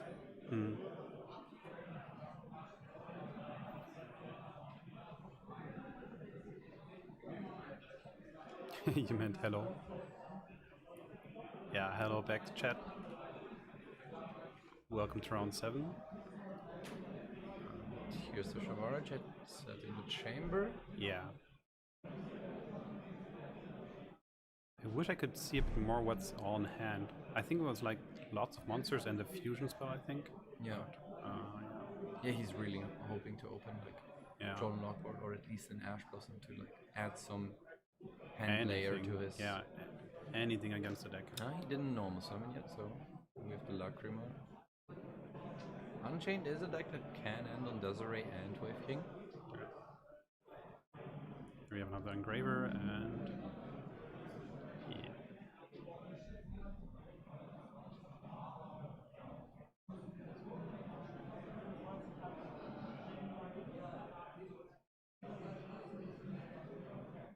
Let's see, checking his extra deck a bit. Not sure what to go into, I guess. Yeah, he has the options of going straight into some of the Unchained Link monsters. Are we? You can also go for Agnum Day to summon back the Engraver if we need an extra level 6 here. Because the fusion spell can still act as another sequence to summon the Desiree. Also checking the grave. What options does the option have? He's looking at the Agnum Day there. Yeah. Okay, there we go. And the nice thing about the Agnum Day is that once a Lacrima is set up engraved with the Agnum Day, you can push through the Desiree through a lot of board breakers. Yeah. So then we have the fusion, recycling some cards we already used. Going for the whole 3 cards. Did he use the Lacrima though? That's... Oh, he's thinking about Yeah. changing it? Yeah. I would have been very surprised if he used the Lacrima, because that's the whole point of the play. Maybe his opponent was like, maybe you shouldn't take that one. Checking the grave again, are you sure? Friendly reminder. And here's the Desiree. Yeah. So we have first negate here. So maybe you can see the hand. He could now use the Agnum Day to summon the Engraver back if he has no other way to get to a level 6 body here.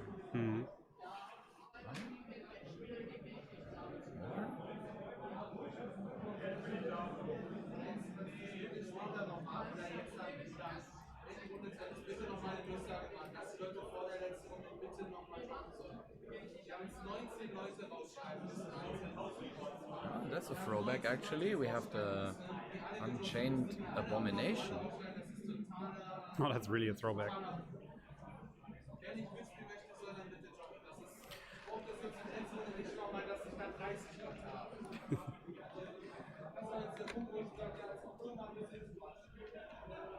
So there we go, Raigeki, one of the many cards in the side deck. There we go, getting rid of it. It's already our first spell. Trading quite poorly here though, because if at any point he wanted, he could just chain the Yama to get back the Abomination. Yeah, but I think at this point I think I saw talents in Michael's hand. I think he's trying to force He's some. trying to force it out. Yeah. On some interaction. I don't think, because I saw he has talents and droplet in his hand. I don't think his hand's. Yeah, it's not. There we go. There we have go. an engine card, but one of the weaker ones, to be honest, because that's more easily interruptible than a lot of other strikers. Yeah.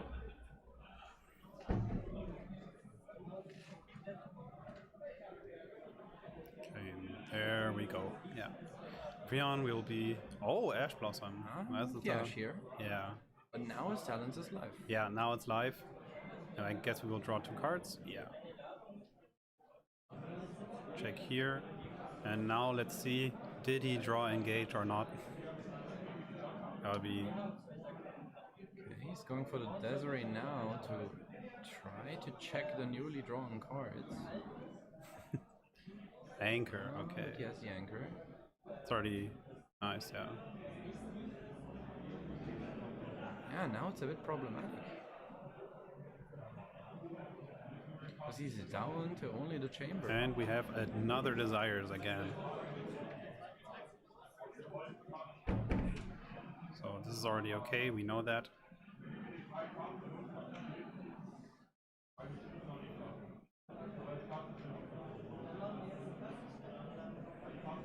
So what did we do? I see a Ray and... Oh no, that's his banished cards, never mind. So we got banished Ray.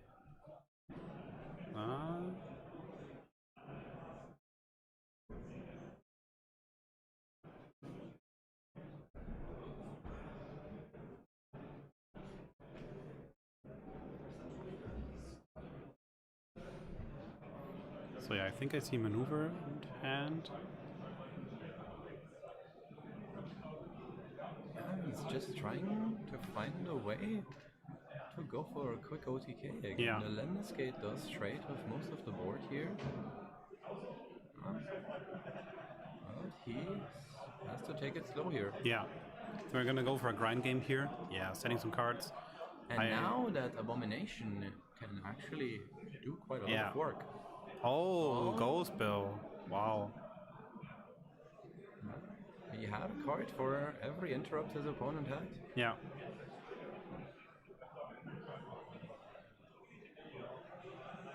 I think that Desires put a lot of work in right now.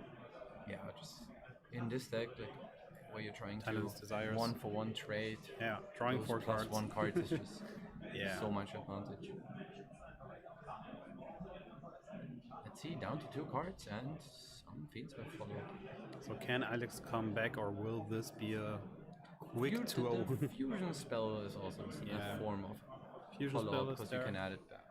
Problem here is that he's out of Engraver in the graveyard. Yeah. So what? There's a lot of banished monster cards in Michael's banishment pile. Another tour guide. Cannot resolve this. Oh, and we have another Widow Anchor.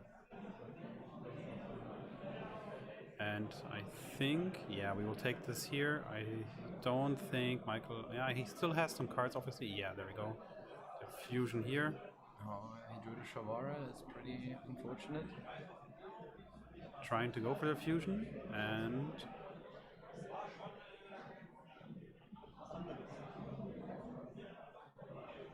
What is he going for here, though? There is not much left fusion-wise. Cards. See, 2 there. And there, and we will go into... Yeah. I forget the name of the card every time. The Luce, it's pretty strong card here, but the Lemniscate will make quick work of it. Yeah, but I don't think he has any other option at this point. No, I mean, that's the last fusion monster in his extra deck. Yeah. He put it in the left column, right? I guess, because, But the Lemniscate is just... Yeah. I mean, he doesn't know it. Oh wait, but, he actually took. He cannot use the Lemnis Gate. Oh, because he doesn't have. Yeah. And there's a quite high chance that he did banish the Rose, which is often a one-off. Yeah. So I saw one Ray banish, but and also a lot of Yeah, monster the cards. So it question could is be if there's the a Rose in it. Yeah. And now he's completely in his Because- engine. He gets a trap. He has the Yeah. Shayama engraved to instantly pop the trap. Yeah. I think now we're getting Might into. see a comeback here. So yeah. Only question is, how bad was that Desires at this point? Yeah. But it seems, yeah. He's I trying think. to check for it first if it's activatable. It makes sense. Summoning back and then summoning from back.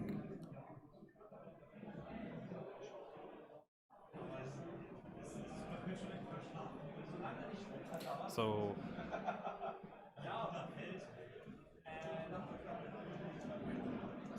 And this is the bigger Unchained package, so Yeah. the payoff is yeah, I think our earlier player today also had a bigger package, and I think I've seen actually some players on the earlier rounds that were playing Unchained. I think today Unchained was one of the more played popular, decks. yeah. Yeah, kind of I mean, it impressive. makes sense. It's one of the last decks that really utilizes the Fiendsmith engine Yeah, well. for sure. And it's like not hit at all. Actually, even got a push in theory. Yeah.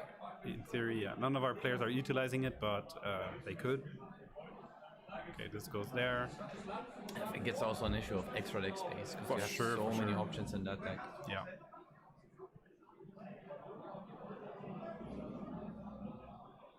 Okay.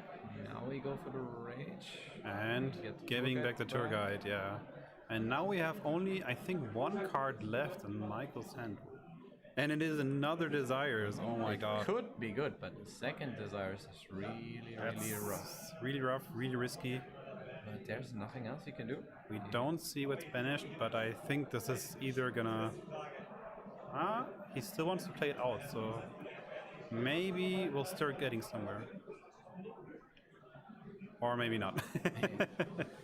Okay, they have a... He has probably just lost way too many of his monsters and also just one. Oh, I think they were all raised in the banished pile. Yeah, at this point. If he didn't use one yet, then it's pretty expected that Yeah. he's losing all his monsters here. Okay, they have 1-1 now. So what do we think will Yeah, that's now Striker interesting. go if, first or second? If Sky Striker is opting to go first. Because as we already said, we have like the 3 heat waves, and we have also, let me check, yeah, we have 3 thrusts in the main deck, and we have 1 barrier also in the side deck. Barrier not that amazing against the Unchained Yeah. because it's mostly using links. While the Yeah. fusions are very impactful, the deck can still do a lot with just link monsters. It's just taking like the higher ceiling above, Yeah. like away, I guess. Yeah. But yeah. And also you can just.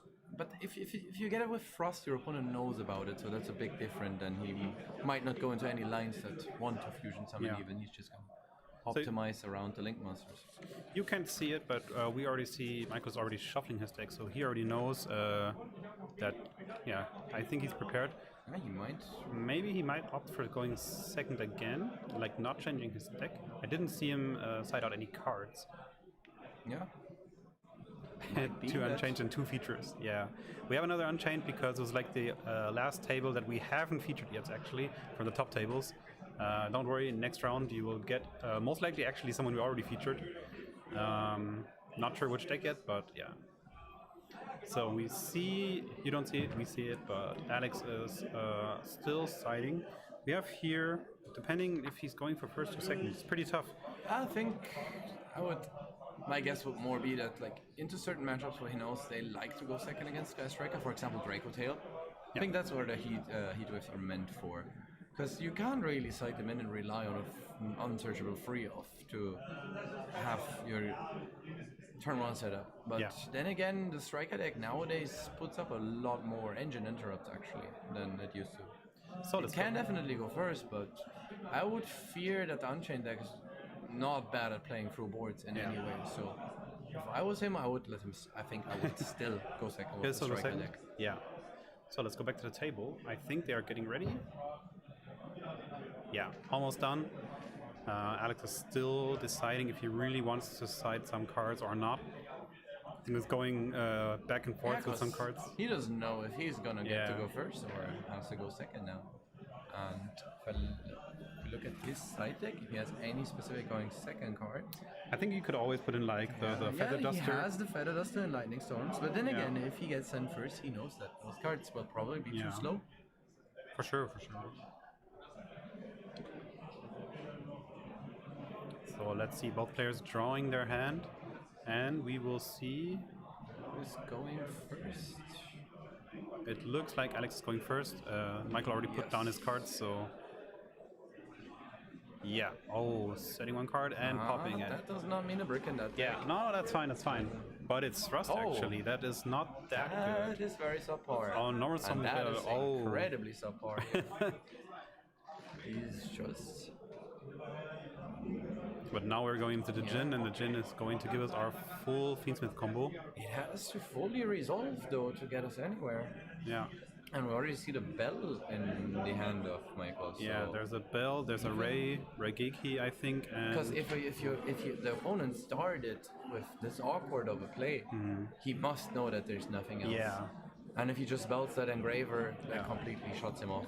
Bell and Thrust is kind of crazy, yeah. So shuffling back, getting the engraver. Here's the he's Bell going at this for point. And now, oh, he has a second Thrust actually. Thrust Yeah, and but Ash. what can Frost really get you? What do we have against here? Striker? It can grab Unchained cards. That's also one of the extension tools. But in terms of actual cards that stop your opponent, There's nothing there's here. nothing you can get here.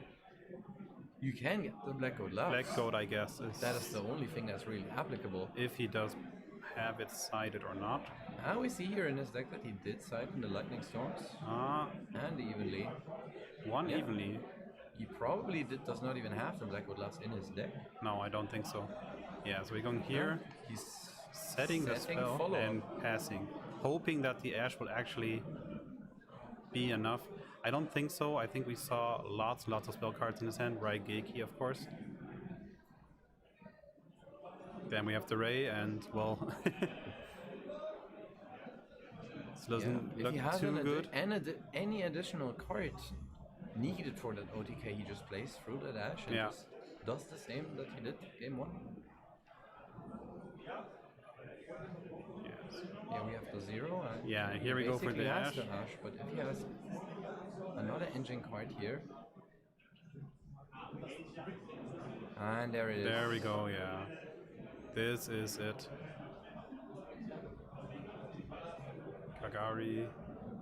Now if he doesn't mess up, that's like always an option.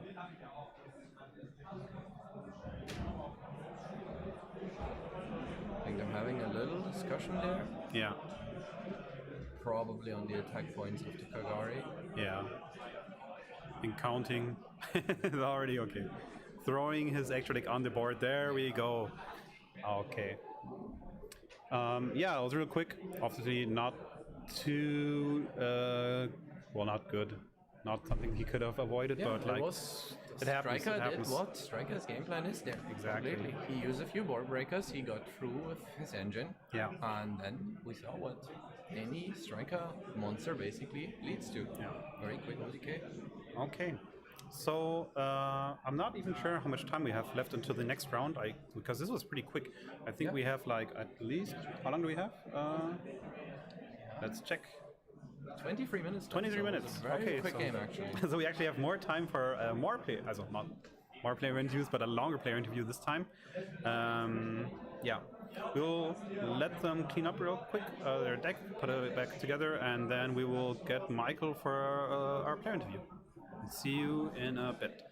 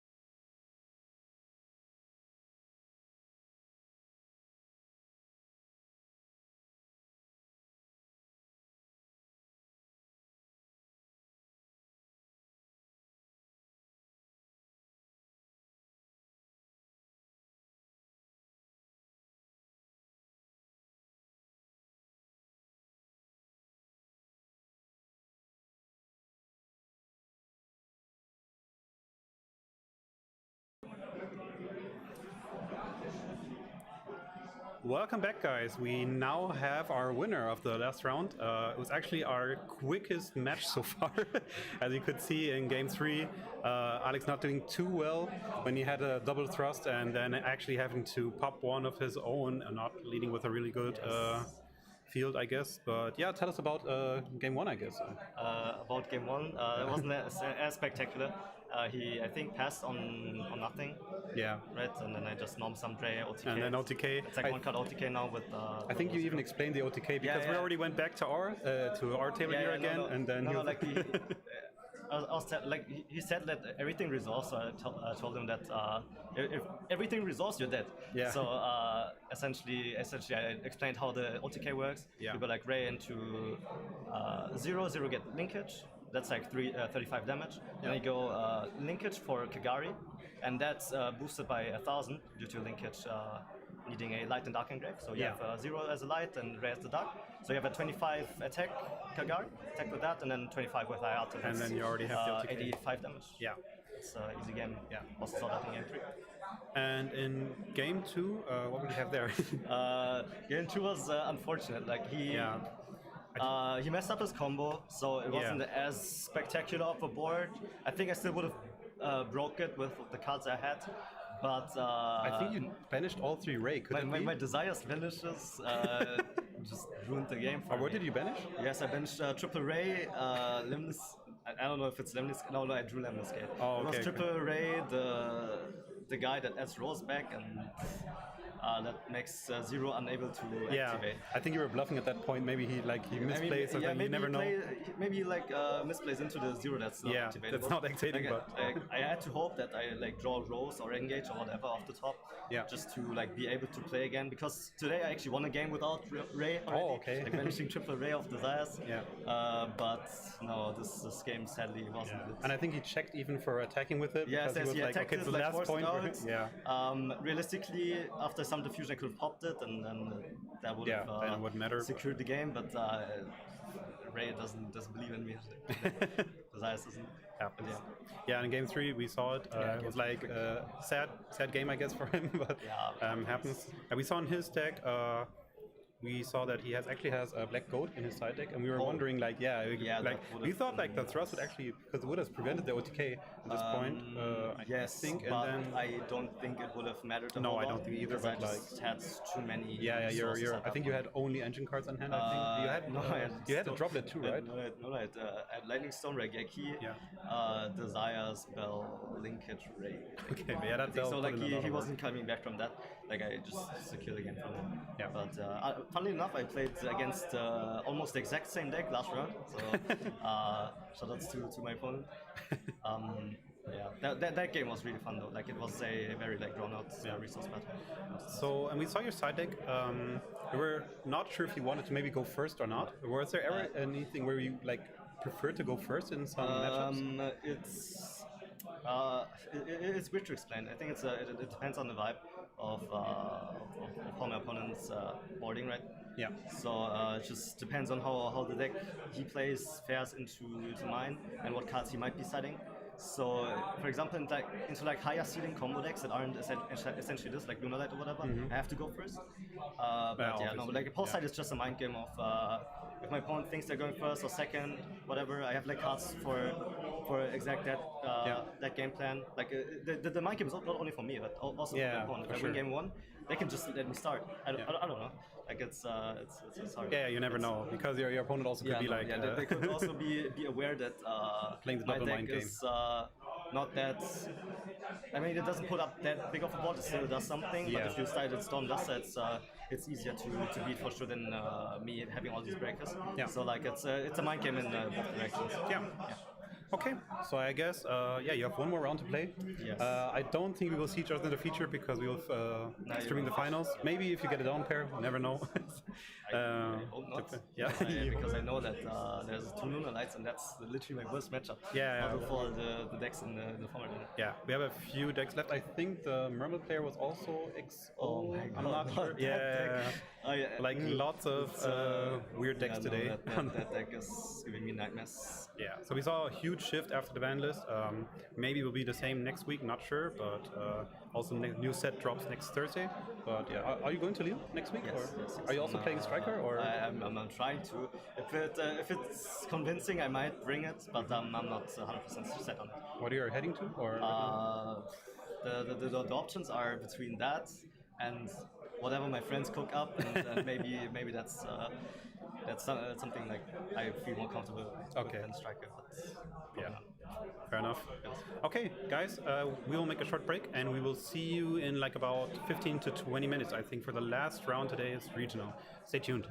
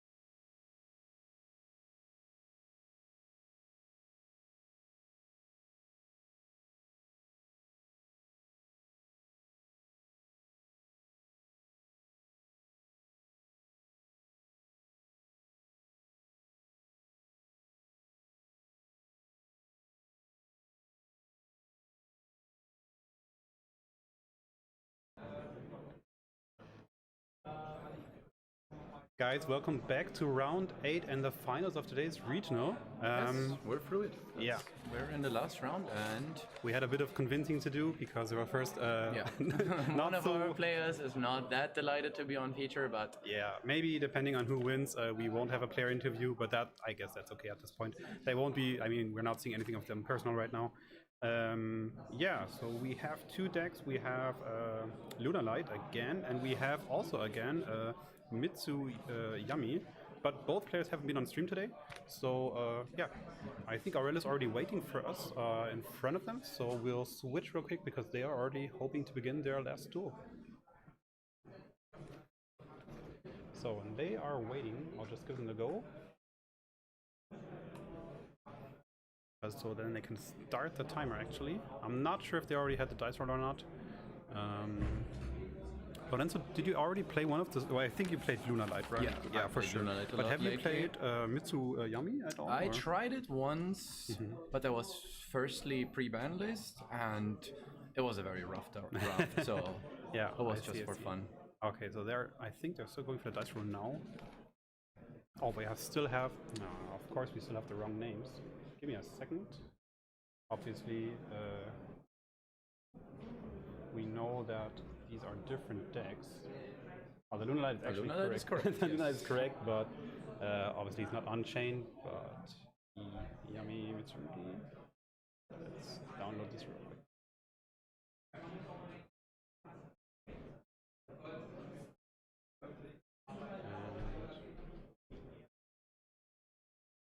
Okay. So time has started for them. They are already beginning. Yeah, we have Yami Mitsurugi here, See and the Mitsurugi Yami starting. already going in draw phase for the search here. Let me look at Johannes' deck list today.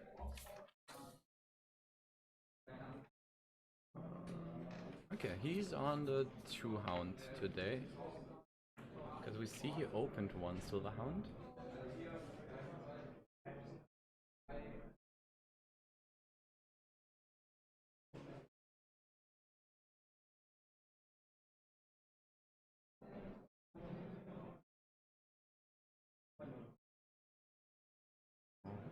Adding 2 ritual monsters here.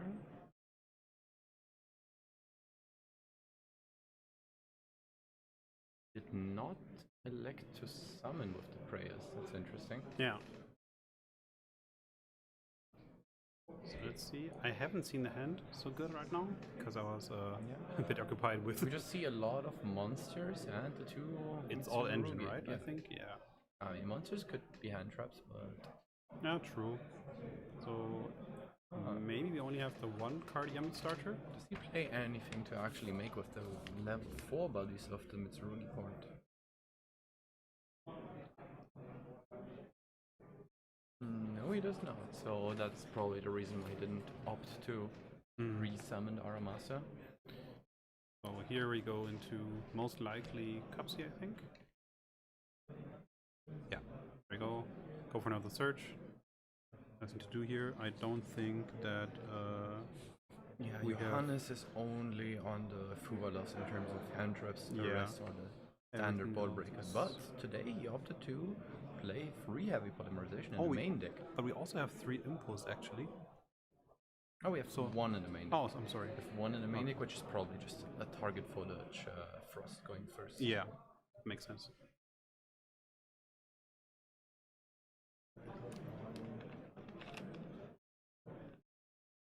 Another Snatchy coming in. I think at this point, Let's look at going to Lollipo, I guess. Lollipo getting back those monsters again. pretty Nothing special. standard Yeah. Mitsurugi, pretty standard Yami stuff first. No, we're not there yet. Yeah, well, we're probably gonna see the Mitsurugi part later. Go here.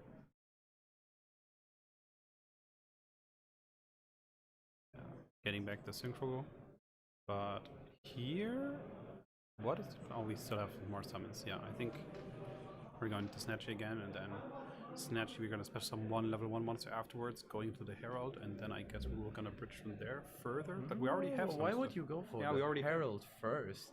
Oh, yeah. Because if you are gonna ritual summon from using a materials from deck, you just banishing them for no reason, which makes your later prayers a lot weaker. Especially the Saji. Oh, we already 'cause have everything here. Yeah. This deck is quite limited in its Mitsurugi grind. Yeah. Like the Mitsurugi engine is more meant as an additional board wipe and board breakers going second, basically. Yeah. But through that, the problem can be that you run out of them pretty quickly. And now we have the first banish from hand, since obviously, yeah, Herald is on the field. Now we summon a Murakumo here, and probably we're just going to get prayers. I think he also knows that his opponent is on Lunar Light. Yeah, by now. By now you should know it. And obviously keeping Herald on board is also pretty strong, I guess. And also Johannes Bauer is known for playing Lunar Light for Forever. quite a long now. It's like, okay.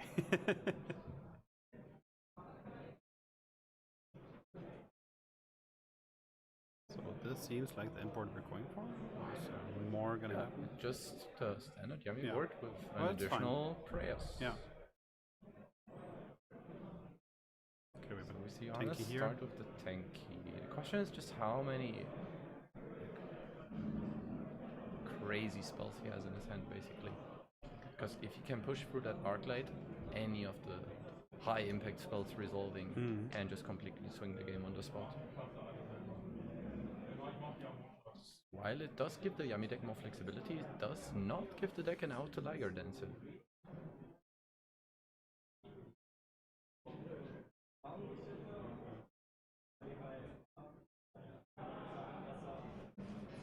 See the normal summon of the Gold Leo, which prompts the Cupsy.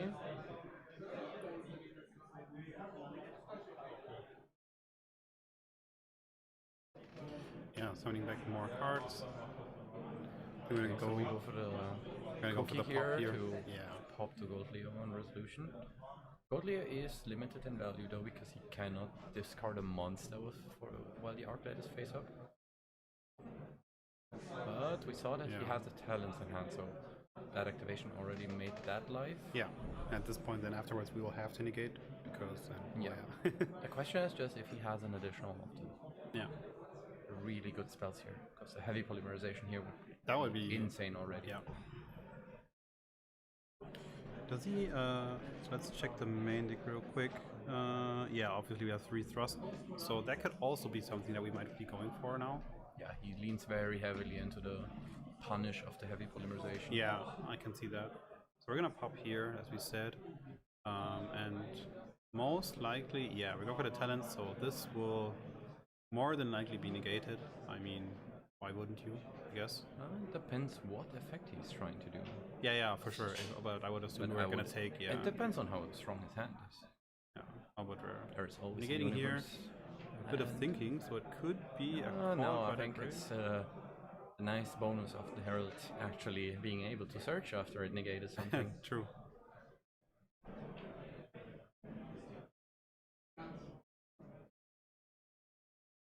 Yeah, we're searching here, and I see a foolish in his hand. Called No, by that the actually is grave. called by the grave. So we were thinking about maybe Yeah. actually pushing through the Herald. I guess he wanted to take at this point because this was, Yeah. I guess, the only card to actually break the Because board. you're not sure if you call the draw, if you're not just gonna get. Yeah, and there we have the foolish getting more into the board. Oh, we Yeah. have an Ash Blossom. Now this is good, obviously, for the call by. Yeah, there we go. I think he also thought about holding the call by for the Yeah, Murakumo. exactly, for stuff like But that. now his hand is getting very thin, so the we're- problem is the Murakumo will soon hit pretty hard. Yeah. Okay, summoning back 2. Yeah, Lollipop, great choice right now for banishing those resources. But he sends the Serenade Dance, which can be changed. Yeah, it can be chained. Yeah, Ash Blossom obviously banished since it was negated by Call by the Grave. So Lollipop was our. The nice part here is if he uses the Serenade Dance to discard the Silverhound, that also triggers. Okay, starting the reading action. And I think we had Lollipop, I guess, on either the trap or the monster, I think. Yeah, it has to still be Yeah.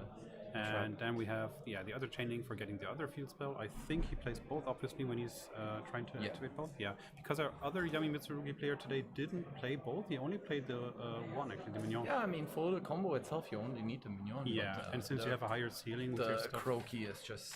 yeah, here it's great right now. I mean, now another interaction. Yeah, and you want to give the Yami engine the longevity it needs, because the Mitsu engine is running out after 2 turns usually. Yeah.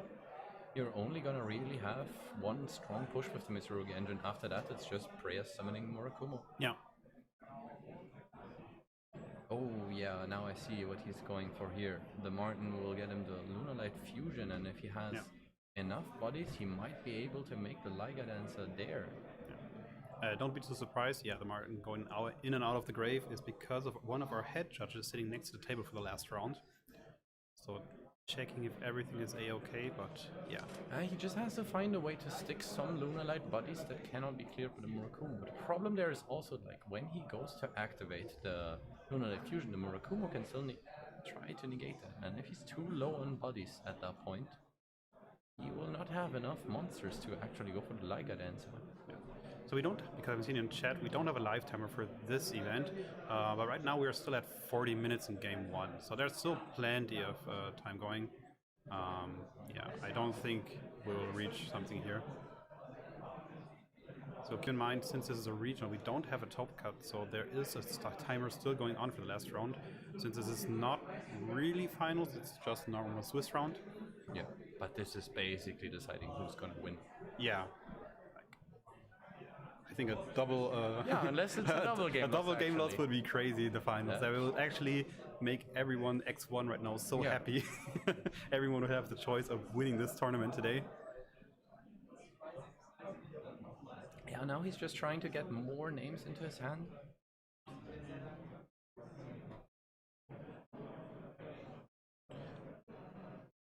There's still lots of interruptions on our other side of the board. We still can use Cookie to place 2 He flags actually down. used Emerald Bird to draw. That's something you don't see a lot. Maybe trying Now he gets a silver, and very well played here from Johannes. I think he's just explaining some stuff now. Yeah, he's just trying to fill the board with as many Lunalight monsters as possible. And the Emerald Bird here presents a body that you cannot destroy. It will still always summon back.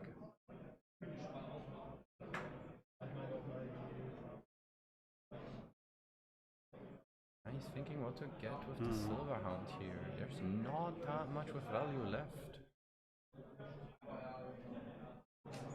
There is still the option to go for the Perfume Dancer with the Lunalight Fusion. Yeah.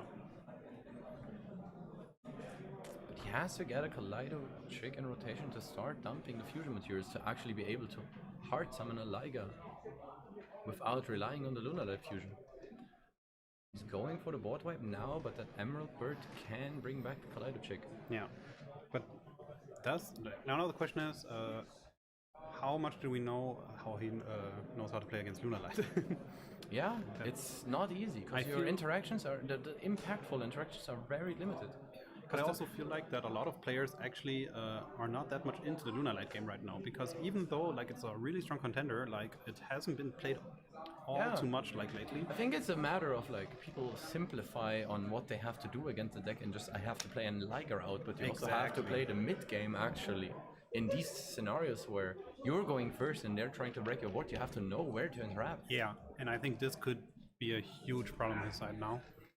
So I think he is out of good graveyard effects though. Yeah. Now we're popping this.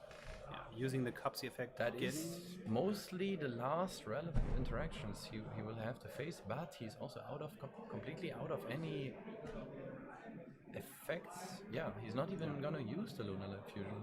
He's just going for Wolf here.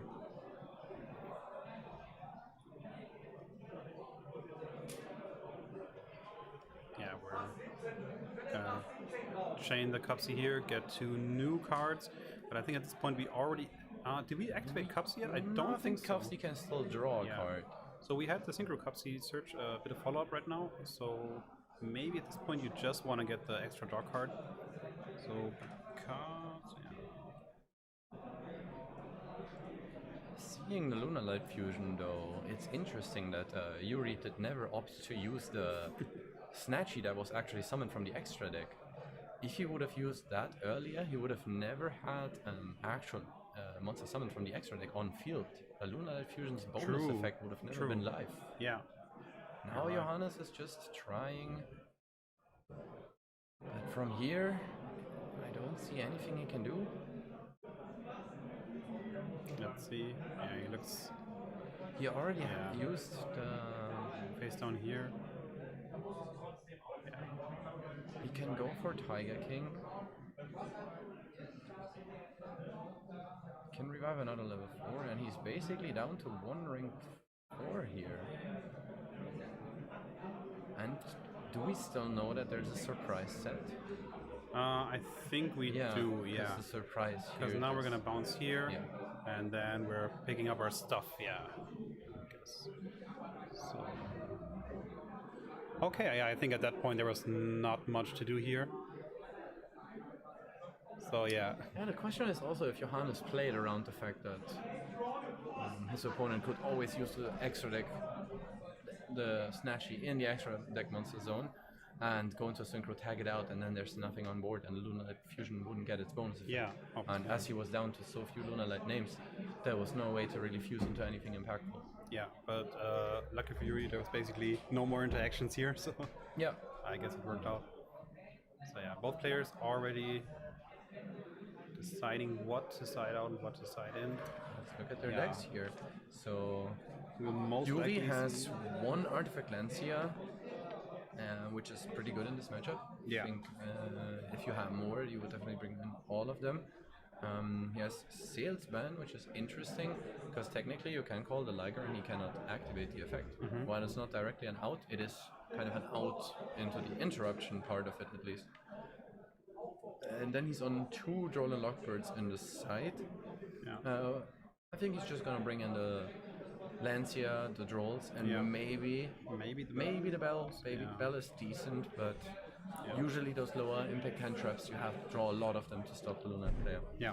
And from Johannes, we see he has the standard Ash Blossom for going first, which is try to trade with the Charmies most of the times. He has 2 additional copies of Dominus Impulse, and he has the Black Oat Laughs on his side, which Black Oat Laughs as a thrust target into Yami is a really, really good card. You just call the Snatchy and they can basically not do anything, and especially not set up anything for your turn. Yeah. So let's go back. I think they are ready. Give me a second. I think they're shuffling up their decks. Yeah, there we go. So it's pretty sure that we're gonna see Johannes go first here. Yeah, pretty sure. I don't see why we wouldn't do that. Because I see also in Yuri's decklist he does not play a single Liger Dance out. No, I think he's just either he didn't respect it enough, because like I said earlier, Yeah, I think or you go with the approach that you have to hand trap them enough for them to never summon the Liger Dancer. But I don't think there's that much hand traps going on there to actually. I guess if you draw the right combination, it could work. But yeah, but especially against a player as seasoned with the deck as Johannes, it's gonna be tough. So if the first Lunar Light card here.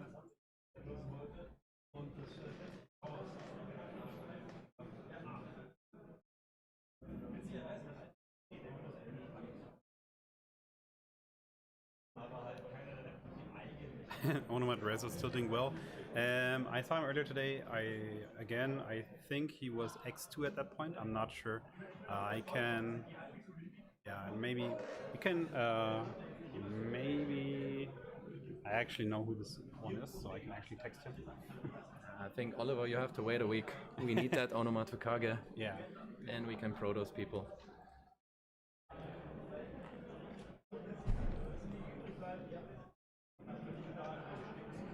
Okay. I actually asked him real quick. Maybe you can tell us. But yeah, I mean, guess you he's want to still see playing these that. results now because it's the first week of a new format. Basically, you want to do what's doing well. You want to do how represented everything is and how you prepare against everything. Because we saw today, it's a lot of Mitsurugi. Yeah. And this was while it was quite expected, the representation of Draco Tail especially surprised me that it was not that represented. It was even not though that it, high from today, all yeah. the Justice Hunters deck, it had no hits. Yeah. So we had a talent now that was drawing 2 cards. Going strong, so I guess we didn't look at the hand. Yeah, that kind of implies that he did need some additional extenders I there. think so too, yeah.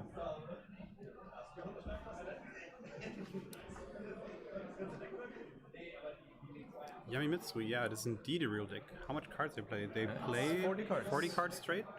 Usually you build a Herald, then link it away, and then with the effect of Herald you actually get to look up your ritual cards, which usually doesn't come up for Yami obviously, but here you can build it in engine, then search for your Mitsurugi cards, and then go into full combo afterwards. How's Lumpy? That's a good question. We tried to get him on feature actually before, but yeah, we were thinking about getting him on feature, but unfortunately he wasn't at the top tables today. I'm not sure. I think he was X2 at some point. Maybe, to be honest, I think we could have maybe tried to get him in a round earlier. Would have been a 4-2. Okay, yeah, that would have been a fun interaction here on stream actually. But yeah, we will be hosting more regionals in the future. Not the regionals themselves, but like the casting. So we will get some more people on stream, don't worry.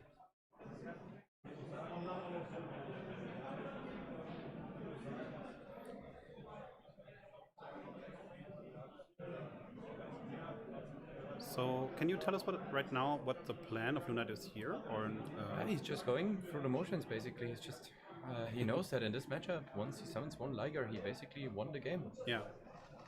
And at this point, it's really hard to stop. Yeah. And I don't think... Can we check again? I don't think there was anything. We only have the Nibiru also, which is also... Yeah, and Nibiru doesn't stop the Liger no. from coming down once you have the Wolf with the materials engraved. It's too late there. Not sure. I think there was a drones in hand. Couldn't make it out too good. Right here. As sad as it sounds, the only thing that really matters is can he stop him from summoning the Liger? Yeah. He is going for the M7 line here. To be honest, it was good though that he won the game 1. I think that was like the most important thing. Yes. Even if he definitely. builds like a huge unbreakable board, we have a game 3 afterwards. Yeah, and he gets to go he first. gets to go first. He gets yeah. to side in the cards he wants, the hand traps he wants. So that is going to be a huge deal here. I think even going forward into this format, winning game 1 is really, really important. Especially if you're looking, gonna look at YCS Lille and also other regionals, YCS Bologna. Because we also saw today that D-barrier is in so many side ticks, and there's very few decks that are unaffected by dimensional barrier, and it's gonna be really hard to win the game where you're going second and your opponent gets to side they're going first cards. So we have the judge checking the graveyard, also Yuri checking his hand again. He may have something left there, but I'm not sure what he's like at this point. Like you said, I don't really see it. Wait, there we might have an interaction. We have the Nibiru. Yeah, here. there is a Nibiru in hand. He's still thinking if he wants to use it, I think. Not sure. But he's already communicating that he has it. Like at this point, kind of weird. Okay, not using it, I guess. He's asking for cards he knows in Johannes' hand. Yeah, there it is. Getting everything from the board. Summoning that YCS token.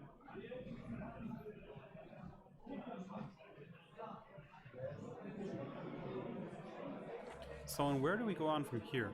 Johannes is on 2 Kaleido chicks, so he still has the Serenade Dance engraved, which I can think summon. we're activating a thrust actually. Yeah, but even past that, the Serenade Dance can get him the second Kaleido chick, which at worst can dump the Leo Dancer, and he has 1 Liger. Yeah. But I think he's actually still trying to do more than just that here. Yeah, I think he wants to show the whole stream what this deck can do.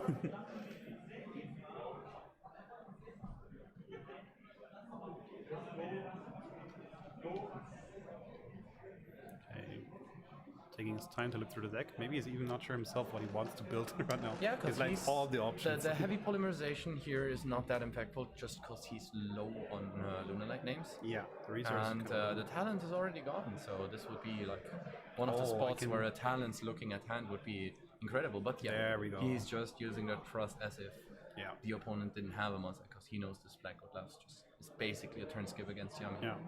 But then again, you're replaying the Mitsurugi engine, he does still have something to do under it. Yeah. So now we're gonna go on more summoning again. I don't think Yuri had any more. Oh, we're reading Black Code at this point. Okay. Yeah. I don't think Yuri doesn't have any more interactions on his turn. I'm not sure, to be honest, but I think this was all of the hand drops we had. And now here comes the maybe first and last like a dancer.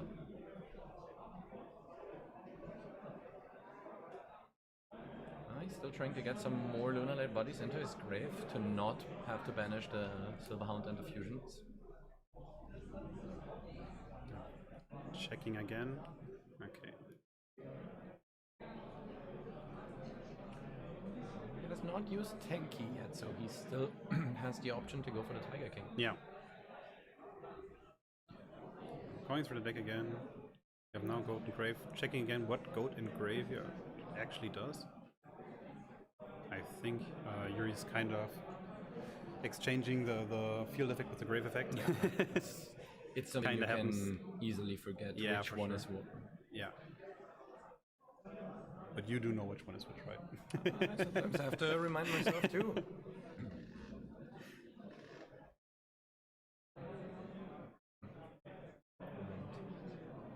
Here we see one Liger Dancer summoned from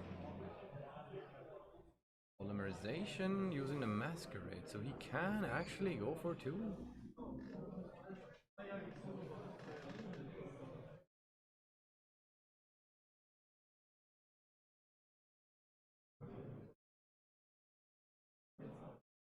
He's still a bit unsure. He's clarifying that the Kaleido chick sent the Leo Dancer to take its name, and he's using that as the Leo Dancer from field.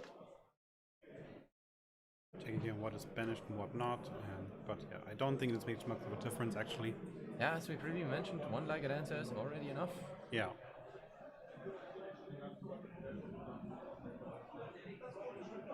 There we go. Not quite sure why he had to banish the Leo Dancer here.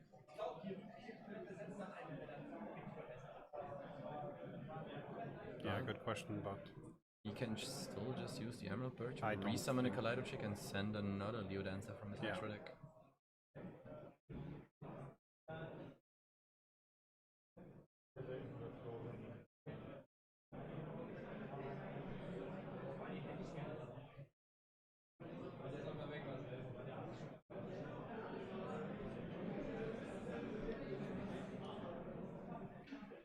He's thinking if there's anything he can use the Kaleido Chick for before just fusing it away.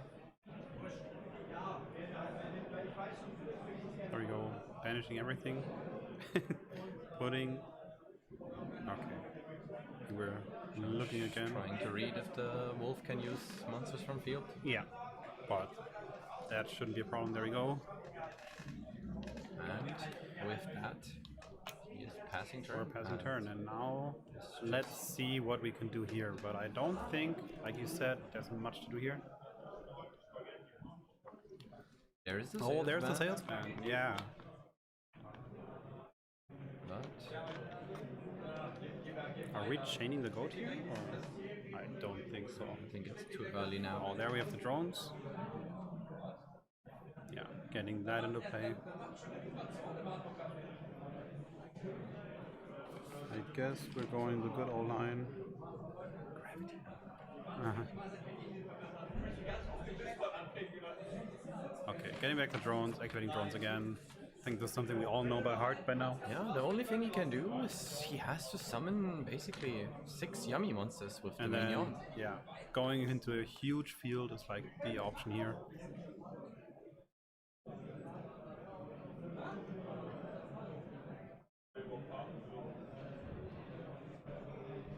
Borrow Sword. Yeah, Borrow Sword would be a crazy card here at this point.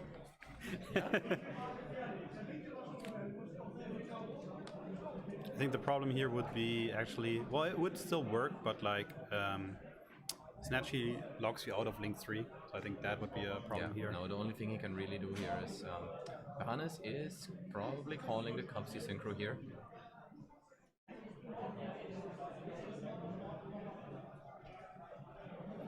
Yeah. It would make sense because Yeah, maybe Johannes there knows, we go, yeah. Johannes knows he just has to hold him off from a lot of yummy buddies, because Yeah. summoning 6 yummies is a lot to ask for. There we go. And back to us. Okay, so yeah. Yeah. We are in this game 3 we talked about We now. are in game 3 and Yuri gets to go first with his preferred. And now, taking a look, we still he have does not- 20 minutes left. He does not play Dimensional Barrier here, which could be huge, because Dimensional Barrier against Lunar Light is basically a turn This skip. would be- And he is not playing it. He's just on a lot of generic going second hand trips, which now he at least gets to decide which ones he wants in his deck. He's not gonna have Fuba anymore. Yeah. And from there, we're gonna see what he's gonna do again. Is the game 1 board enough? Because Johannes also will side now his high impact board breakers that are specifically tailored into the Yami matchup, like the Dark Lunar, like additional copies of Lunar Light Fusion, which if you activate them very quickly at the start of the turn, they can just either give you a straight up Liga Dancer where you win the game with it, or they can just make a Perfume Dancer for basically free, because you get to send one material from the main, from the deck.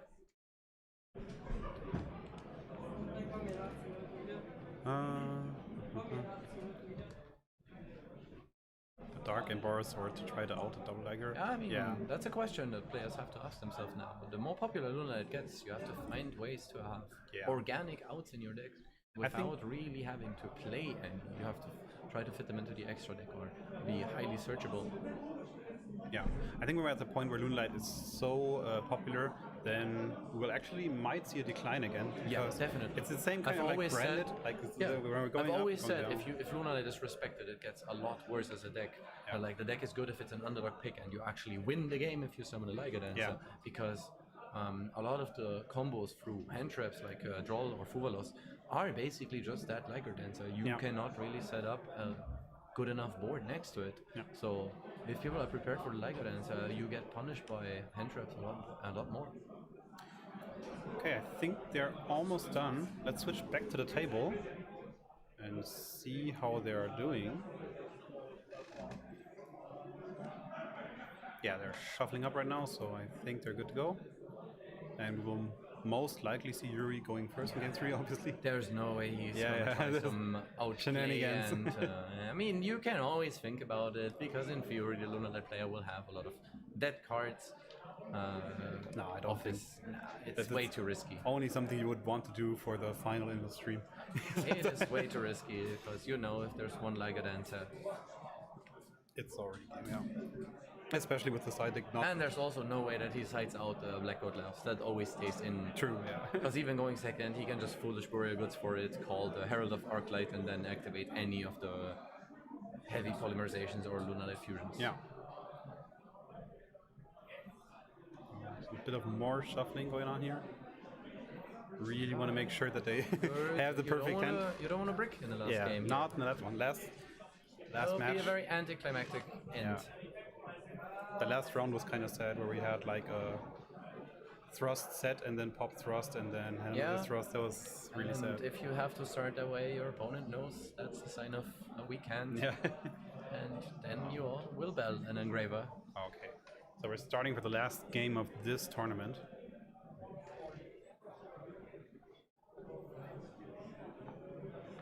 We see a mixed hand. I can already see. I think I saw a minion hard drawn. I saw one field split for sure. I wasn't sure which one. I thought it was a crow keep. Maybe we saw both even. That could be. Both would be very unfortunate. Oh, he actually, it makes actually has a sense. droll I out forgot there are just because we didn't see them in game 2. I already almost forgot there are Mitsurugi cards in his deck, so the droll is a lot stronger into this version. Yeah. Especially into start with engage, because there we go. If you can block off the Copsy Synchro from adding. Here we're gonna go back into drones. Most likely. The question is drones now, again. how many yummies did he open with? Yeah, because now we don't have access to any yummies at all. So, He but needs we're to have still going. drawn some of them. And what are we going here? Now we have to still go into a synchro, just even to just link it off. Yeah. Let's see. I think it's a cookie. Cookie. Yeah. So we're going Looks like cookie. that's just a throwaway synchro of Yeah. choice here. Yeah, still thinking. Johannes' hand. Okay, we have a cupsy here. That's actually kind of Johannes' nice. hand is really strong though. He has a talent and a heavy polymerization already. So we're going for a field split here. So this is mignon, so that means he has a croaky in hand. Because he has one left. Yeah. Yeah, but without the ad from the Pupsy, it's a lot more costly to make the Herald of the surprise. Arclight here. No surprise, no other yummy monsters. But he knows that the Herald of the Arclight is basically mandatory on his end board, otherwise any of the breaker spell just completely win him the game. Exactly. So And yes, we see here he's prioritizing. So at this point, to be honest, I think he should have activated our croaky actually. Because if there's any point where I would nip, for example, like it's not happening, but we don't know that, like he doesn't know that. And he has a croaky in hand, and he already used the special summon, right? Or did he not? Oh no, he did not use, never mind. Yeah, but Now the other thing is like, I think Lunalight to an extent is so solved already that most people know which non-engine to expect from Lunalight. That's fair. Also, he didn't use a Link 1, so the field spell effect. So could now have is the point where we can exchange it because and now he only has to play through the one Arclight to make his heavy polymerization live. Did he pass without activating the croaky? Yeah. Can Snatchy activate the field spells from hand? Yes, you can activate from Snatchy from hand. And there we have the heavy polymerization. Now the question is that the last one he has? Because starting with that implies it's a bit weird that he doesn't have anything to actually bait the Herald of the Arclight here. And yes, he is again. Oh, Called by the grave. Now, if you don't have a bell here, that's no. He actually has a play, but I don't know if he's gonna see it to just tag out the Synchro Monster and not summon anything back. That would force Johannes to have 3 Lunalights in hand. Yeah, the Acros in hand, but no chain here, so we are going to full fusion summon a Liger Dancer, and that could basically be it. Yeah. And now he gets the talents and maybe play even further. Yeah, we have talents. We can even. I think here we might even want to look at the. I don't think you want to. You want to just draw anything that next to the Liger just goes for game here. Okay. Even the Tiger normal summon should be enough.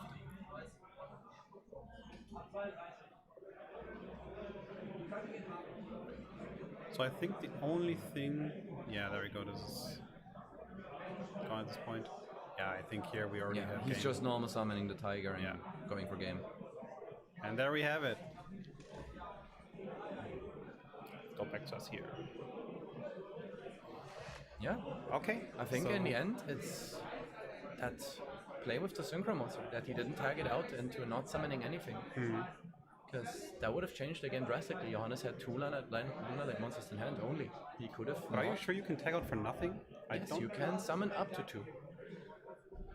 Because even the Cupsy Synchro, if it searches, if you make it with Kagari and the Hornet drones, you can still dodge an Imperm. You're not going to get anything summoned back, but that's why Imperm is so awkward against the deck. Because even in those scenarios, you can still dodge the Imperm. Yeah. We will check real quick, and if you can get that player interview, since we're not sure actually if. We also don't know how much time we have left until we have to leave here, because they might want to finish up. Oh, I think that's fine, but yeah. Let's see. We'll be back in a moment.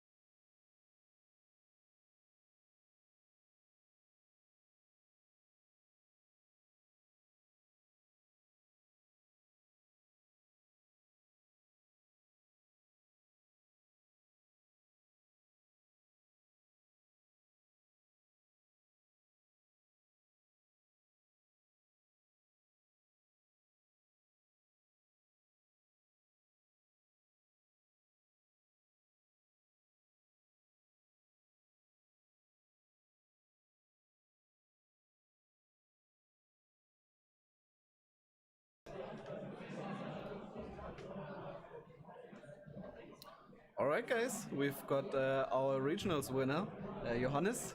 Congrats to your win.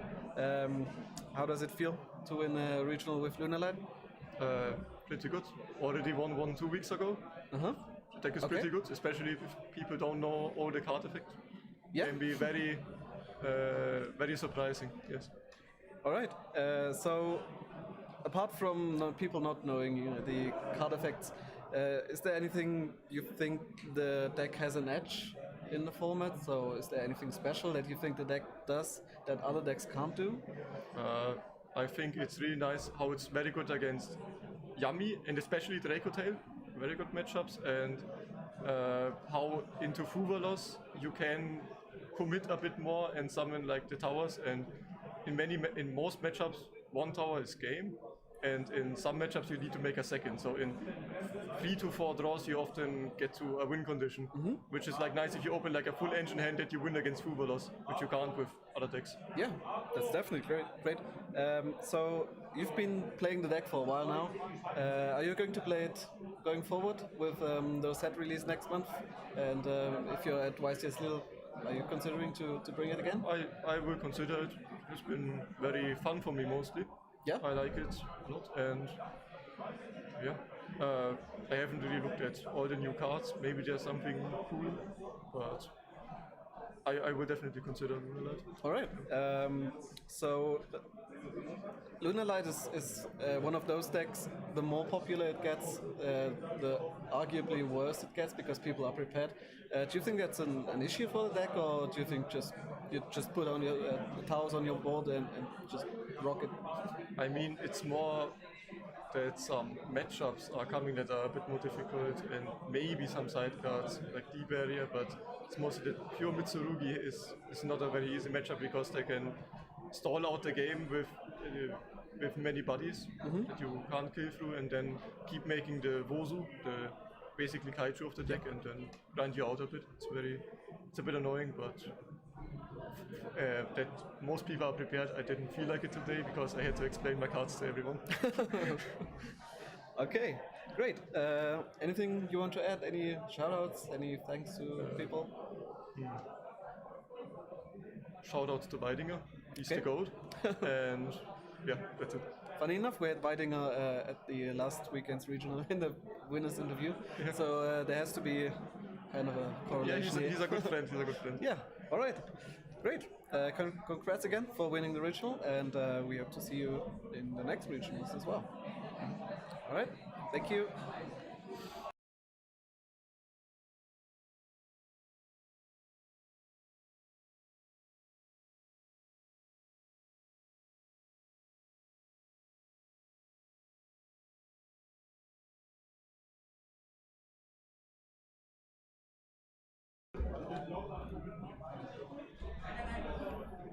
Hi guys, it's us again. Stay tuned. We'll be back online in 2-3 minutes. We might have something again. If not, at least something to say goodbye. Yeah, stay tuned. We'll be right back.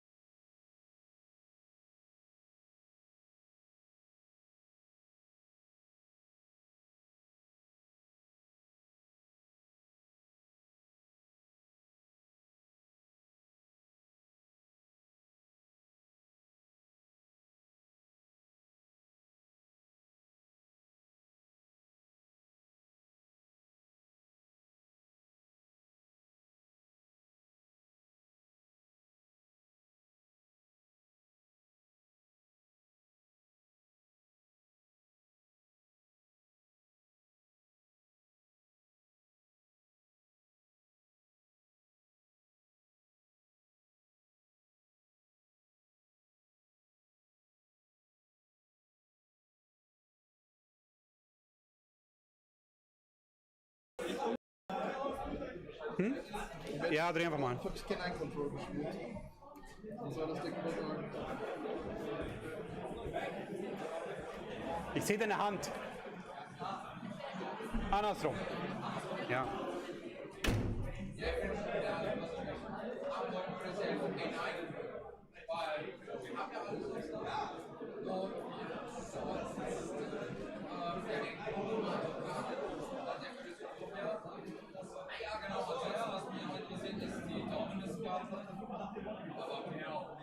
Digga, was ist das denn?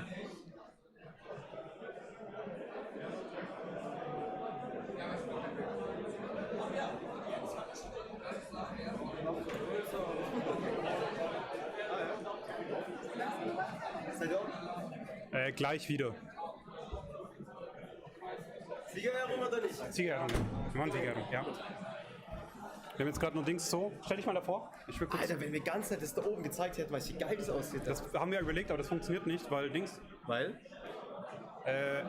Nimm mal Kamera runter. Achso, die sehen die Hand dann so rum? Ja, man sieht die Hand. Schade. Das wollten wir fürs Finale machen, ist sogar gefragt, aber das funktioniert nicht. Unterschieden? Das ist übertrieben krass aus. 350 Live-Zuschauer teilweise. Ach, ist ein Wahnsinn, Alter. Schau mal in die Kamera. Schau in die Kamera. Schau in die Kamera. Schau in die Kamera rein.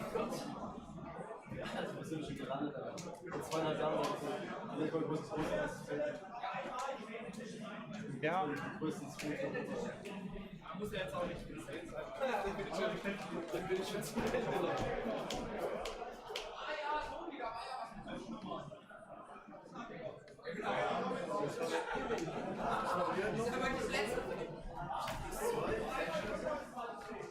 Man könnte vielleicht vielleicht schon ein bisschen weiter rüberstellen, dass man mehr vom Körper sieht.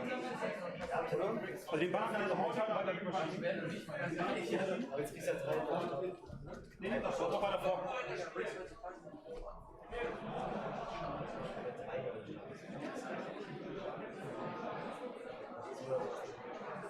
Ja, ja, schon. Fast. Ich glaube, der Tisch kommt ein bisschen weiter weg vom Banner, damit man mehr Mensch sieht. Ja.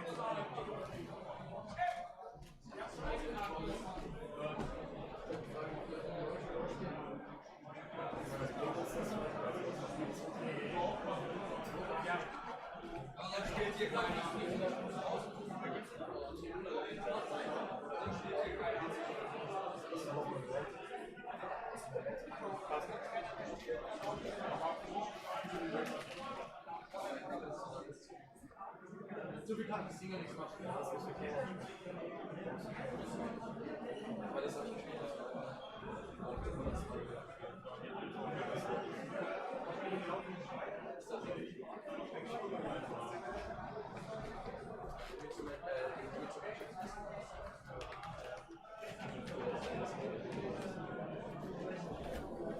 Ja.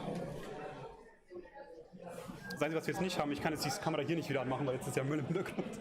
Ja, ja, würde ich jetzt auch nicht machen, einfach nur als uns als Talker hier sozusagen.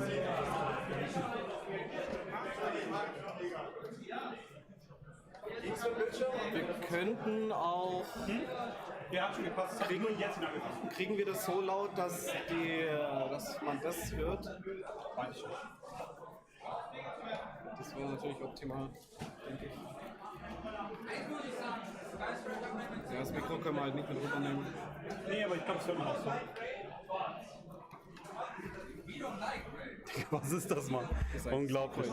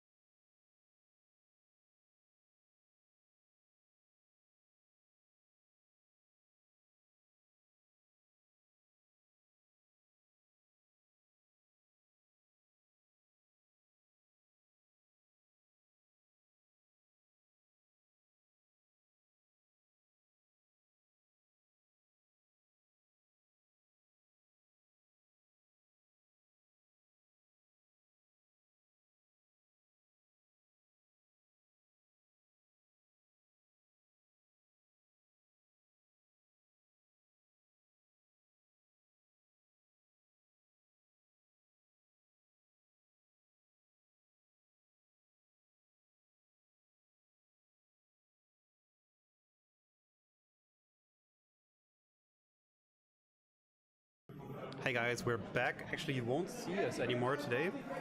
Maybe in front, but we're showing the prizes.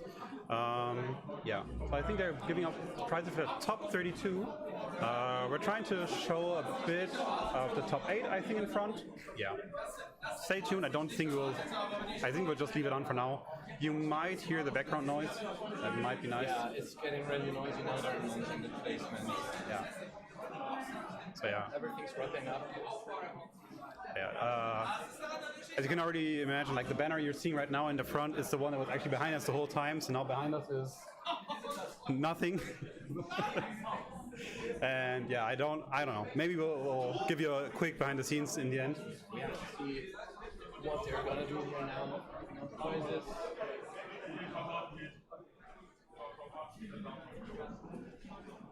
Okay, I think they're still getting ready. And let's see. I don't have that many drum rolls to give, to be honest.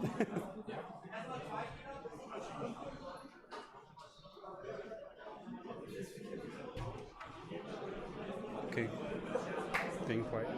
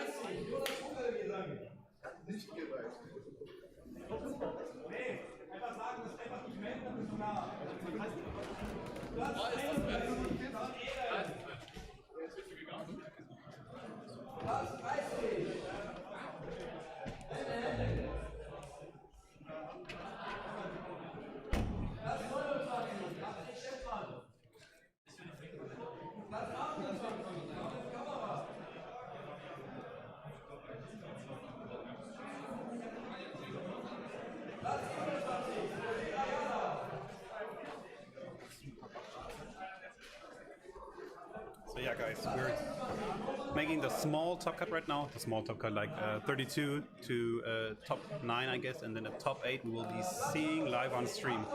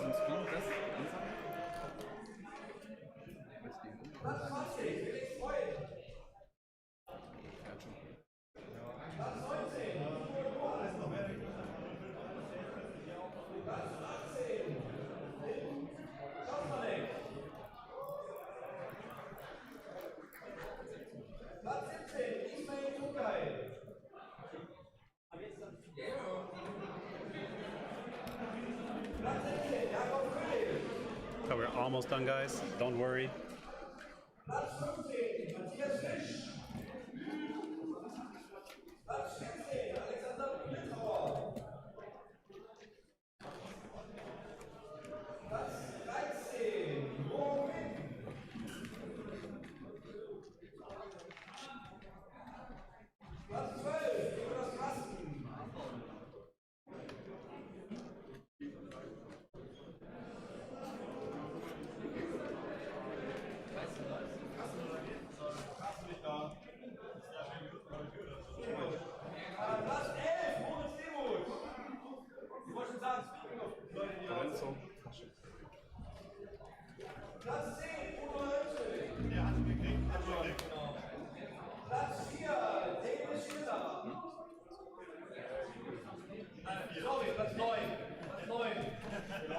Okay, guys, we're almost done.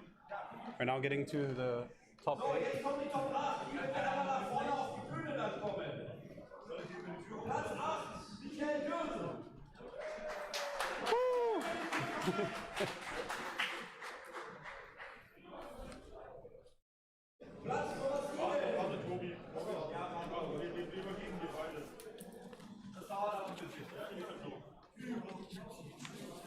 We have our first player that we already had today in the stream. There he goes again. Yeah. They're also showing the stream right now in the venue, so I think that's one of the reasons why they really wanted to show this. They're a bit on a delay, but yeah.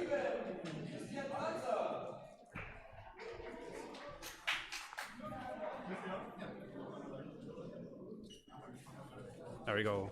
Number 2.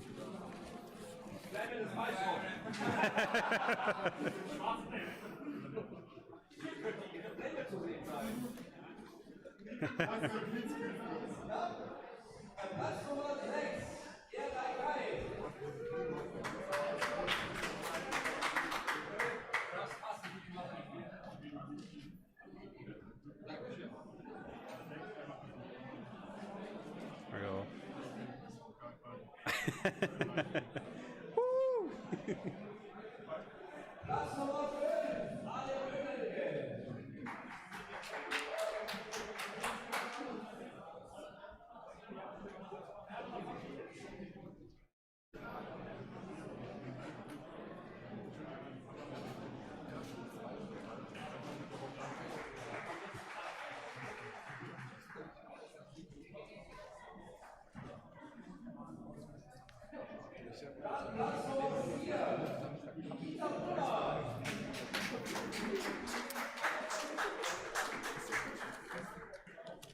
And we have Nikita again? Yeah.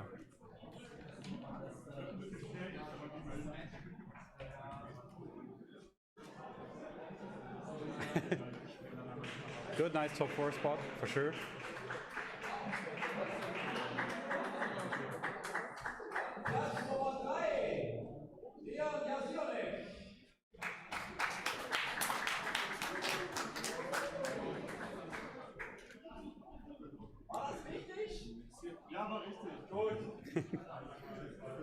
And another one of our spots we had today.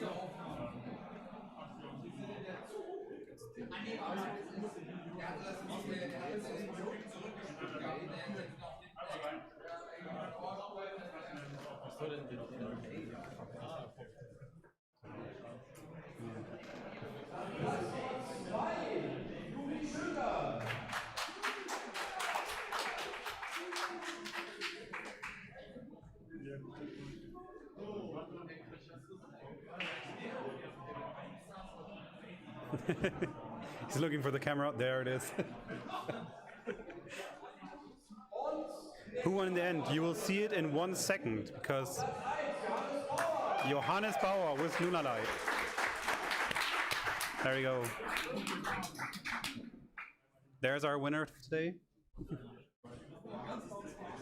Yeah.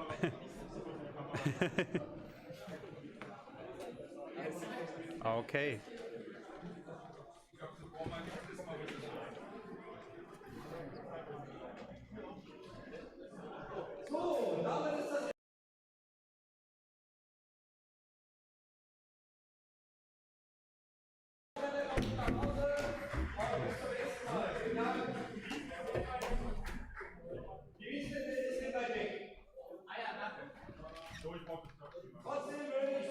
Okay, guys, let's see if I can make this work. Not really. Alright, maybe a bit to the left, right? I'll just go. Or to the left, right. Okay. That's fine. Wait, I had to head up. Okay, as you can see, our banner's already gone. Thank you guys so much for watching today. We don't know which region is next for us. We're not sure. But I think you are going to be WCQ? No. No. Are you going to be WCQ? No, also not. Okay. I will be WCQ. If you want to hit me up, we can talk. And yeah, we'll see you most likely in the next video. Maybe soon Bavaria. We're not sure. We're still talking on some stuff. And yeah, see you guys soon. And thank you again for watching. Make sure to check out actually our sponsors. We have Redify, we have Gosus Economy, we have Card Market. Also, thanks so much for FUNtainment for letting us host this today. And yeah, maybe see you guys soon. Take care. Bye bye.